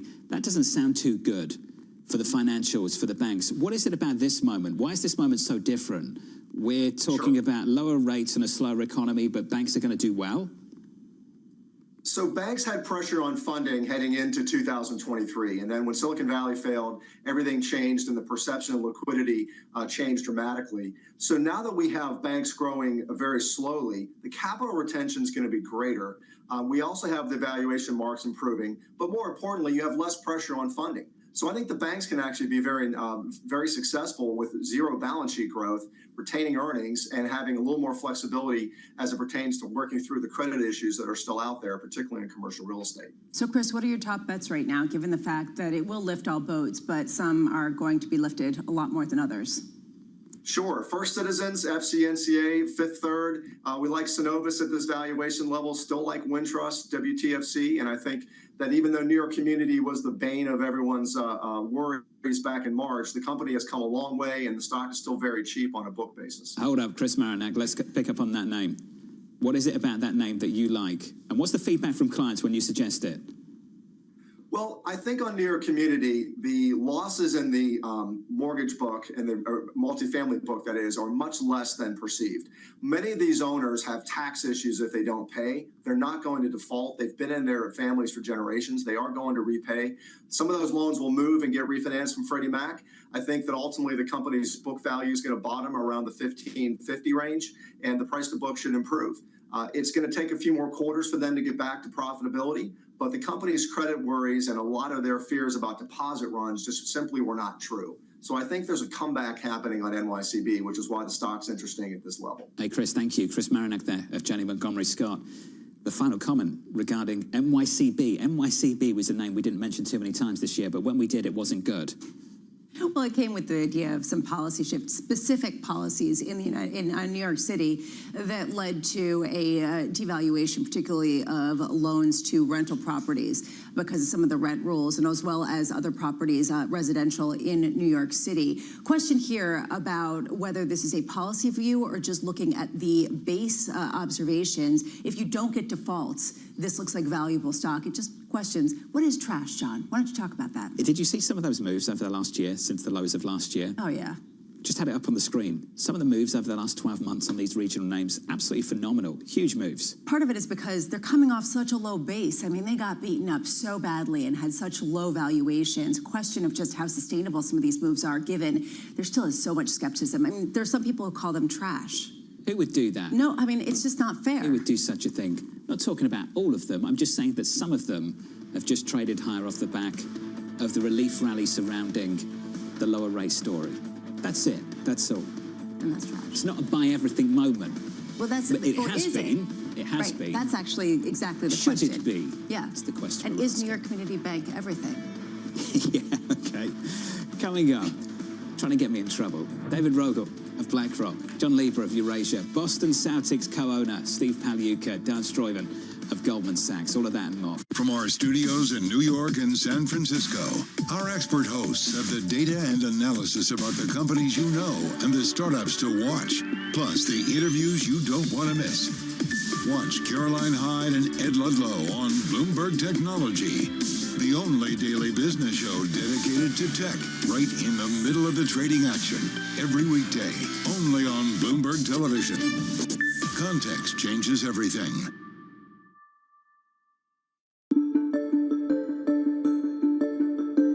One of the institutions you've been very philanthropic with is your alma mater, Harvard.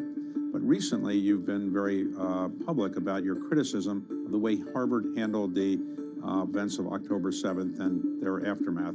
Could you talk about that now? The first reaction of a group of 34 Harvard student clubs on the morning after October 7th was to put out a statement saying that Israel was 100% responsible for the acts of Hamas.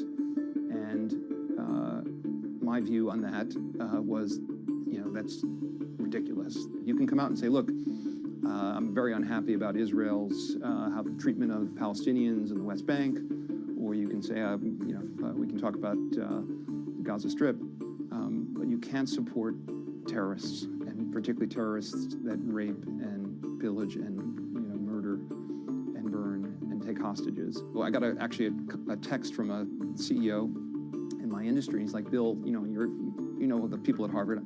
I'd like to know who the students are behind these clubs, so I make sure I don't inadvertently hire them. And so I tweeted out that sort of made that point, and caused a bit of a firestorm, and I got a lot of pushback. Why are you picking on students? And I said, look, you can't hide behind a corporate entity if you're going to support terrorism.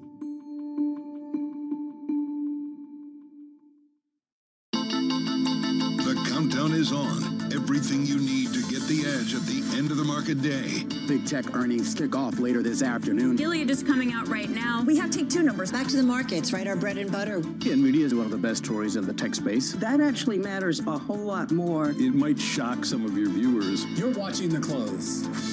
Get ahead of tomorrow's trading with The Close. Weekdays on Bloomberg. Context changes everything.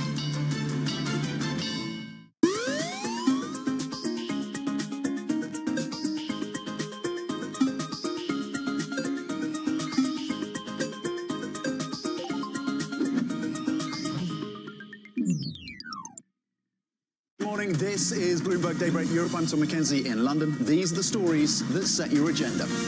Taking you from the U.S. market's close to the overnight session in Asia. We'll walk you through what you need to know to kickstart the European trading day. Live from our European headquarters, we bring you the day's top market-moving stories, unmatched expert analysis, and on-the-ground reporting from across the continent. Tune in every weekday at 6 a.m. London time, only on Bloomberg Television.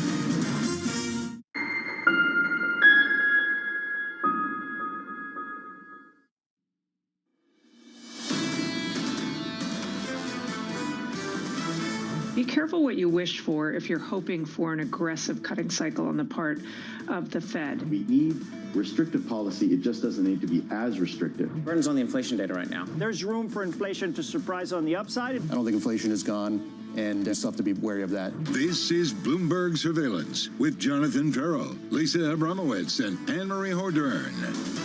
The second hour of Bloomberg Surveillance starts right now. Let's start with the scores with the equity market unchanged this morning on the S&P 500. Equity futures going absolutely nowhere after yesterday's mild gains. On the Nasdaq, up 0.1% on a Russell of small caps. Almost down 0.1% on a Russell 2000s. The day ahead and the week ahead, things get a whole lot more interesting in the next 24 hours. Coming up later, after the close, earnings from NVIDIA. Then tomorrow morning, 8:30 Eastern Time, jobless claims in the United States. They are the two big hits of the week. NVIDIA earnings later, jobless claims tomorrow morning. Let's put these ideas together. Nobody's doing anything this morning. They're watching and saying, when do I have to pay attention after the bell at 4 p.m.? That is actually really compelling to me. How many people are still at the office? How many people are preparing to actively trade? If you have been trading and you have a $300 billion move in NVIDIA, what does that do to the rest of the market? This is what we were exploring yesterday, and we have to continue to exploring today at a time where this market is very dependent on one specific name. Have we put to bed the concerns of early August? August 2nd, the jobs report drops. It's a couple of days after what we heard on the ISM manufacturing. Jobless claims were a little bit higher that Thursday going into payrolls. Then there was this big scare, growth scare, off the back of higher unemployment and a jobs number of 114. Have we put to bed those concerns? They haven't put to bed anything. I mean, let's be honest. Yesterday we were talking about consumer confidence, and on one hand you had it come to the highest level, come out at the highest levels going back to the beginning of the year. Great, yay, there's no weakness. What are you talking about? Oh wait, you look at the jobs expectations. It actually came in significantly weaker. If you take a look at people's confidence that they could get another job, though that rate was dropping to the lows that we saw in 2021. You put that together and you've got the same clarity that you did 2 months ago. It's a problem politically as well for the incumbent, and whether you consider the vice president the incumbent. I think by definition, the incumbent, she's the vice president. She's going to face some questions in the next 24 hours from CNN. A first sit-down interview. The format, though, people have been critical. The fact that we haven't had many sit-down interviews. In fact, we have had none, zero. And they're still critical because of the format, because the vice president will be sitting with her VP pick for that conversation. There are always going to be criticisms, obviously, from the other side. That is part of the whole game. This one, as we've both mentioned, is pretty valid. It is important to understand how she thinks so that you can really extrapolate out how she will rule, how she will govern, given the fact that she has shifted her policies. I keep going back to less of the criticism and more what we need to hear. More some of the policies that people, particularly in the business community, are looking for. One of them is, will Lina Khan stay on? You mentioned this earlier. Another one of them is, can you explain to us your tax policies? Another, price gouging. Exactly how will that lower prices considering some of the pushback you've heard from the business community?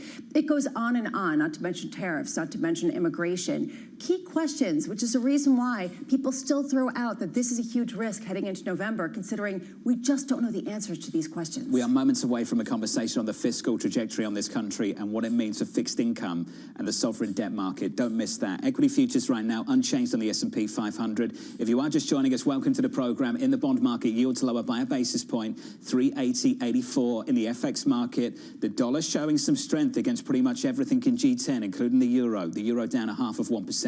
Euro dollar 111.25. Coming up on this program, David Rogel of BlackRock on the Fed's policy path, John Lieber of Eurasia Group with US-China talks underway, and Dan Stuyven of Goldman Sachs on why he cut his oil outlook. We begin with our top story. Stocks facing the next big test today with Nvidia earnings due after the closing bell. Investors also looking ahead to fresh round of jobless claims numbers tomorrow for clues on the Fed's path ahead. David Rogel of BlackRock weighing the impact of rate cuts, writing the following: as the Fed recalibrates policy, we see curves steepen out. 2's curve, 2-year forward, is 60 basis points steeper than current levels. That's a pretty normal curve shape in a soft landing type of environment. David joins us now for more. David, we'll get to the curve in just a moment. I want to take a giant step back and talk about valuations and where we are. How attractive is the current setup in fixed income for you and the team? Yeah, I mean, we think it's an incredible time in fixed income. If you look at valuations, you can get almost a 2% real yield in fixed income. You look at the TIPS market. You go back a couple of years, for a decade, we averaged negative 1% real return in cash. That was the era of financial repression. It's a completely different environment today. Bonds are also providing more hedging value in portfolios as inflation comes down. So you'll see the counter-cyclical monetary policy. You should get more hedging value. It's not inconceivable in a severe growth downturn that you could get a high single-digit return in a bond portfolio. And as the Fed starts to recalibrate policy, we think you will see curves normalize. That's going to drive more money out of cash into intermediate fixed income.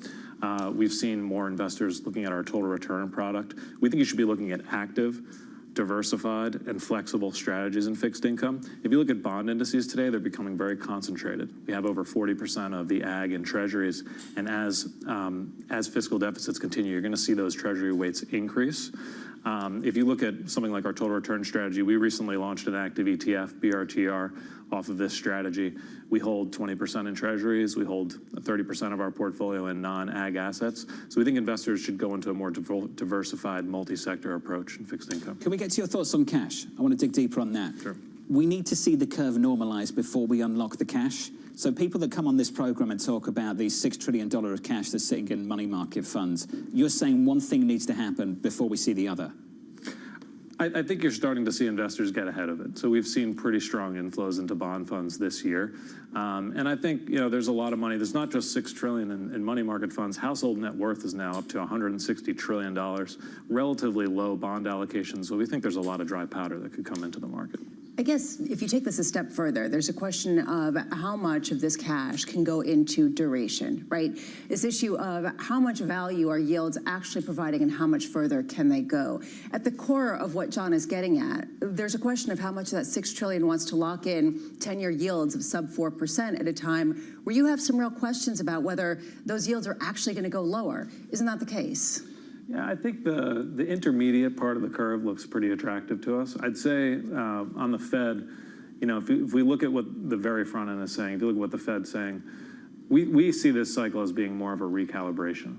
If you look at the front end, we're pricing 100 basis points of cuts at the next 3 meetings, and we're pricing terminal rates below 3 now. So I think there's a lot of uncertainty on what the front end's going to do. There's a lot of uncertainty on where terminal's going to be. But I think when you look at the intermediate sector, the valuations are okay. We do see it as more of a recalibration cycle. The market in the front end does seem to be a little bit ahead of itself from a valuation perspective. You're not talking about the long end. Why? Yeah, on the long end, it's not a place where we're allocating significantly our portfolios. I think we want to be a little bit more cautious. When you look at the fiscal trajectory, I think it's worthwhile to take a step back and look at how it's evolved. For many years, we had counter-cyclical fiscal policy. So when unemployment rose, you tended to see the deficit expand. And then in 2016, we evolved into more of a pro-cyclical fiscal policy as you saw tax cuts. And that was continued in 2021 with Biden's stimulus. You saw more tax cuts in a relatively healthy economy.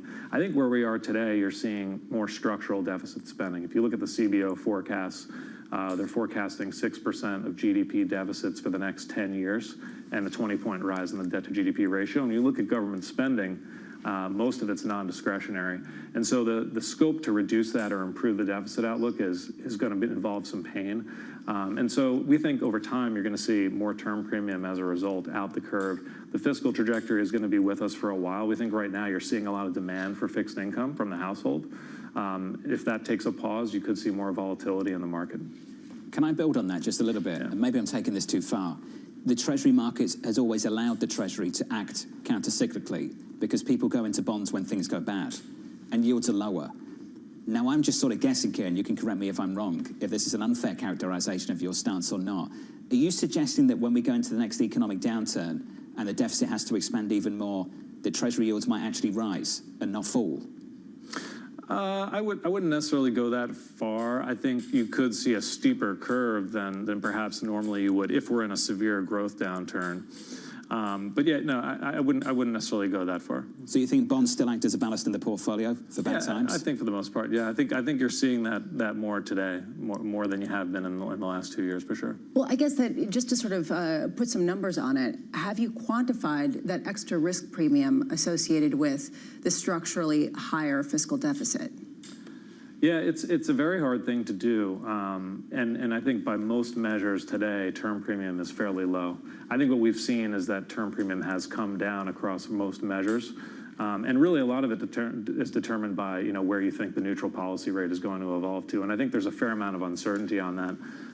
Right now, if you think the neutral rate is closer to 4%, there's not a lot of term premium in the bond market. If you think the neutral rate is closer to 3%, kind of closer to where the Fed's long-run estimate was, then valuations look more reasonable. How much do you care about bond auctions?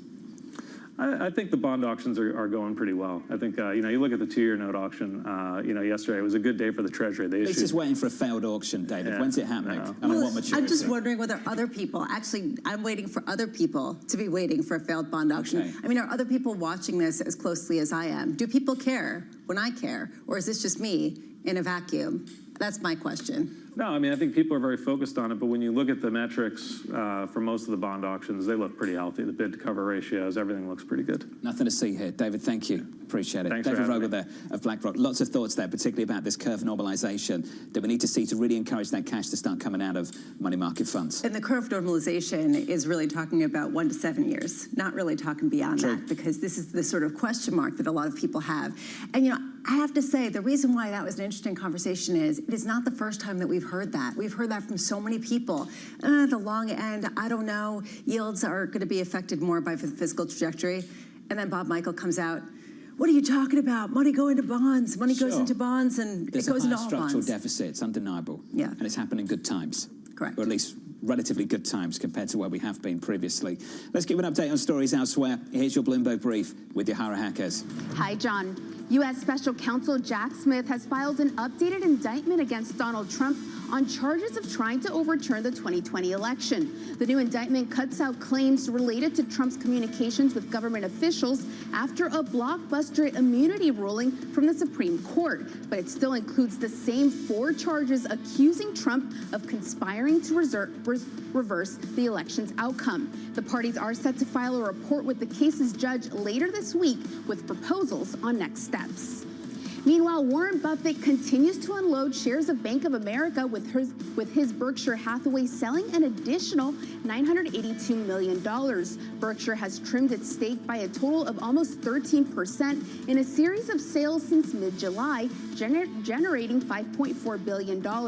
Yet Berkshire still remains the bank's biggest stockholder with almost 904 million shares worth nearly $36 billion. And another big podcast deal, NFL brothers Travis and Jason Kelce have signed a 3-year, $100 million deal with Amazon for their popular New Heights podcast. The deal allows Amazon to sell ads on the show's video and audio feeds and distribute it globally, and includes the show's back catalog. The podcast launched in 2022 and saw a massive boom in listeners after Travis began dating Taylor Swift the following year. That's your Bloomberg Brief. John? Yahara, thank you. More from Yahara in 30 minutes. Does she get a cut or not? Isn't that what you want to know? I just want to know, what is the association with the Taylor Swift effect? Would it be 10 million versus 100 million?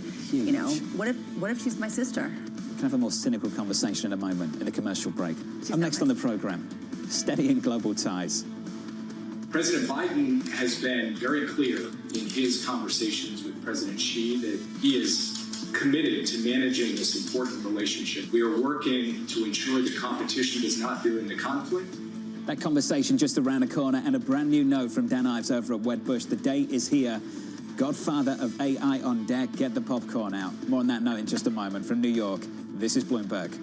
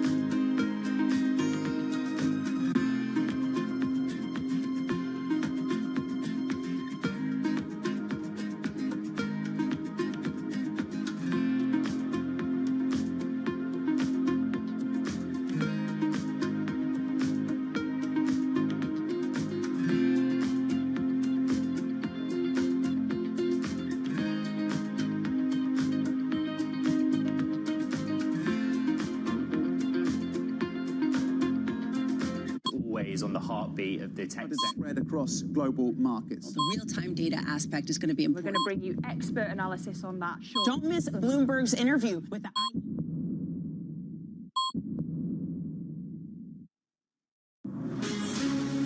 From the beating heart of global finance, economics, and politics, and wherever newsmakers are moving markets, Bloomberg brings you conversations that allow for deep discussions and important insights. What do you think the future is for inflation? Is this new normal? Are markets too optimistic? How do you worry about the things that are outside your control? How does the current fighting completely stop?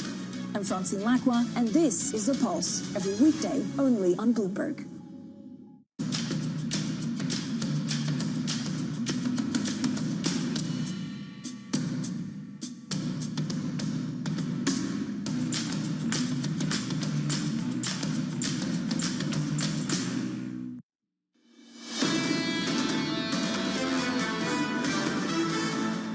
Dan Ives of Wedbush. So here's the note. The day is here. Godfather of AI on deck. Get the popcorn out. Get the popcorn out. Ed Ludlow sitting down with Jensen Huang a little bit later on, after the closing bell, after we get the numbers. So look out for that later on Bloomberg TV. Here's the fuller quote from Dan Ives. In a nutshell, we expect another drop the mic performance from NVIDIA, as right now Jensen & Co. are the only game in town with $1 trillion of AI capex on the way for the next few years. With NVIDIA's GPUs, the new oil and gold. What do you make of that last line?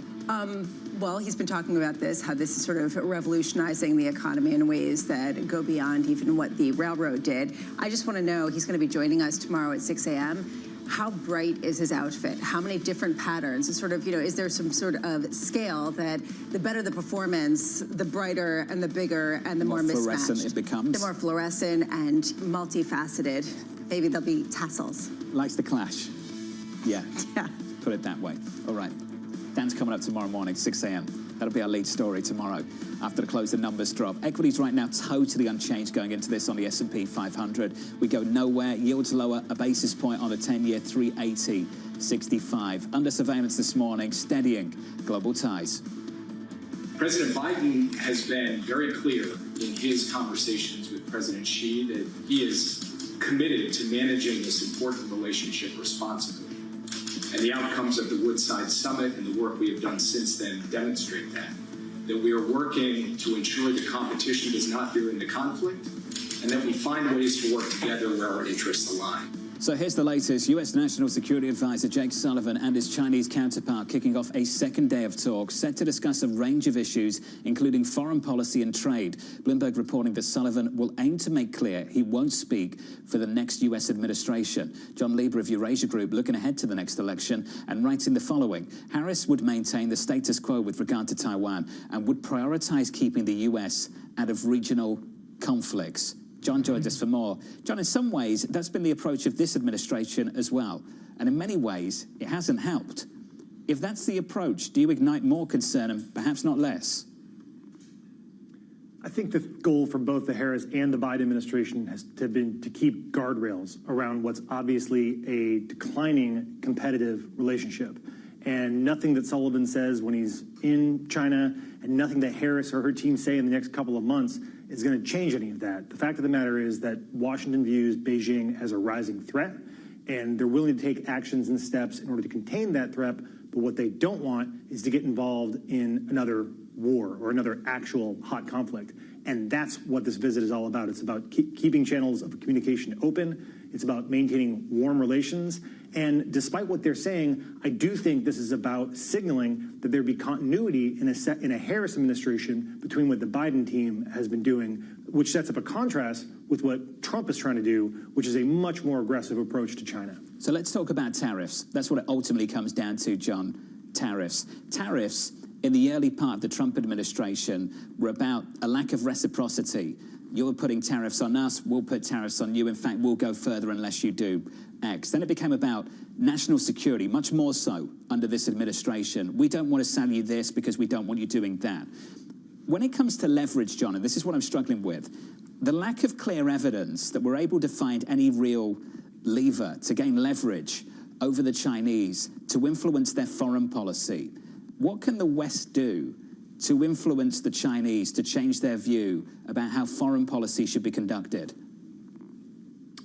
I think the big thing you're getting at here is Taiwan, and the Chinese absolutely have been resolute that Taiwan is actually a part of China, and that someday will be reunited with mainland China. And that's the single biggest flashpoint and the single biggest red line for the Chinese that the Americans, they do not want the Americans to cross. And I think that's kind of hanging out in the background of this entire discussion. One thing you didn't mention when you're talking about tariffs is jobs in the U.S., because that's really what I think the tariff regime is about. It's about decoupling from China, particularly in a second Trump administration, trying to bring jobs back to the U.S.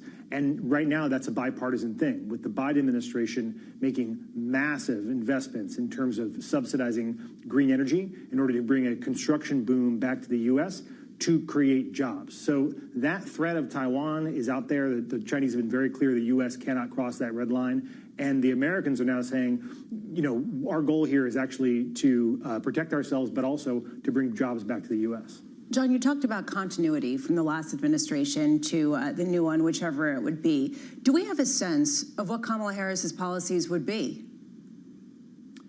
Not really. She hasn't really laid out a specific China policy, and actually she hasn't really laid out a lot of specifics on any policy. At the convention, she did make a point to talk about a strong national defense, but we don't really know what that means. I mean, the U.S. has massive fiscal challenges. That's probably going to determine the path of its national defense and the size of its military over the foreseeable future. Harris has said she wants to be strong here, but that could mean anything. And you know, one of the questions for her, one of the big challenges she's going to face is what happens when there's a provocation. What happens when the Chinese try to stop the Philippines from resupplying the second Thomas Shoal, for example, during her administration? How strongly does she confront them? And we just don't have a sense of that from her. Some of her personnel are going to be left over or brought along from her vice presidency. Most of the Biden people will probably cycle out, but it's really difficult to infer exactly what she will do when that 3 a.m. phone call comes. How much is that framing some of the conversations that you're having with clients, both corporate and other governments? I think the big question about what Harris is going to do is on the mind of every single person that we talk to. I think on domestic policy, it's a lot easier to predict. I mean, you know, she's going to inherit a Biden platform that looks like most other kind of Democratic platforms, which won't be that different because it will require Congress. But on foreign policy, you know, presumably she continues what she's doing with the Biden administration is doing with Ukraine. Presumably they continue this strategy of engagement with China. But what the specifics of that look like, who are the people making the decisions? These are all big questions that our clients are asking us. John, as a journalist, we can sit here all day and complain about the lack of access. There will be a little bit of access. There will be a sit-down conversation together with her running mate. The complaints will continue regardless. But ultimately, I look at the results, and whatever you think about it, the strategic ambiguity, the lack of access, the lack of clear policies, it's working based on the polls. Now, John, you and I have been talking for a while. We all have about the so-called double haters. How deep is that pool of double haters? And how well has this administration, or rather this campaign, how well have they done at tapping into that reservoir?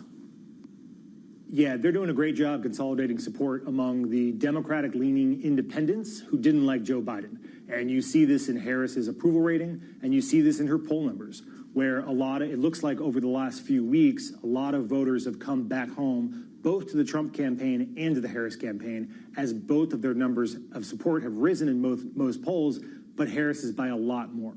So that double hater group is probably going to be a lot less relevant in this cycle than it was in either 2016, when Trump and Clinton were the least liked candidates ever, or 2020, when Trump was so deeply unpopular. So I think the double haters are less relevant here, and Harris is doing a very good job of presenting herself as kind of the normal, reliable, predictable option relative to Donald Trump. Making it less relevant, though, makes it a bigger issue for the Trump campaign. And John, as you've noticed, there has been a ceiling.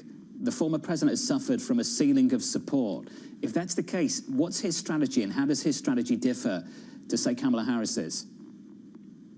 His strategy is to do what he's done the last in 2016, which is to pull out kind of an inside straight in the Electoral College and win barely enough votes to get him there. So he needs to win some combination of probably Pennsylvania and Georgia. Now North Carolina is looking a little bit more competitive, and he's going after young black voters. He's going after young Hispanic voters. He's going after the disconnected kind of voters who were supporting RFK, people who aren't regular voters. It's a high-risk strategy, but that's what he's got, because he is not your typical politician. John Lieber of your Asia Group. John, appreciate it. Thank you, sir. The latest on the relationship between the US and China, and what it means for the rest of the world, and the latest in the horse race as well, going into November. Well, the horse race and the lack of knowns is actually really interesting, as every single person who's come on this show who just analyzes markets and invests has mentioned this as sort of the wild card hanging out there. People don't have a sense of what either candidate would look like when in practice, right? Whether it comes to foreign policy or whether it comes to economic policy, which is why we are hearing on the margins some companies are holding back from making certain moves or trying to get ahead of the election if you're borrowing money in order to avoid some potential volatility there. More on this story a little bit later. Let's turn to the price action. Equity futures unchanged on the S&P 500. Big day coming up after the closing bell. Earnings from one of the most influential companies on the planet. Numbers from NVIDIA after the close a little bit later. Up next on this program, we'll catch up with the Boston Celtics co-owner Steve Pagliuca as NFL owners vote to let PE firms invest in their teams. The latest on that just around the corner from New York. This is Bloomberg.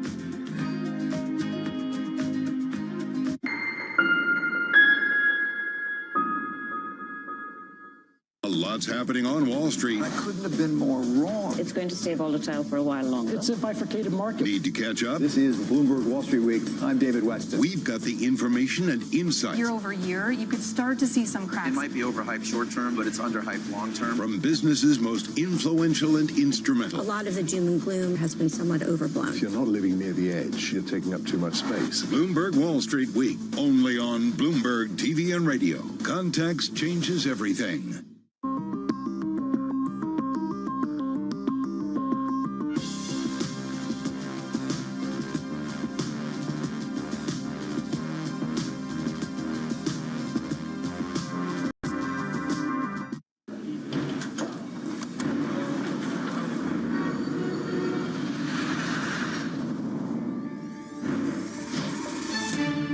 Welcome to the world of decentralized finance. With a surge in Bitcoin, you have crypto stocks also surging. Bloomberg's covering all things crypto, the people, This is a political attack, and we must hold our elected officials accountable. the transactions, Really a record-breaking moment. Bitcoin is the exit strategy. and the technology. Awareness is going to grow, and these things grow the overall industry. Crypto as an asset class is here to stay. Bloomberg Crypto, only on Bloomberg.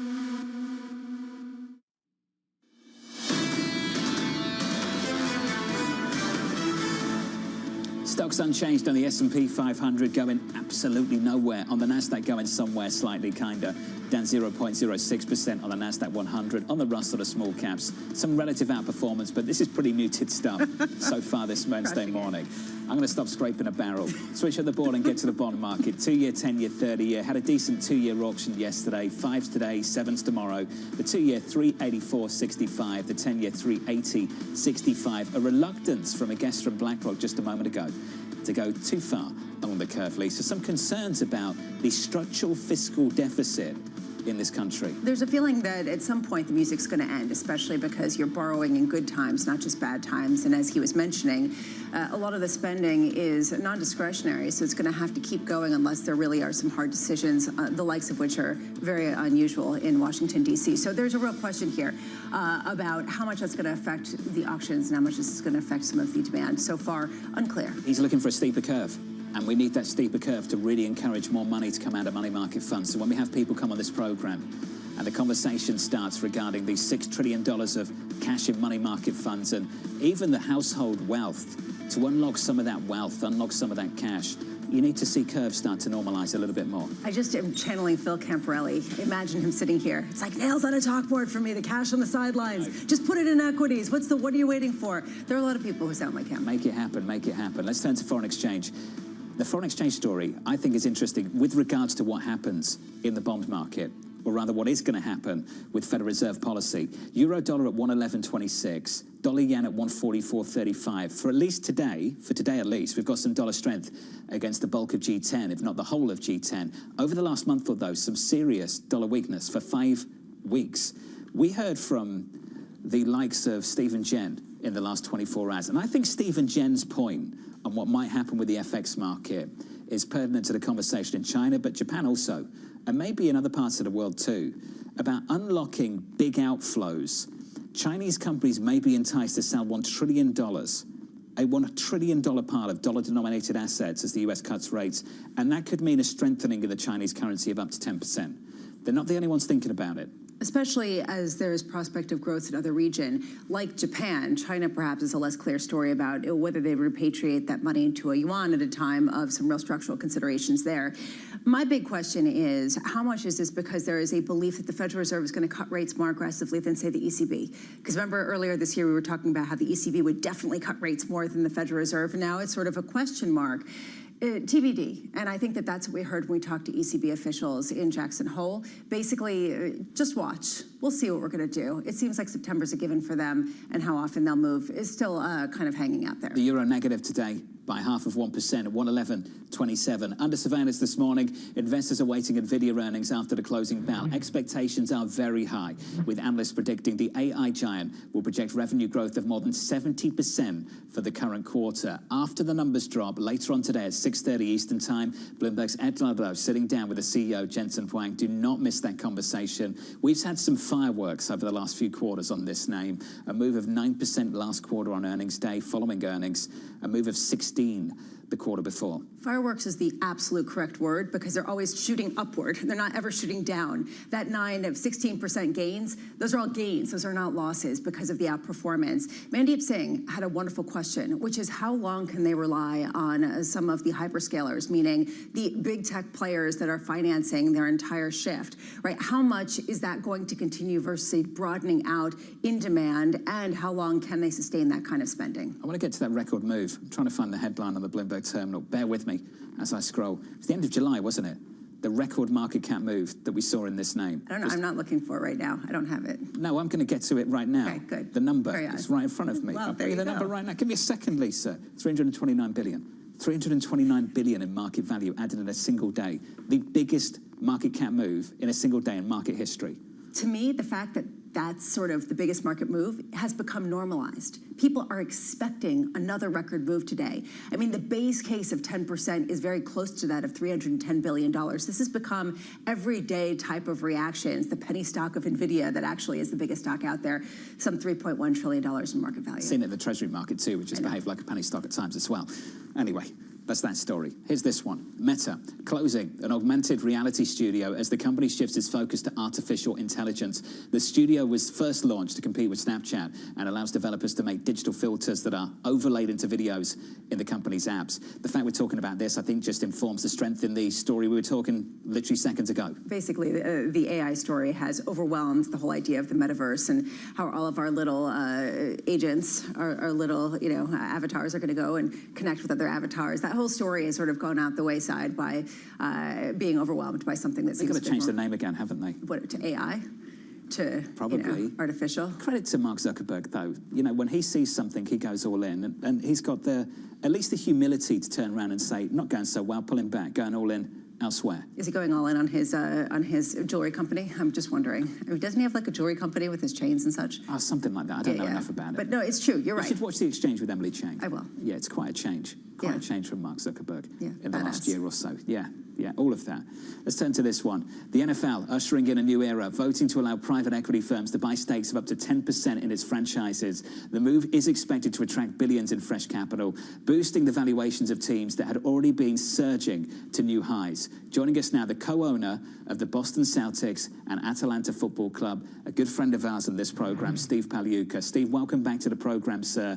I want to talk about what exists now in world sports and what, until this moment, hasn't existed for the NFL. Steve, can you walk us through the opportunity here for private equity and the difference between just the traditional view of taking a controlling stake in a company and the operating business and starting to influence the decisions that it makes? What are we about to see take place in the NFL? Well, that's a great question, John. The people are confused a little bit in that the private equity model applied to the NFL or applied to the NBA is very different. It is more, I would call it an investment fund policy rather than private equity policy. Classic private equity firms go in and buy companies and then try to grow them and grow the revenues and earnings and globalize them. That's not the case with sports investments. Sports investments will be done by specialized funds like Arctos, Dial, already in existence today. And they take limited partnership stakes, and they're limited to 10% in this NFL deal, I think 30% in aggregate in the NBA deal.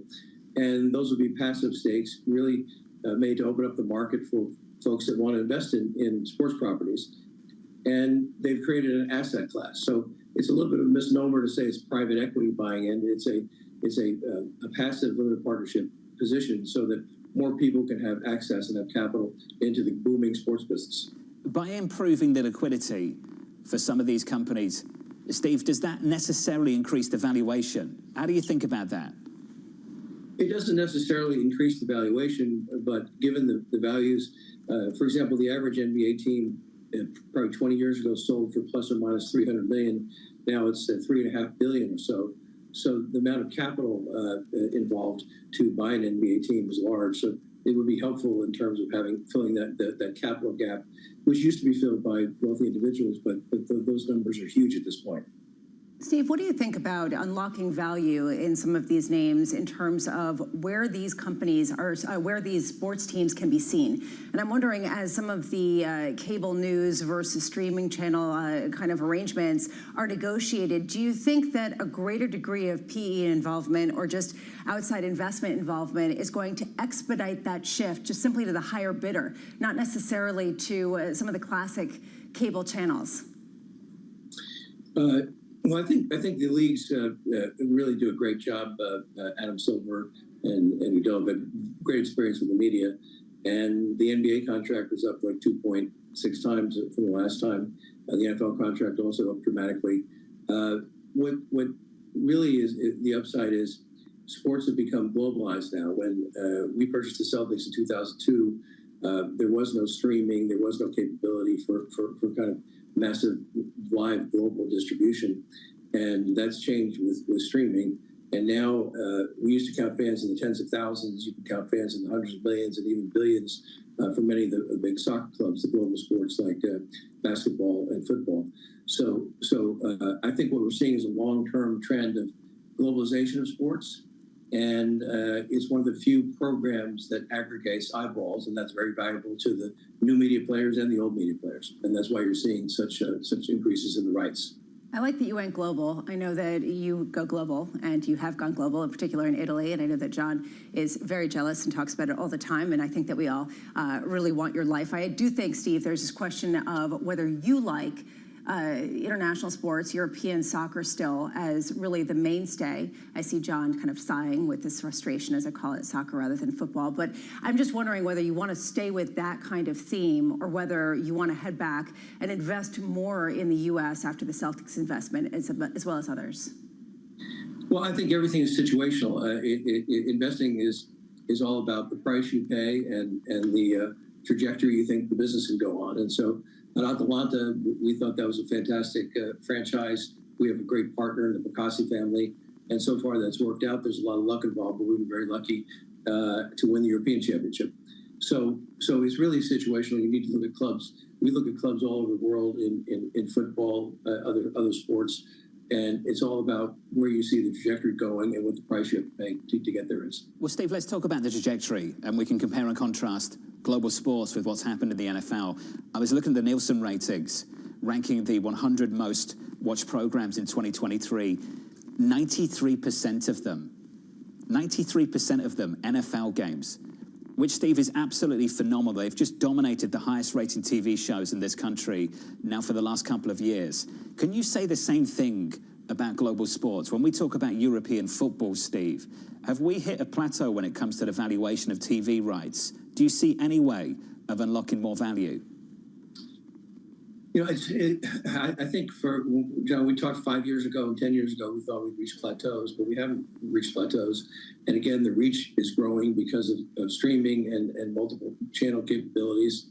And they've gotten more sophisticated about how to divide the packages up. So I don't think we've seen a plateau because it's so valuable to aggregate these audiences. And the NFL has done a fantastic job. They have a league that has parity. They have games that are important every week. The NBA has done a fantastic job with growing viewership and growing access to the game. And so I don't think we've seen the end of that yet, because the global, the worldwide internet companies, the Facebooks, the Amazons, and the old media, they need this programming and they need those eyeballs. And as you pointed out, that's incredible. In the USA, 93 out of 100 programs were sports related, were NFL related. Can you say the same thing about European football? I think European football is continuing. They continue to change the format of the Champions League, UEFA, Serie A, make the broadcast schedules better. So I think right now we're in a little bit of a lull in media rights in European football, basically because the streaming wars just ended, or didn't end, or it really ended 6 months ago, a year ago, when people realized that there's too many streaming channels, too many options, and so everybody's cut back on programming. So we've had these cycles. There's a kind of a momentary lull when there's bundling and unbundling. And right now, things are less robust. But I think it will come back when there's mergers and acquisitions and you come back to 4 or 5 global players who will be competing for these sports properties. Well, let's finish on acquisitions and your interest. Your name was associated with Chelsea Football Club a few years back, Steve. I just wonder whether you still have that interest in acquiring another club in European football. Yeah, we're looking at different clubs in European football, and we think it's continuing to grow. It's a great opportunity. There's lots of things that you can do to improve the product and expand the reach, as I said. And so, yeah, we think it's a really interesting area. Steve, could you share with us cities, places, countries, just a better idea of the clubs you have looked at? Yeah, I think they're right now. Media rights are down in France, and so there's some interesting clubs in France that need capital and to grow and come back, and the French market will come back. There are some interesting opportunities to play in, as you've seen in the UK, to move teams from the one division to another. So I think France, UK, and even some things in Spain. Are you in any active conversations right now, Steve? I imagine if you are, you can't reveal the details of them, but are you in any right now? Yeah, we're talking to several clubs right now, and I don't know if anything come to fruition, but we can't talk about who those are. But there's several clubs that we're talking to as we speak. Watch this space. Steve, it's good to see you, as always. When that news comes, looking forward to catching up with you. Steve Paliuca there, the Boston Celtics co-owner, on some of the shifting rules stateside with the NFL and the opportunities elsewhere. I just want to see a day in his life. I want to see amazing, isn't it? How many games does he go to? Is it every night? You know, whether he cheers for them all. Would he ever buy 2 teams in the same sport? And what would that be if they ever went against each other? Football, apparently. Well, exactly. How does that work? I mean, do you basically root for both of them? Do you just avoid? Do you not have a favorite child? Lots of questions. Amazing. Just amazing life. Love Steve. Let's give you an update on stories elsewhere this morning. Here's your Bloomberg Brief with Yahara Hackers. Hey, Yahara. Hi, John. Donald Trump is adding a pair of former Democrats to his presidential transition team. Robert F. Kennedy Jr. and Tulsi Gabbard are the 2 latest members of the Trump team after they both endorsed his presidential campaign. The move aims to widen Trump's electoral appeal in a close race with Vice President Kamala Harris. Kennedy suspended his own campaign last week and said that Trump had offered him a position in a future administration. Meanwhile, Apple is cutting about 100 jobs. Bloomberg News has learned the iPhone maker cut jobs in its digital services group as part of a shift in priorities in the division. The layoffs included some engineering roles, but the biggest cuts were made to the team responsible for the Apple Books app and Apple Bookstore. Layoffs are relatively rare at Apple, though the company has made at least 4 rounds of reductions in 2024. And SpaceX is delaying the first ever private spacewalk for the 2nd day in a row, this time because of weather. SpaceX said it was standing down from liftoff opportunities today and tomorrow because of unfavorable weather forecasts in the spacecraft's splashdown areas off the coast of Florida. If it gets off the ground, Polaris Dawn is scheduled to be a 15 to 20-minute spacewalk by 4 private astronauts. That's your Bloomberg Brief. John? Yahara, thank you. Up next on the program, Wall Street souring on crude. This is not the kind of market where it's produce or die. We've got much larger corporations running the show here, and I think they're going to find it much more difficult to discipline non-OPEC